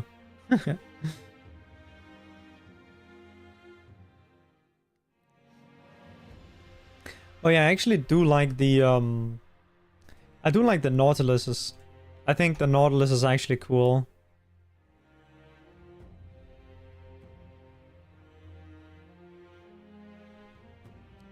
Younger? I was just thinking young is like 0 to 35. And then mid is like 35 to, I don't know, 50. Or 60. Well, no. For gamers, I'm thinking like middle age is like you know, the guy who has like wife and kids and boots up the game in the evening. Mothers don't have time to play video games. So, yeah.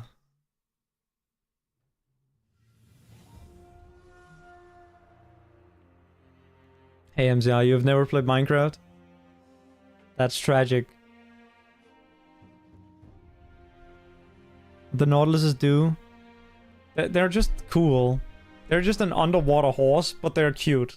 Or whatever. And this is something that Minecraft struggles with, right? I feel like it struggles to consolidate its features. There's a lot of things in the game, right, that only has one use. Like the tropical fish. What does it serve? What purpose does the tropical fish serve? Nothing! Now, the Nautilus shells, right? You could use them to make the conduit, right? To get, like, underwater breathing. And to get the shells, you either had to fish or find them as loot. Now, the mob itself exists, so you can kill the mob and get the drop. I feel like this is good design. This is something that they haven't done in the past that they needed to do more. But also, you don't have to kill the mob. If you're not trying to make a conduit, you can like tame it and use it as an underground mount. And while you're riding it, you get like water breathing. So it's actually cool. You could like use it to build like an underwater city. And you could use it to like travel between houses, and then you could have like a conduit around like a group of houses or one house. So you could make like a whole underground like thing. And this is like just one like mob. This is like a tiny change that does all of that. They're kind of rare. It's a bit like dolphins, right? Dolphins are also, I feel like, a big positive for the ocean, because it's like a small extra thing where they like give you a speed boost or whatever, or steal your item and play with it or whatever. It's kind of fun. It doesn't feel like bloat, like fucking, I don't know, like a leaf litter or whatever it's called. It feels like bloat. The fucking sticks on the ground, or the pine sticks or whatever they're called, pine. I don't remember what they're called, pine litter or something. It feels like bloat. It feels like bullshit. Because it doesn't tie into other things.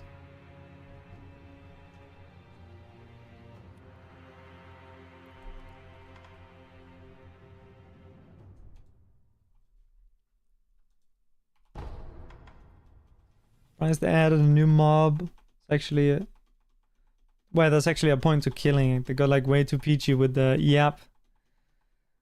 Yeah. Yeah, I get what you mean.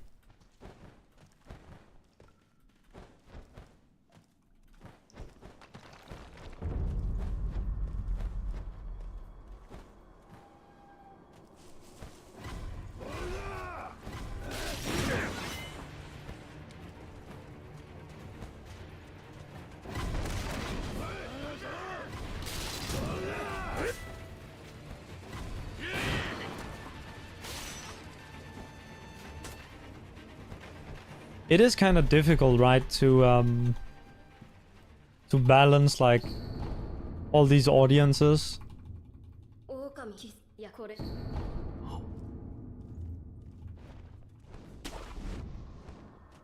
But I feel like the way that Minecraft violence works is fine, because it's basically like Disney or cartoon violence.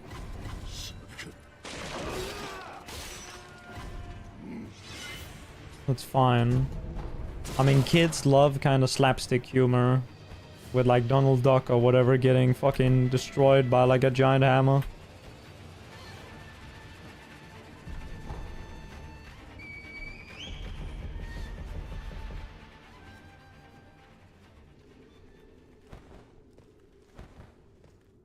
Yeah, preaching about the environment while destroying it. Yeah.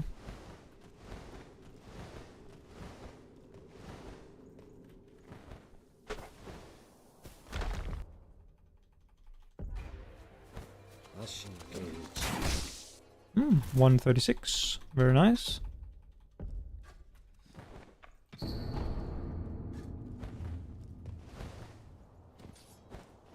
I do kind of hate when it's like, or hate.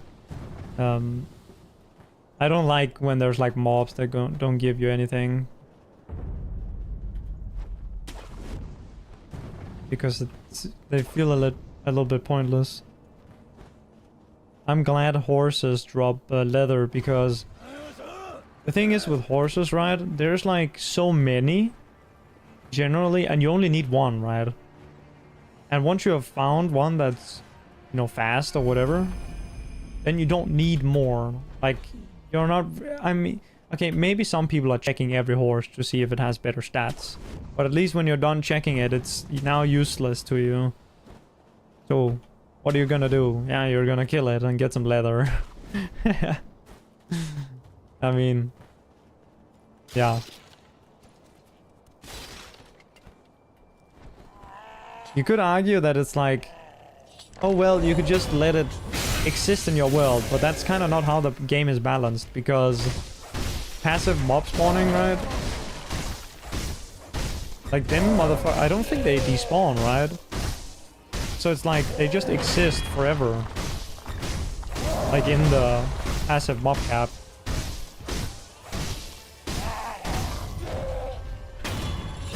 And they oh, do they despawn? Because they used to not, right? Passive mobs used to not despawn ever. At least up until 115. I don't know, I think it might have been like... I think even in 116 they don't despawn. I don't know when they changed that, but I guess it must have been recently. Might have been when they changed like the spawn chunks as well. I guess that makes sense then. Then I think it's more fine, actually, now that I know that. Then, because like you kind of had to kill those horses to free up other mobs to spawn, like in the old days. So it didn't really make sense to have like a incentive to not kill them, because you kind of had to kill them. Like it didn't really matter if there was an incentive.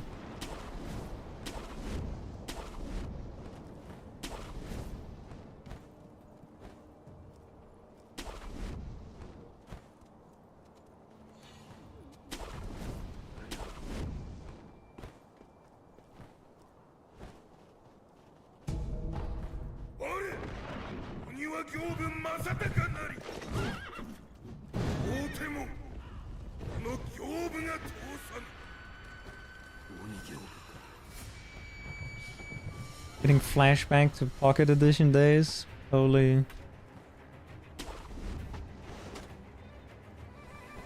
Before you could breed animals, you just had a limited supply of beef in every world. Oh yeah, yeah. I remember playing, you know, when you went on the Minecraft side, you could play like, I think is it called Classic? I don't know, but it's like, you know, super limited Minecraft, and it's basically creative mode.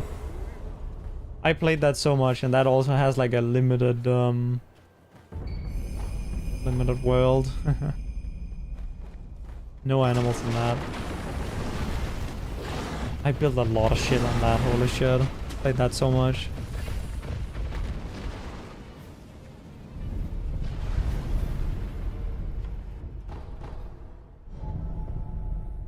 Alright, good start here.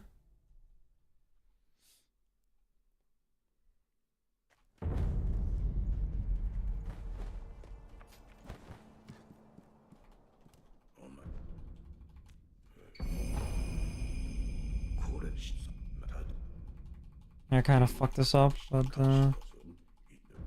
okay.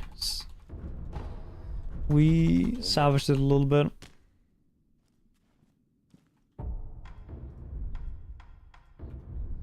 Oh my god.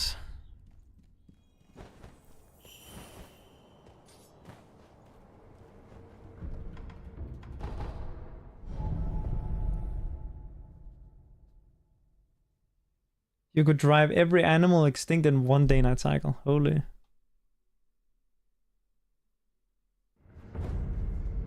Oh, you're on Bedrock Edition? Damn. That's actually real rough, not gonna lie.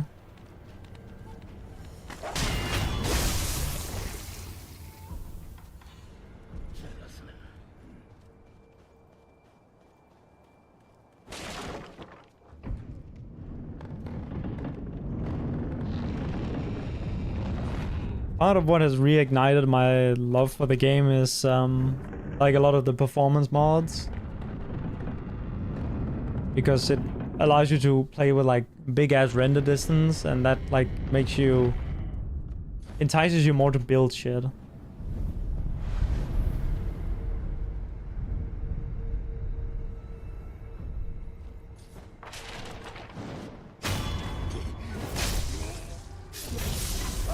Have like a giant world full of shit where you can like look at your build in the distance. Really cool.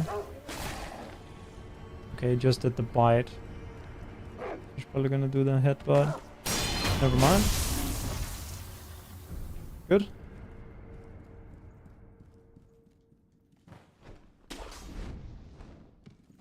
You miss up the fine. Yeah, there is on the fabric launcher, there's a mod called Voxy. And what it does is it adds a level of detail rendering to the game. And it allows you to, at the same performance cost as you would play at like 24 render distance, you can now use 500 render distance. So you can see like 2,000 blocks away.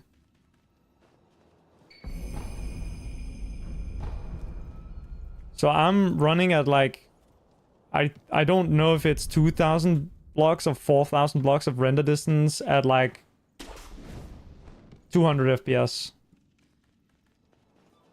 It's actually really cool.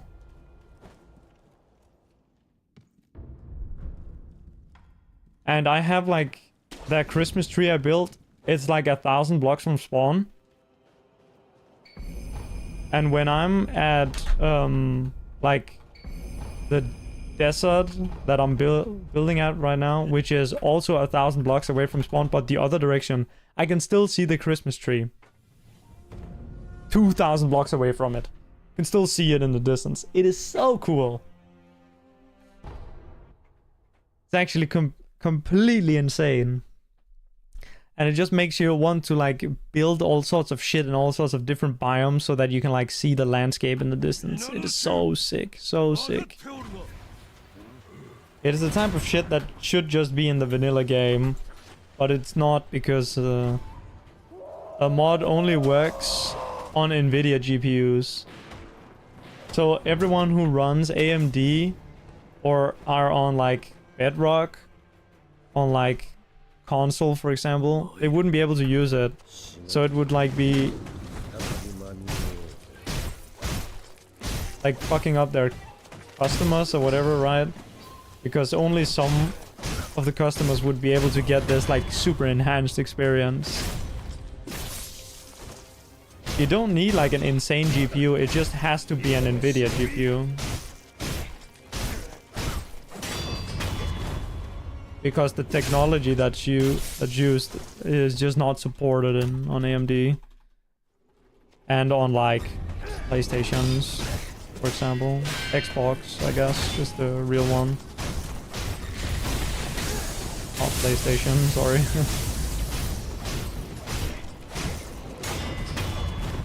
So it's like, not politics, but basically like, you know, like politics. That's my estimation, at least, because it's like it's like so insane how like much extra performance you get from these mods. Like with Sodium and Voxy, you just have the normal FPS that you have beforehand, but with 500 chunk render distance instead of 24.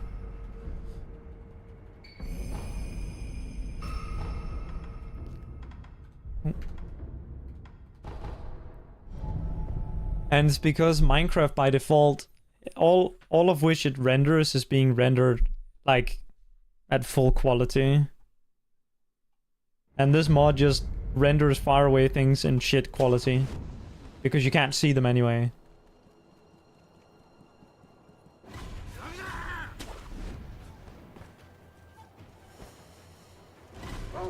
It's actually insanely genius. On like a technical side, I think what it does is that it like it renders like what's on screen twice. Once for the far away, once for the close objects, and one time for the far away objects. And the close objects is just your normal render distance, and then the far away objects is like the extra like voxy render distance, which is far away enough that you can't like see that it's lower detail.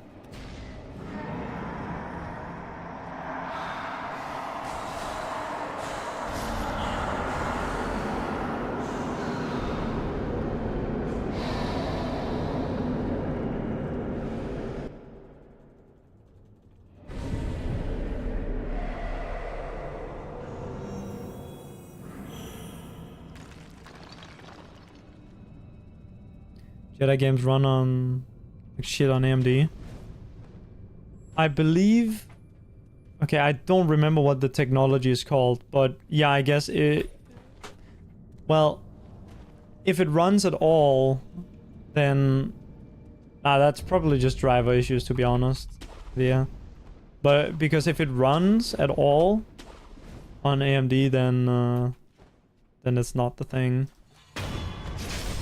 I guess unless they have like a thing where like, oh, if on AMD, then use a completely different thing. That would be kind of insane, by the way, because they would need to make 2 rendering pipelines, as far as I understand it. One that's a 1-pass render, and the other is the 2-pass renderer, where it first does, you know, foreground and then background, like Voxy does. Okay, I have to admit, I'm not that knowledgeable on this, so I'm probably wrong on some of the details there. And you could probably do it in a smarter way without having to, like, do a lot of extra work. But I think, and heard a few other people agree with this online, that the reason that some companies or some games don't use these features is because then they would be fucking over half of their customers. But at the same time, it's not every game that could use this technology. For some reason, it's just like because Minecraft is like Minecraft. So I don't even know. Ask me again when I'm like a couple more years into my computer science degree, and maybe I have the answer.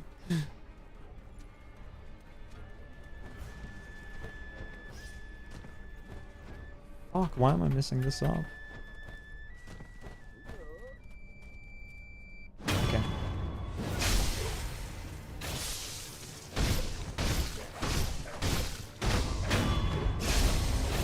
I think infamously, like, the AMD drivers have been kind of bad for a period. I don't know what it's like with the newest AMD cards, because honestly, I'm hearing a lot of good things about the new AMD cards. New being the 9070 and the 9060. And then everything before that, I've heard a lot of bad things about the drivers. They also fixed their encoder on the 9060 and the 9070. Like, there used to be like a big quality gap, but they actually fixed that. Now they're on par with all the other ones for encoding quality, which is cool.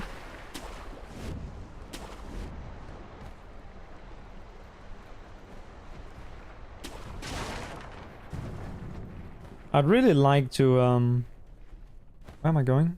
I'd really like to have an AMD card, but the support is not the best.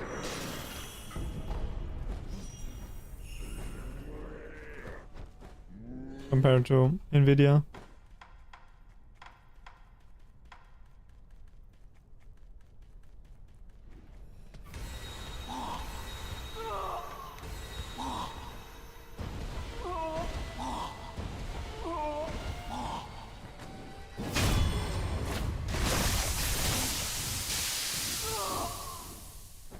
Runs way better now.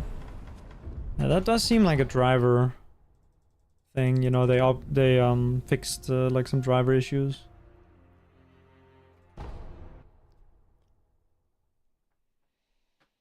I don't know though, I never played the game.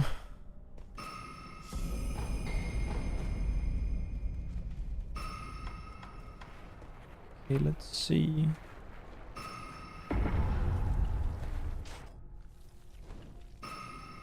Oh wait, what's my... Oh! What? Oh wait, I took fall... Okay, that was weird. Okay, no, I just forgot. I just forgot to use the first contact medicine. Shit. Yeah.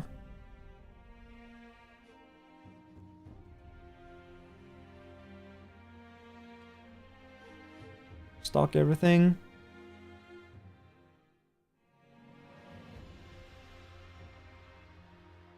Hmm.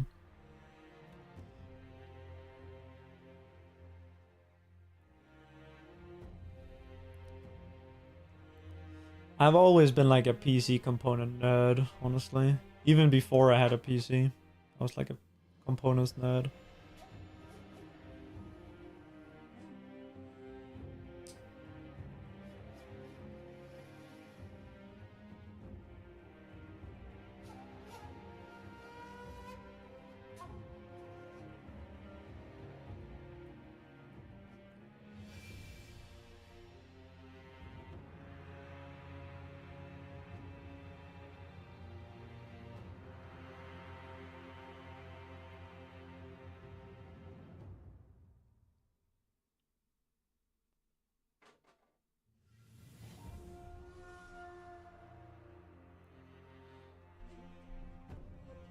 Now I'm just a nerd in general. Hell yeah.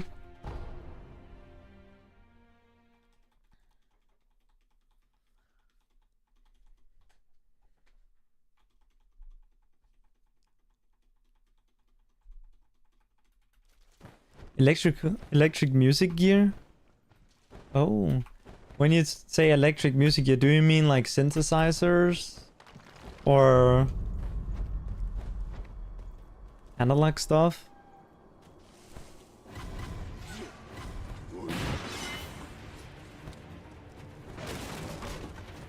I've been a bit into like microphones, but...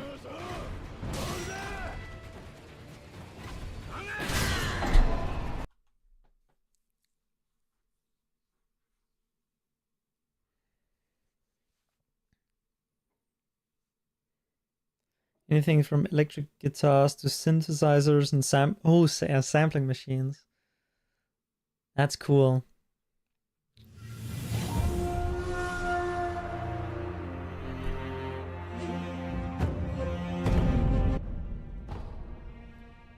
Have you seen the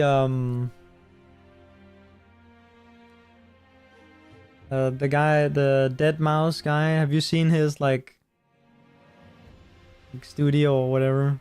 That's like really cool. He has like all the synthesizers and shit and like the cables plugging into the wall and stuff to like make sounds, even though he usually just does it on his MacBook. A spaceship like that at some point, yeah.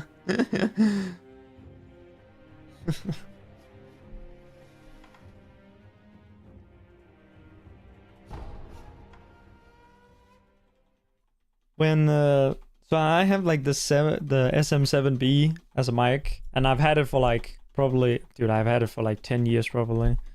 The first like mic interface I used, right, it was like a Focusrite something, and obviously it couldn't fucking drive this mic. So what I did was I bought, I think it was called a DBX 286S. Is that correct? 208? Yeah, I think it's DBX 286X, which is like it's a rack mounted compressor because it was the same price as like a cloud lifter, right? but has like enough gain to drive the SM7B, and it also comes with compressor options on it and basically an EQ also. So I just had this shit lying on the floor and I used it as like a footrest at the same time.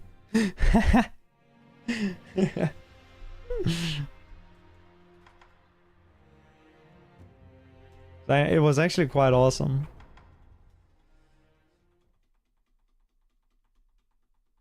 I still have it, by the way. I still have it lying somewhere. I have not used it in years. I switched over to... Well, for a time I used... Dude, I've used so much different shit, actually.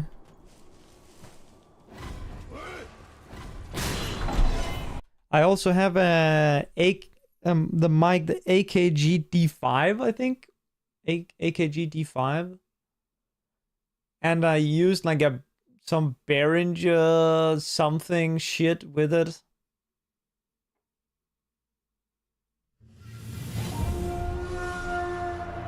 I also had... That's kind of embarrassing, but I also had like a Razer Siren mic. I think that was like the first mic I bought.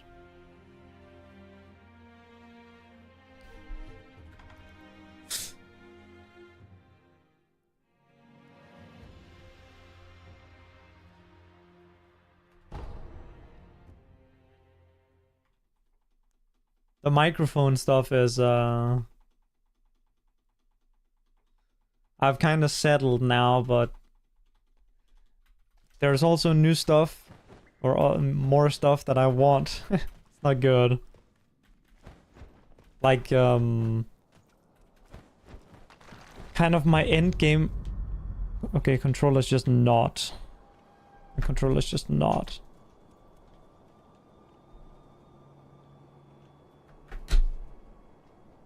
Sorry, what happened? Why is the controller not controlling? Okay. Like the mic, like the mic that I would like, but I'm not going to buy it because it's too expensive. It's the MKH 416. Is that what it's called? MKH 416. MKH 41. Yeah, MKH 416. It's like a giga shotgun mic, but it's like $1,000. I'm never buying that. The only way I'm buying that is if it's a tax write-off for my streaming business. So much Behringer gear, another staple of any broke musician's repertoire. Hell yeah. Dude, I remember I had my like one time I was we were in like at my grandparents' vacation home. I was like with my lads, right? And I had brought the AK GD5 and my Behringer interface and just plugged it into like the fucking speaker we had, and we just like, you know, just went off on the mic. Karaoke shit. It was awesome.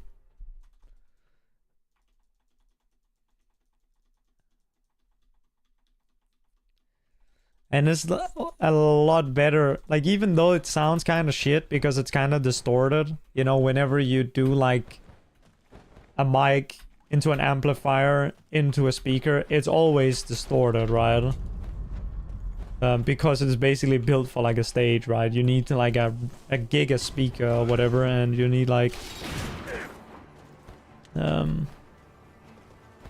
if you want volume, you can get volume, but it's not gonna be clean, right? Basically, at least not without spending like $1 million. Anyway, it was loud as shit, and it's a lot better than... Even though it's loud as shit and distorted, it's still better than those karaoke mics that you can like buy.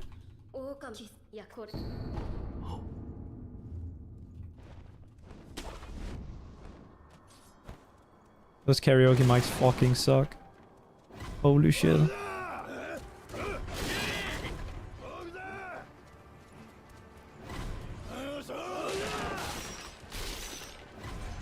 My friend has one of those and he was like, yo guys, I have a karaoke mic.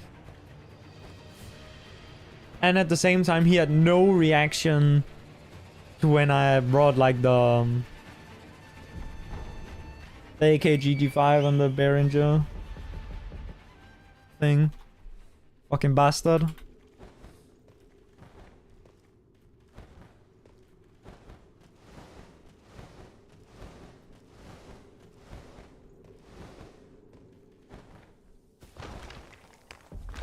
PA speakers, multi-effects units for your guitar. A lot of amp and speaker sims in it that sound way better than your actual amps and speaker. Huh.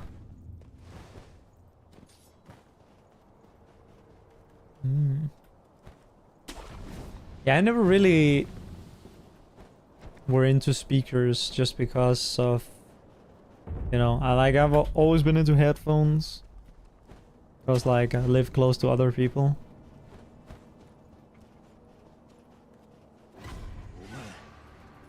That sounds cool. Bonnet, are you rooting for Spain? Anything other than Argentina, I imagine.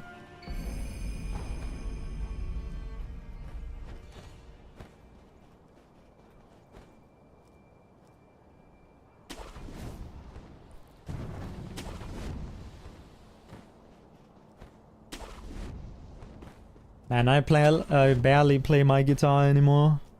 There was like a little bit of a period where I tried getting back into it. But yeah. Really? Let's quit out and try the death blow again.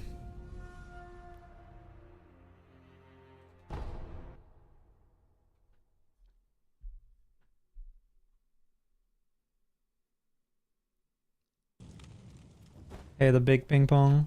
Oh, it's on sale? Thank you for telling me, actually.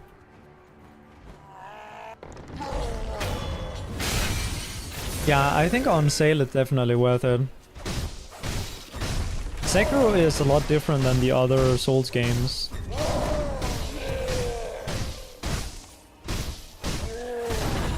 In this game you don't really build a character. There's kind of like a character that exists. Which is the one that you see me playing, that's like the only character, and you can't like change his playstyle. That's like this game's major difference from the other ones.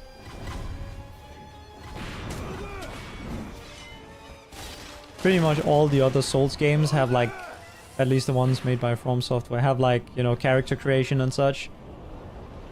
And this game is different in that it just gives you one character. With a specific playstyle.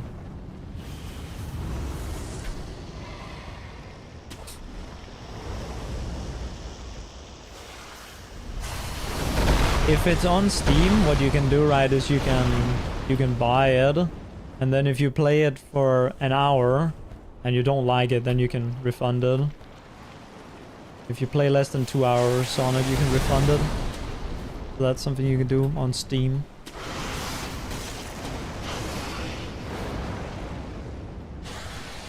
Two hours isn't a lot, but yeah. Hey, Kelly.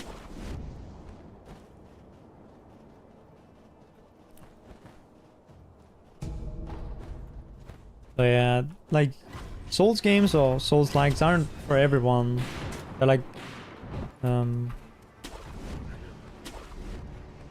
designed for people who like the idea of a great challenge, and a lot of the game is just about beating the great challenge. Like it's about dying over and over again and then improving and then making some progress. And then feeling good about your progress. So it's not for everyone, but it can be cool.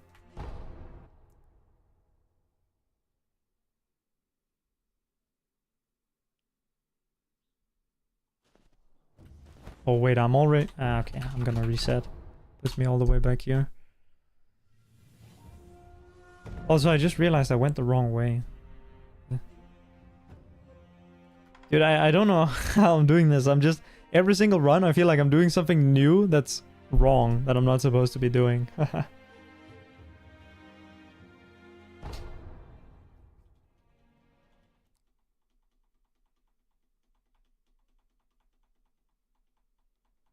Yeah, I also kind of prefer it, to be honest. I don't really like making builds because it's too many choices, I guess. I prefer the game just tell me, here, this is a good thing to do. And then let me just try that out and have fun around that and like do exploration with that. There's a lot of, like, in Elden Ring, for example, there's just straight up a lot of things that you can, like, experiment with that are just straight up dog. Like, you're just straight up, like, if you do one build and then try, oh, okay, I've made a strength build. Let me just try this other weapon that's not directly a strength weapon. Well, you can't. Like, it's literally just, the game says no.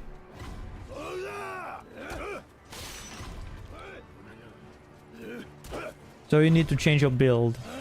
And then if you change your build, then you can experiment with it. But, yeah.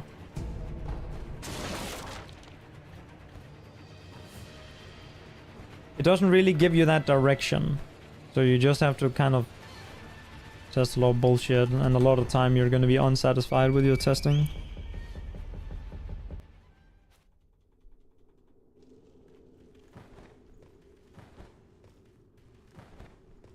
Okay, it's on Xbox. So you probably couldn't do the thing with trying it and then refunding it if you don't like it.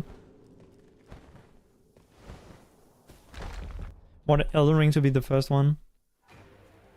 Elden Ring is definitely more of like the classic Souls game. Except it's open world. I played Sekiro as my first Souls game. And I thought it was great. One of my favorite games of all time. Oh, Xbox has a similar refund policy? Oh, okay. But yeah, I mean, I would definitely buy it. Like, the main question is just if these are the types of games that you like. And I guess there's only one way to find out. That's to try them.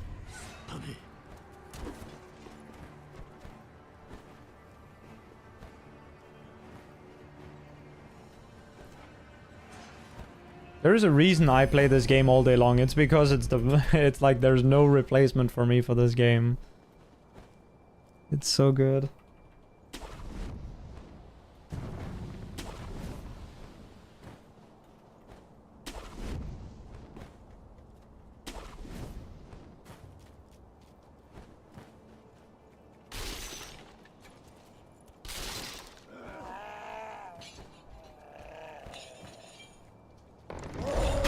Nice. Okay, I got the backstab this time. 1, 2, 3, 4, 5, 6, 7, 8, 9, 10,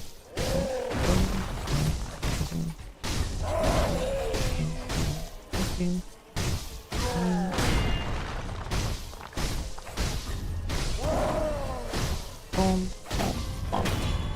Okay.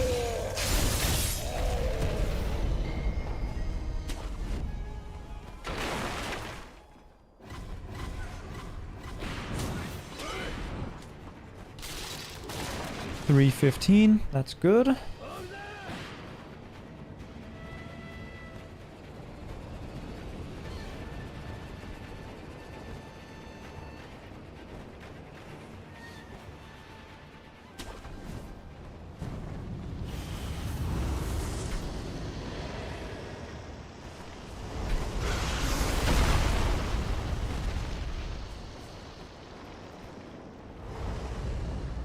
Nice. Thanks for the help. No problem.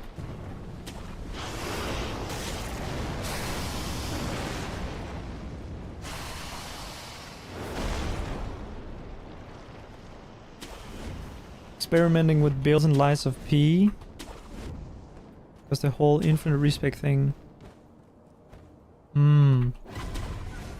I have not played Lies of P. It seems like a really good game though. I am just mainly into the FromSoft games.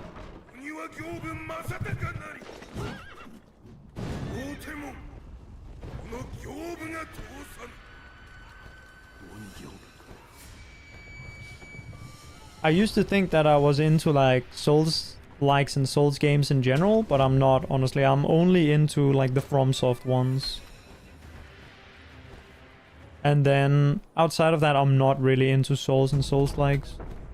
Although I kind of want to play Stellar Blade because apparently it's like deflecting, you know. And I love some deflect slop. Okay.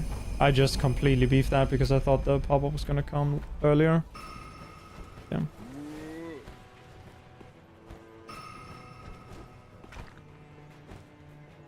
Yeah, Elden Ring is kind of expensive. Plus you kind of want the DLC for Elden Ring. So it ends up being a bit expensive. This game is kind of short compared to Elden Ring. Like, Elden Ring is like at least 3 times as long. And costs double, I guess, when it's not on sale.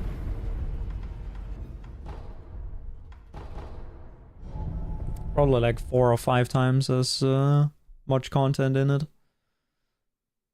In Elden Ring. Maybe 5 is a little bit of an overstatement.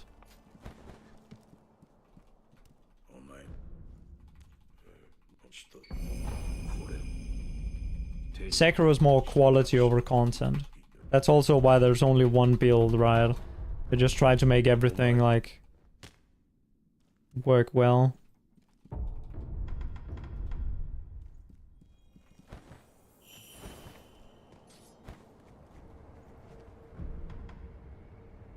Oh, yeah.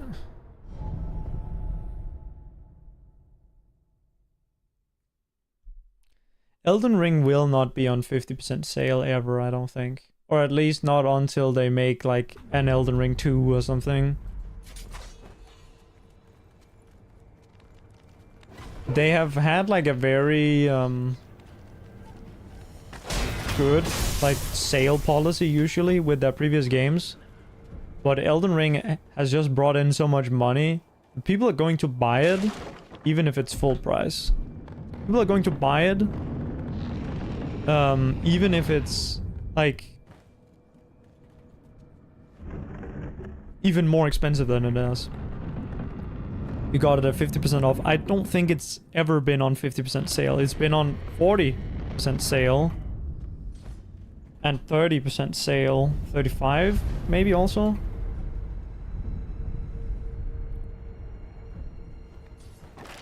I guess potentially the like combined with DLC has has maybe been at 50% sale. 50% off.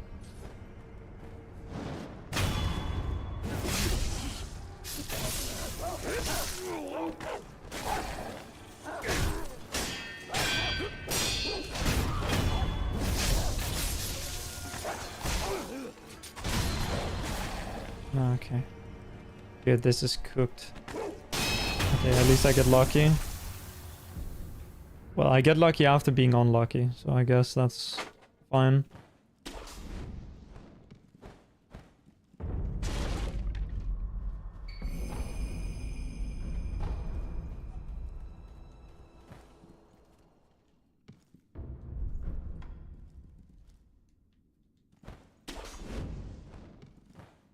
Was the GDQ stream with the run? Yeah, that was not this run, but close enough.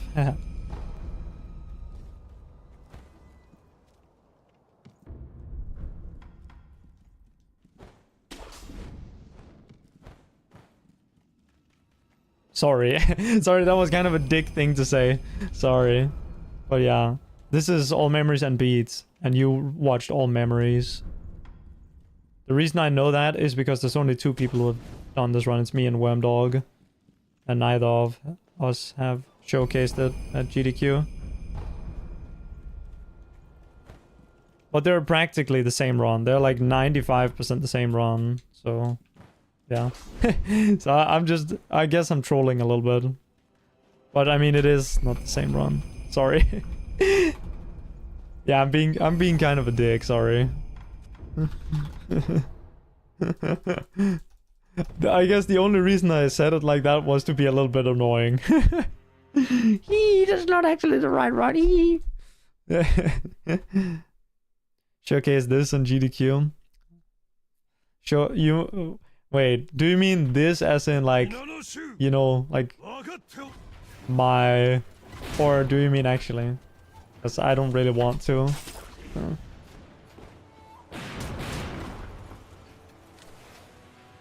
I don't like doing showcases. I'm fine with doing commentary, but I don't like to do showcases.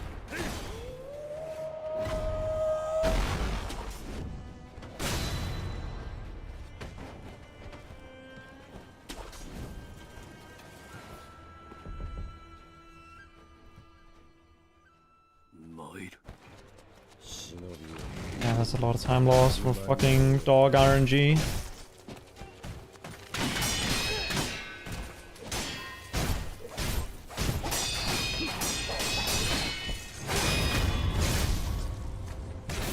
Do it? No, I don't want to. Ah, okay, reset.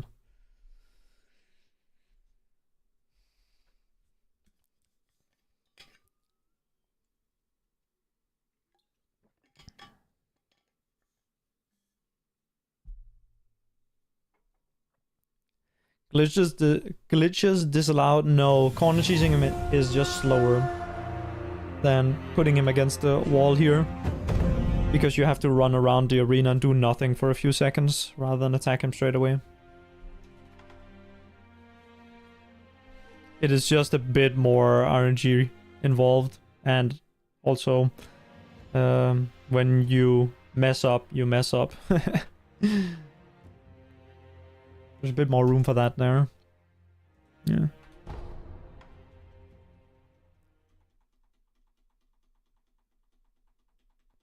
Yeah, the fight is kind of stupid in this category. Because it's kind of a gamble, right? When he's gonna backstab, because he is 100% going to backstab. If he backsteps while he is high HP, he won't do arrows. But if he backsteps while he's low HP, he will, or mid to low HP, he will 100% do arrows, and you will cry.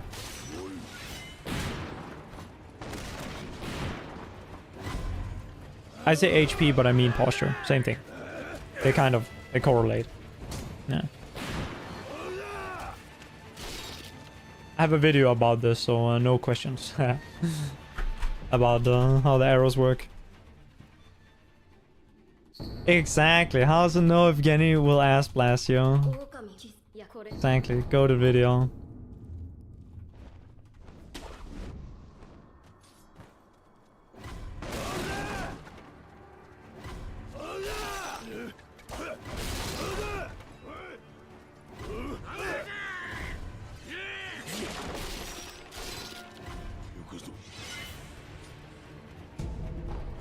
I wonder if the algorithm liked that title or not. I don't think it did, but...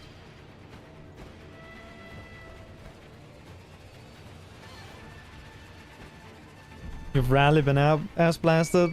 Dude, I'm getting ass blasted every fucking day by this game. Or by Genichiro, I should say. Because you actually don't have a choice in this.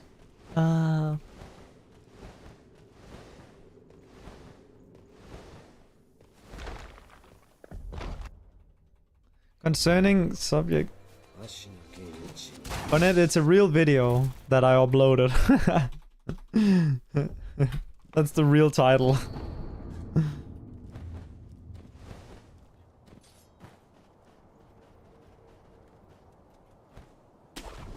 What is this game even about? Bonnet, the video exists on YouTube. You can look it up yourself. How to not get ass blasted by Genichiro. Or is it how to tell if Ginitro is going to ass blast you? I think that's the title. How to tell if Ginitro is going to ass blast you.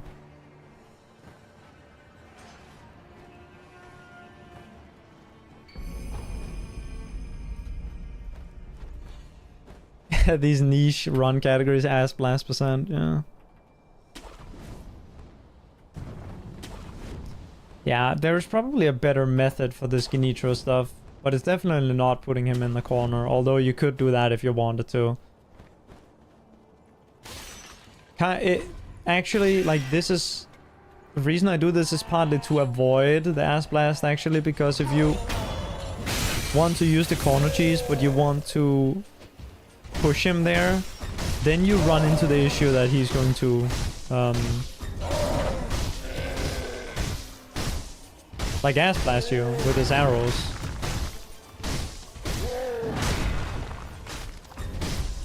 Okay, that is fucking funny. That's funny. That's funny.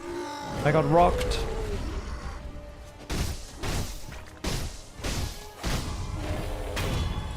I almost got rocked again.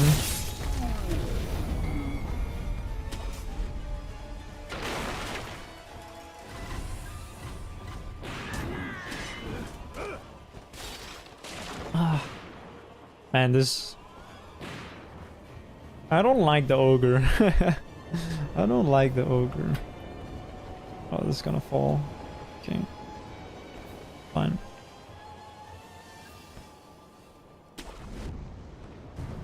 I guess if I land this, it's all okay. Never mind. Ugh.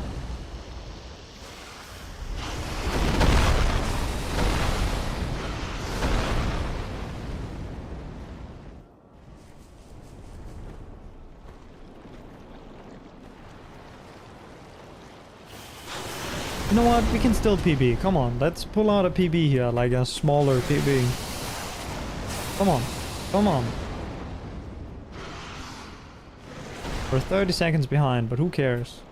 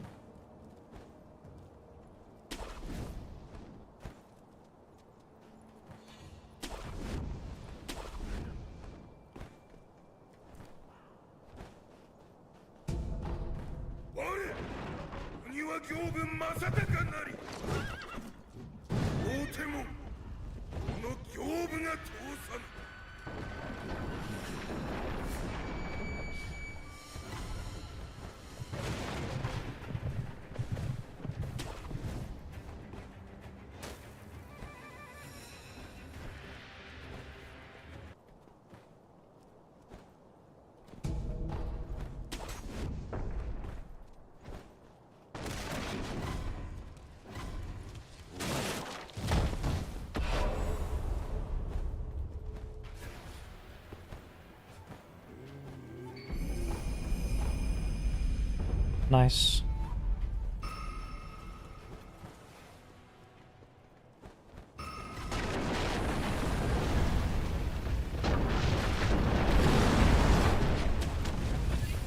Didn't mess it up this time. It was also at a good interval, so yeah, that does help.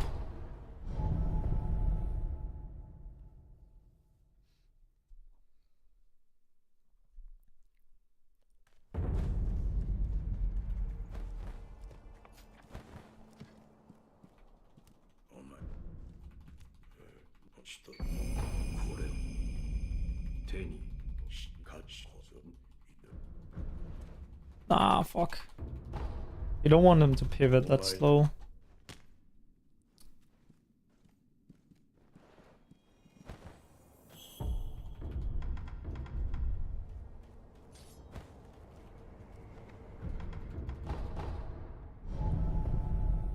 Okay. Man, that run I had earlier was so tragic. Fuck. It was so good. Like in all these little areas I was actually really efficient. And in this run I'm just... Like in these runs I'm just being really inefficient everywhere and just losing time. Like there I lost like 1.5 minutes or 1.5 seconds just on like... And see, like what is this? What is this? Like, it's just cooked. It's just cooked.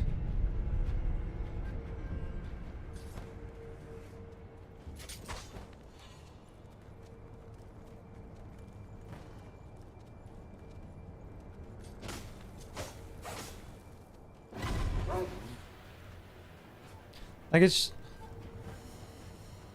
just completely fucked. It's just completely fucked.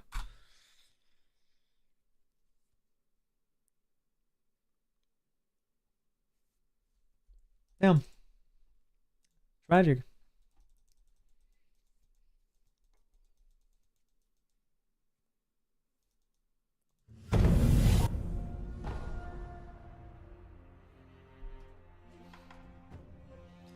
God damn.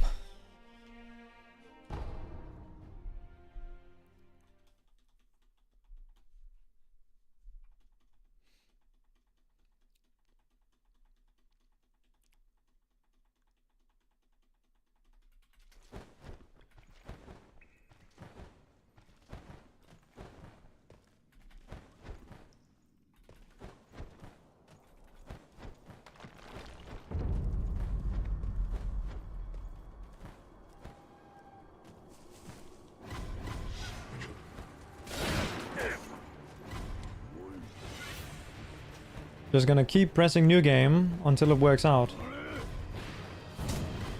I think that's what Wormdog does, so... let's do that.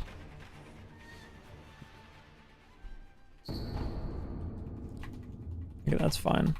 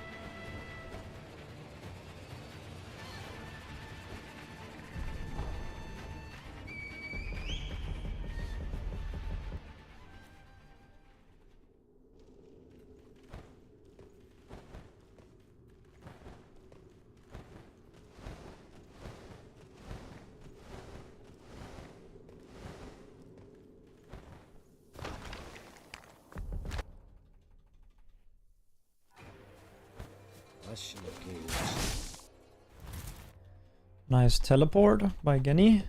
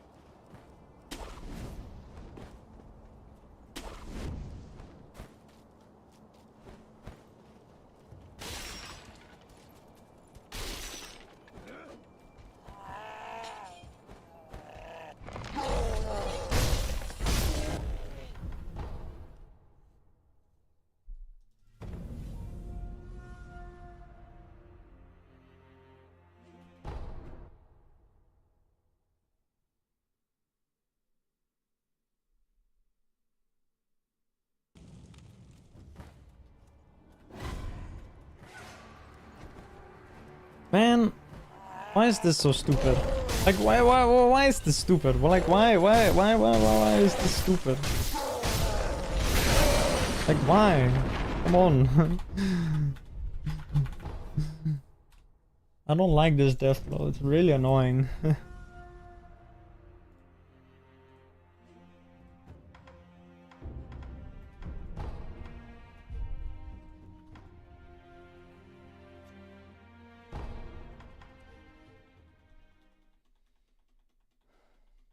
Yeah, it's unfortunately quite easy to miss, I feel like. With Gachin it's fine, but Gachin less is just, yeah, really easy to miss, I think. Even when you have done it like hundreds, or maybe even like a couple thousand, like 1,000 or 2,000 times, it's still like, yeah.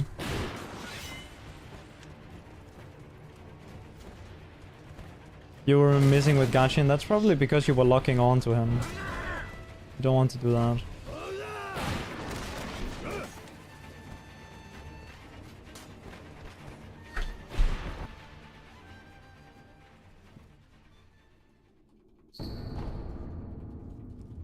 That's your secret cap?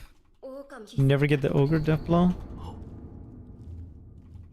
I don't know what that means. Is that your secret, like, hat? Is that what that means? Like your secret hat?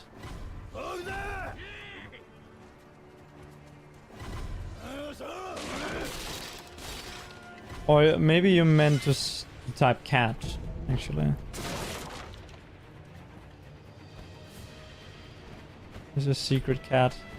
I have a secret cat as well. She's fucking stupid and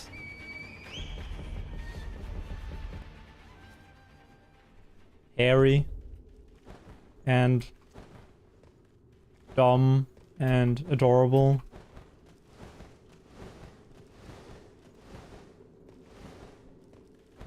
Marvel reference?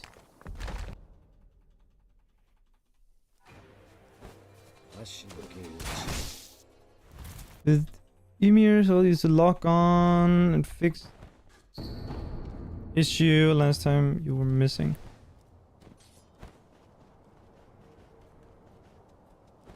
I mean, what I do, right, is like I hold forward and then I turn to the right into him, but I don't just turn like, you know, he's not,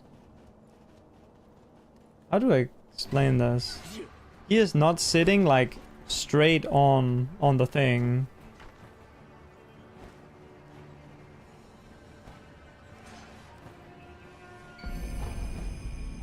So you need to like look you need to like look in the same direction as him. Almost. Don't want to look into him, you want to like kind of look the same direction as him. You'll see that I also do that on this side. I don't just look into his thing, I look almost into his knee.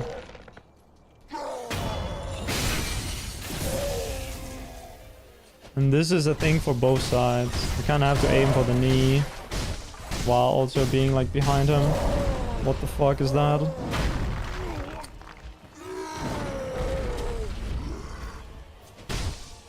But I guess lock-on can work. Also, there is a lock-on strategy for like for Gachin less. And some people really like it. It doesn't really work for me.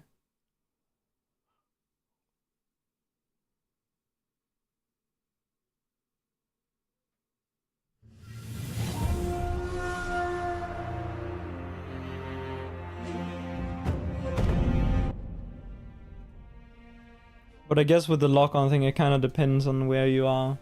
Or like, kind of depends on your gameplay, because I think you need to claw grip for that on controller, so.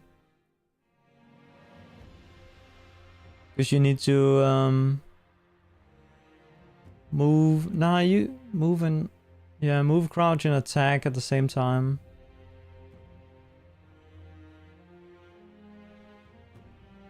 Yeah, maybe it's, yeah, I don't know.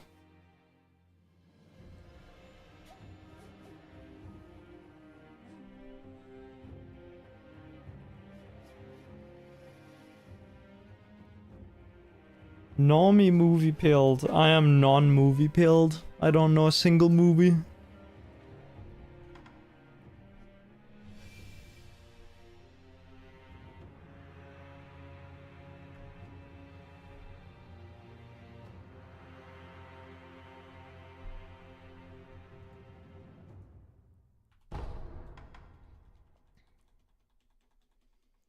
I watched an Avengers movie once.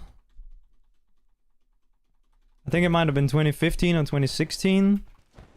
Like one where Manhattan is being invaded by like fucking Loki's monsters or whatever.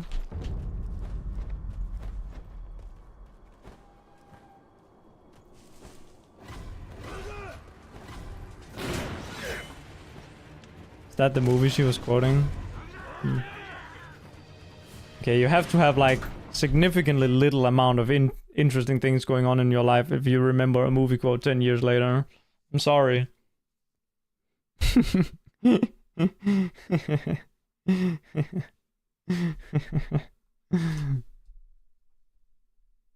It's a meme? I don't fucking believe you.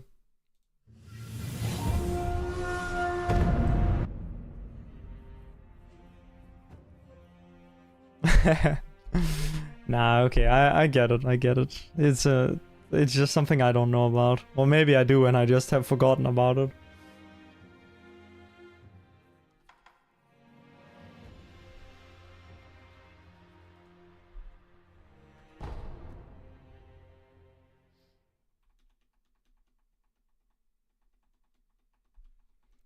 That's my secret.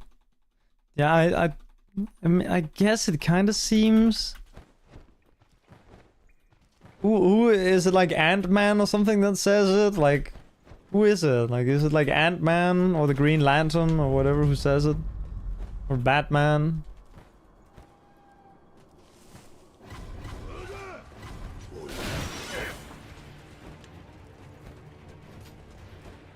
Oh, I'm always... Okay, I see. Yeah, I don't remember this at all. Honestly, I don't remember any of the lines, other than I remember Ultron was mentioned in it. The only thing I remember.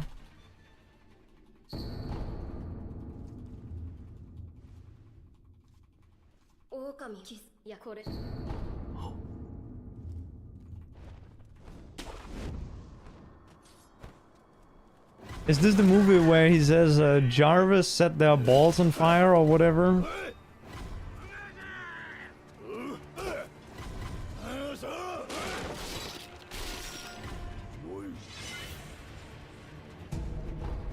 That meme?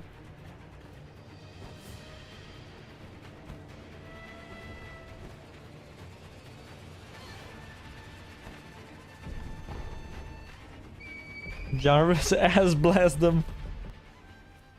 Oh, Iron Man. Yeah, that would make more sense.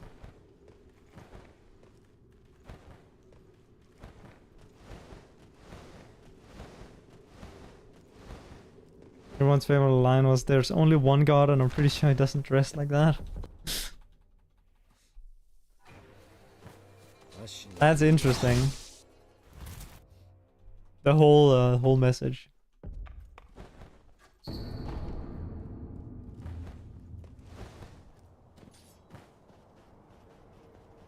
I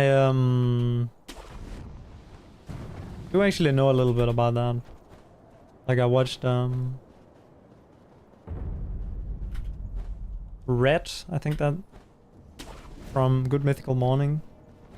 He like talked about his how he grew up with like in a religious I don't know if it was a cult exactly, but yeah.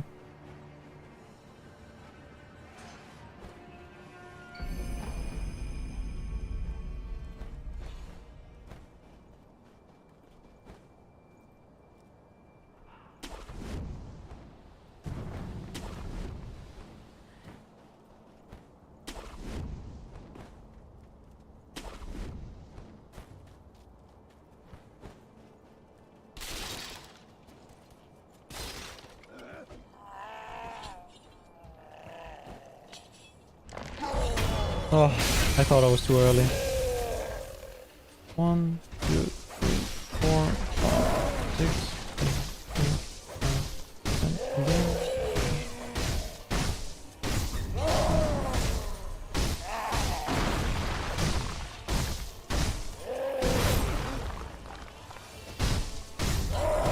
Oh! Oh man, come on, dude. Come on. That's just fucking unlucky, bro.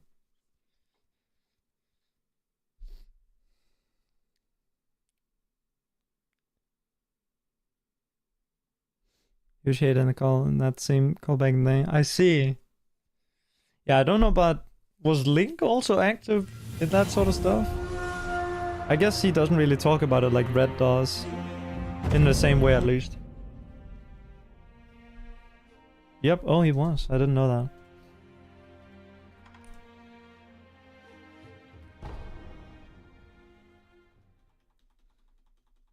Is this the Church of Latter-day Saints, by the way? Or is this something different?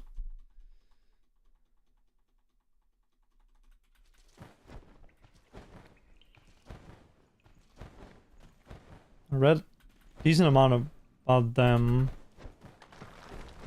Also because Alex O'Connor did some interviews with some people who had some connections and experiences in that. Oh, different church, okay. Yeah, okay. There's like a bunch of different ones. It's kind of crazy.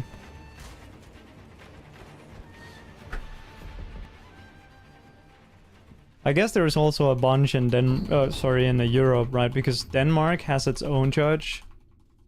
It's not like part of any like global one. It's just like Church of Denmark. And then Sweden has a Church of Sweden, and Norway has a Church of Norway, and so on, pretty much. And then all the Catholics are Catholic.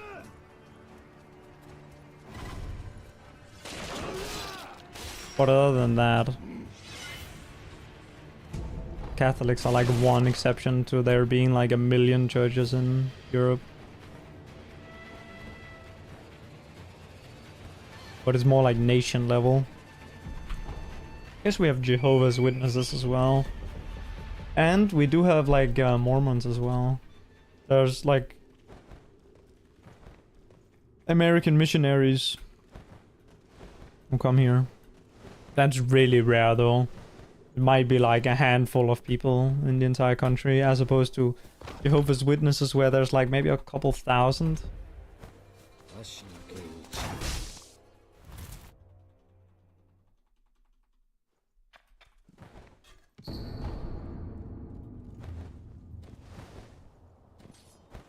Mormons in your extended family. Raised Lutheran. Was Holmes. Lincoln was fundamentalist evangelicals and Baptists. See, these two words are something that I do like connect with like America stuff or whatever.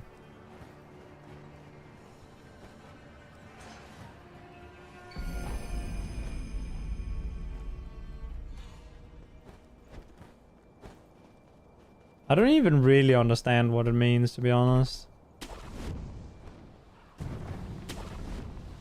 And that's probably an understatement. I don't understand shit.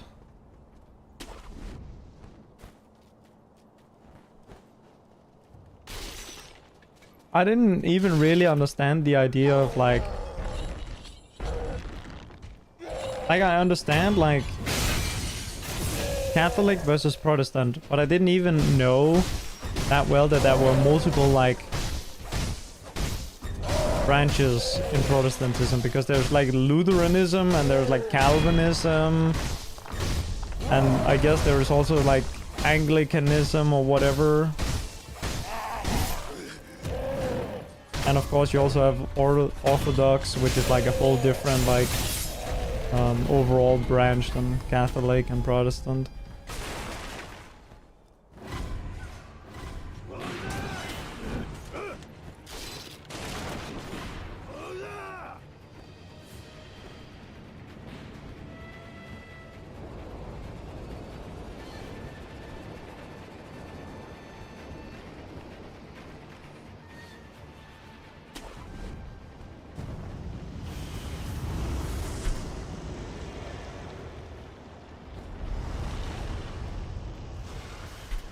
Oh. Fuck. I'm not really getting anywhere, not gonna lie. I should probably go offline.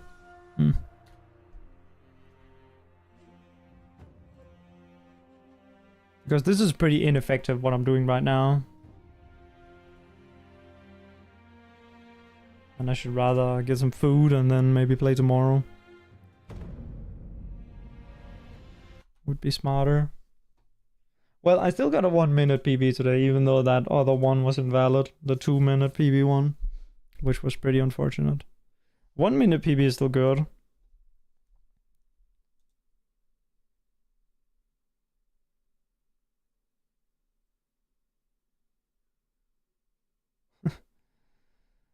MCR posting football, Sekiro memes, and the doghouse.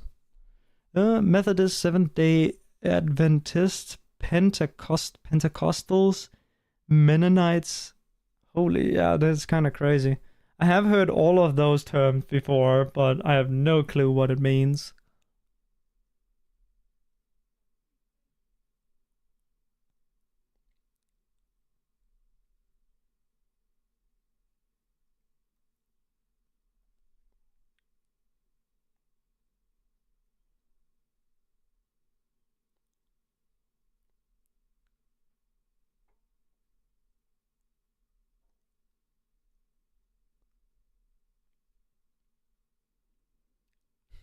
These groups could even tell you what you mean, to be honest. Yeah, I mean, even the Mormons often have a hard time explaining the Trinity thing and how that works with the one God thing.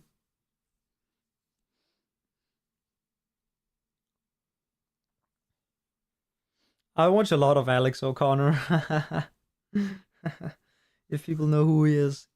He's just like a guy who talks about like philosophy and shit. Just a guy, a British chap.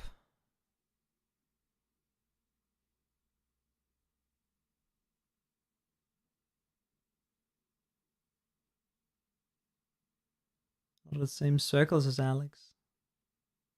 Like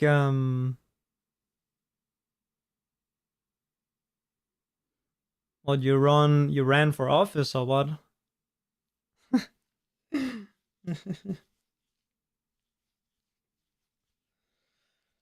I don't know if it's me being a bit tired why that sentence doesn't make sense to me, or if I don't know. I don't understand.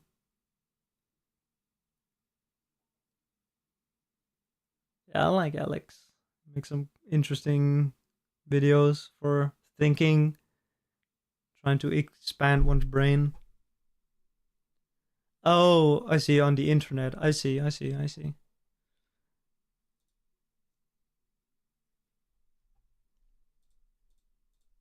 All right. I'm gonna see, is there anyone on that we could raid? There are a few people.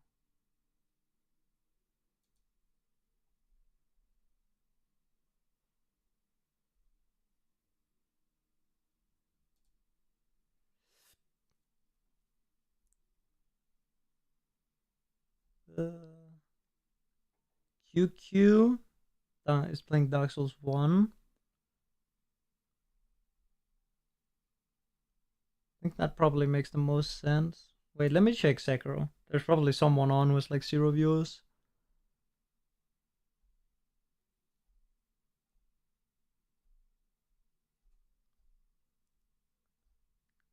There sometimes is.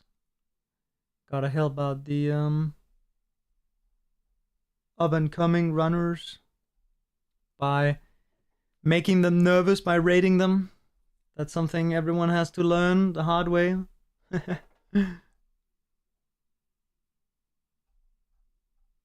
I remember being like back in the day when like Mitch would show up in my chat and I would just be not able to play at all. Fanboying, being nervous. Okay, guess we're rating QQ. QQ is doing Dark Souls 1 any percent speedruns. He there's been some like new strats found, so he lowered the record a lot, but now he's trying to lower it even further, and it's really become this like perfectionist or like chase for perfection, because there isn't that much time left. Oh, where you got your current screen name. That makes sense. That makes sense. Oh, actually, now that I'm thinking about it, there was actually a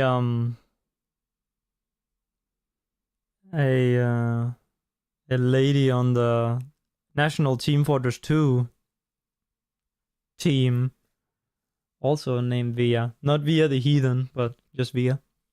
Now that I'm thinking about it. She was cool.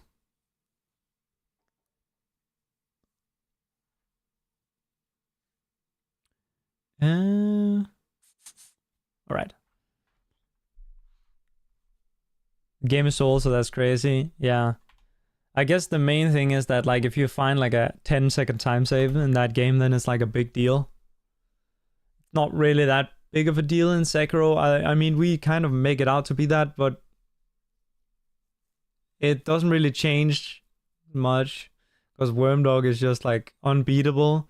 Like even if you find a new 10-second time save, it's not enough for anyone to beat Wormdog really, other than like Passy. Unfortunately, he's too good.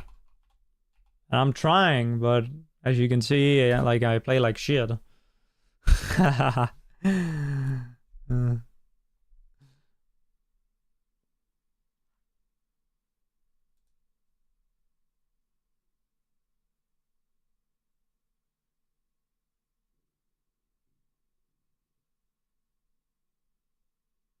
All right.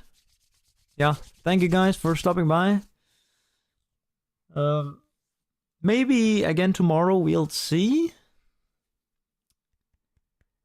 And thank you again for the raid, Cherry, and all of the viewers that came from there. I hope you had a nice time.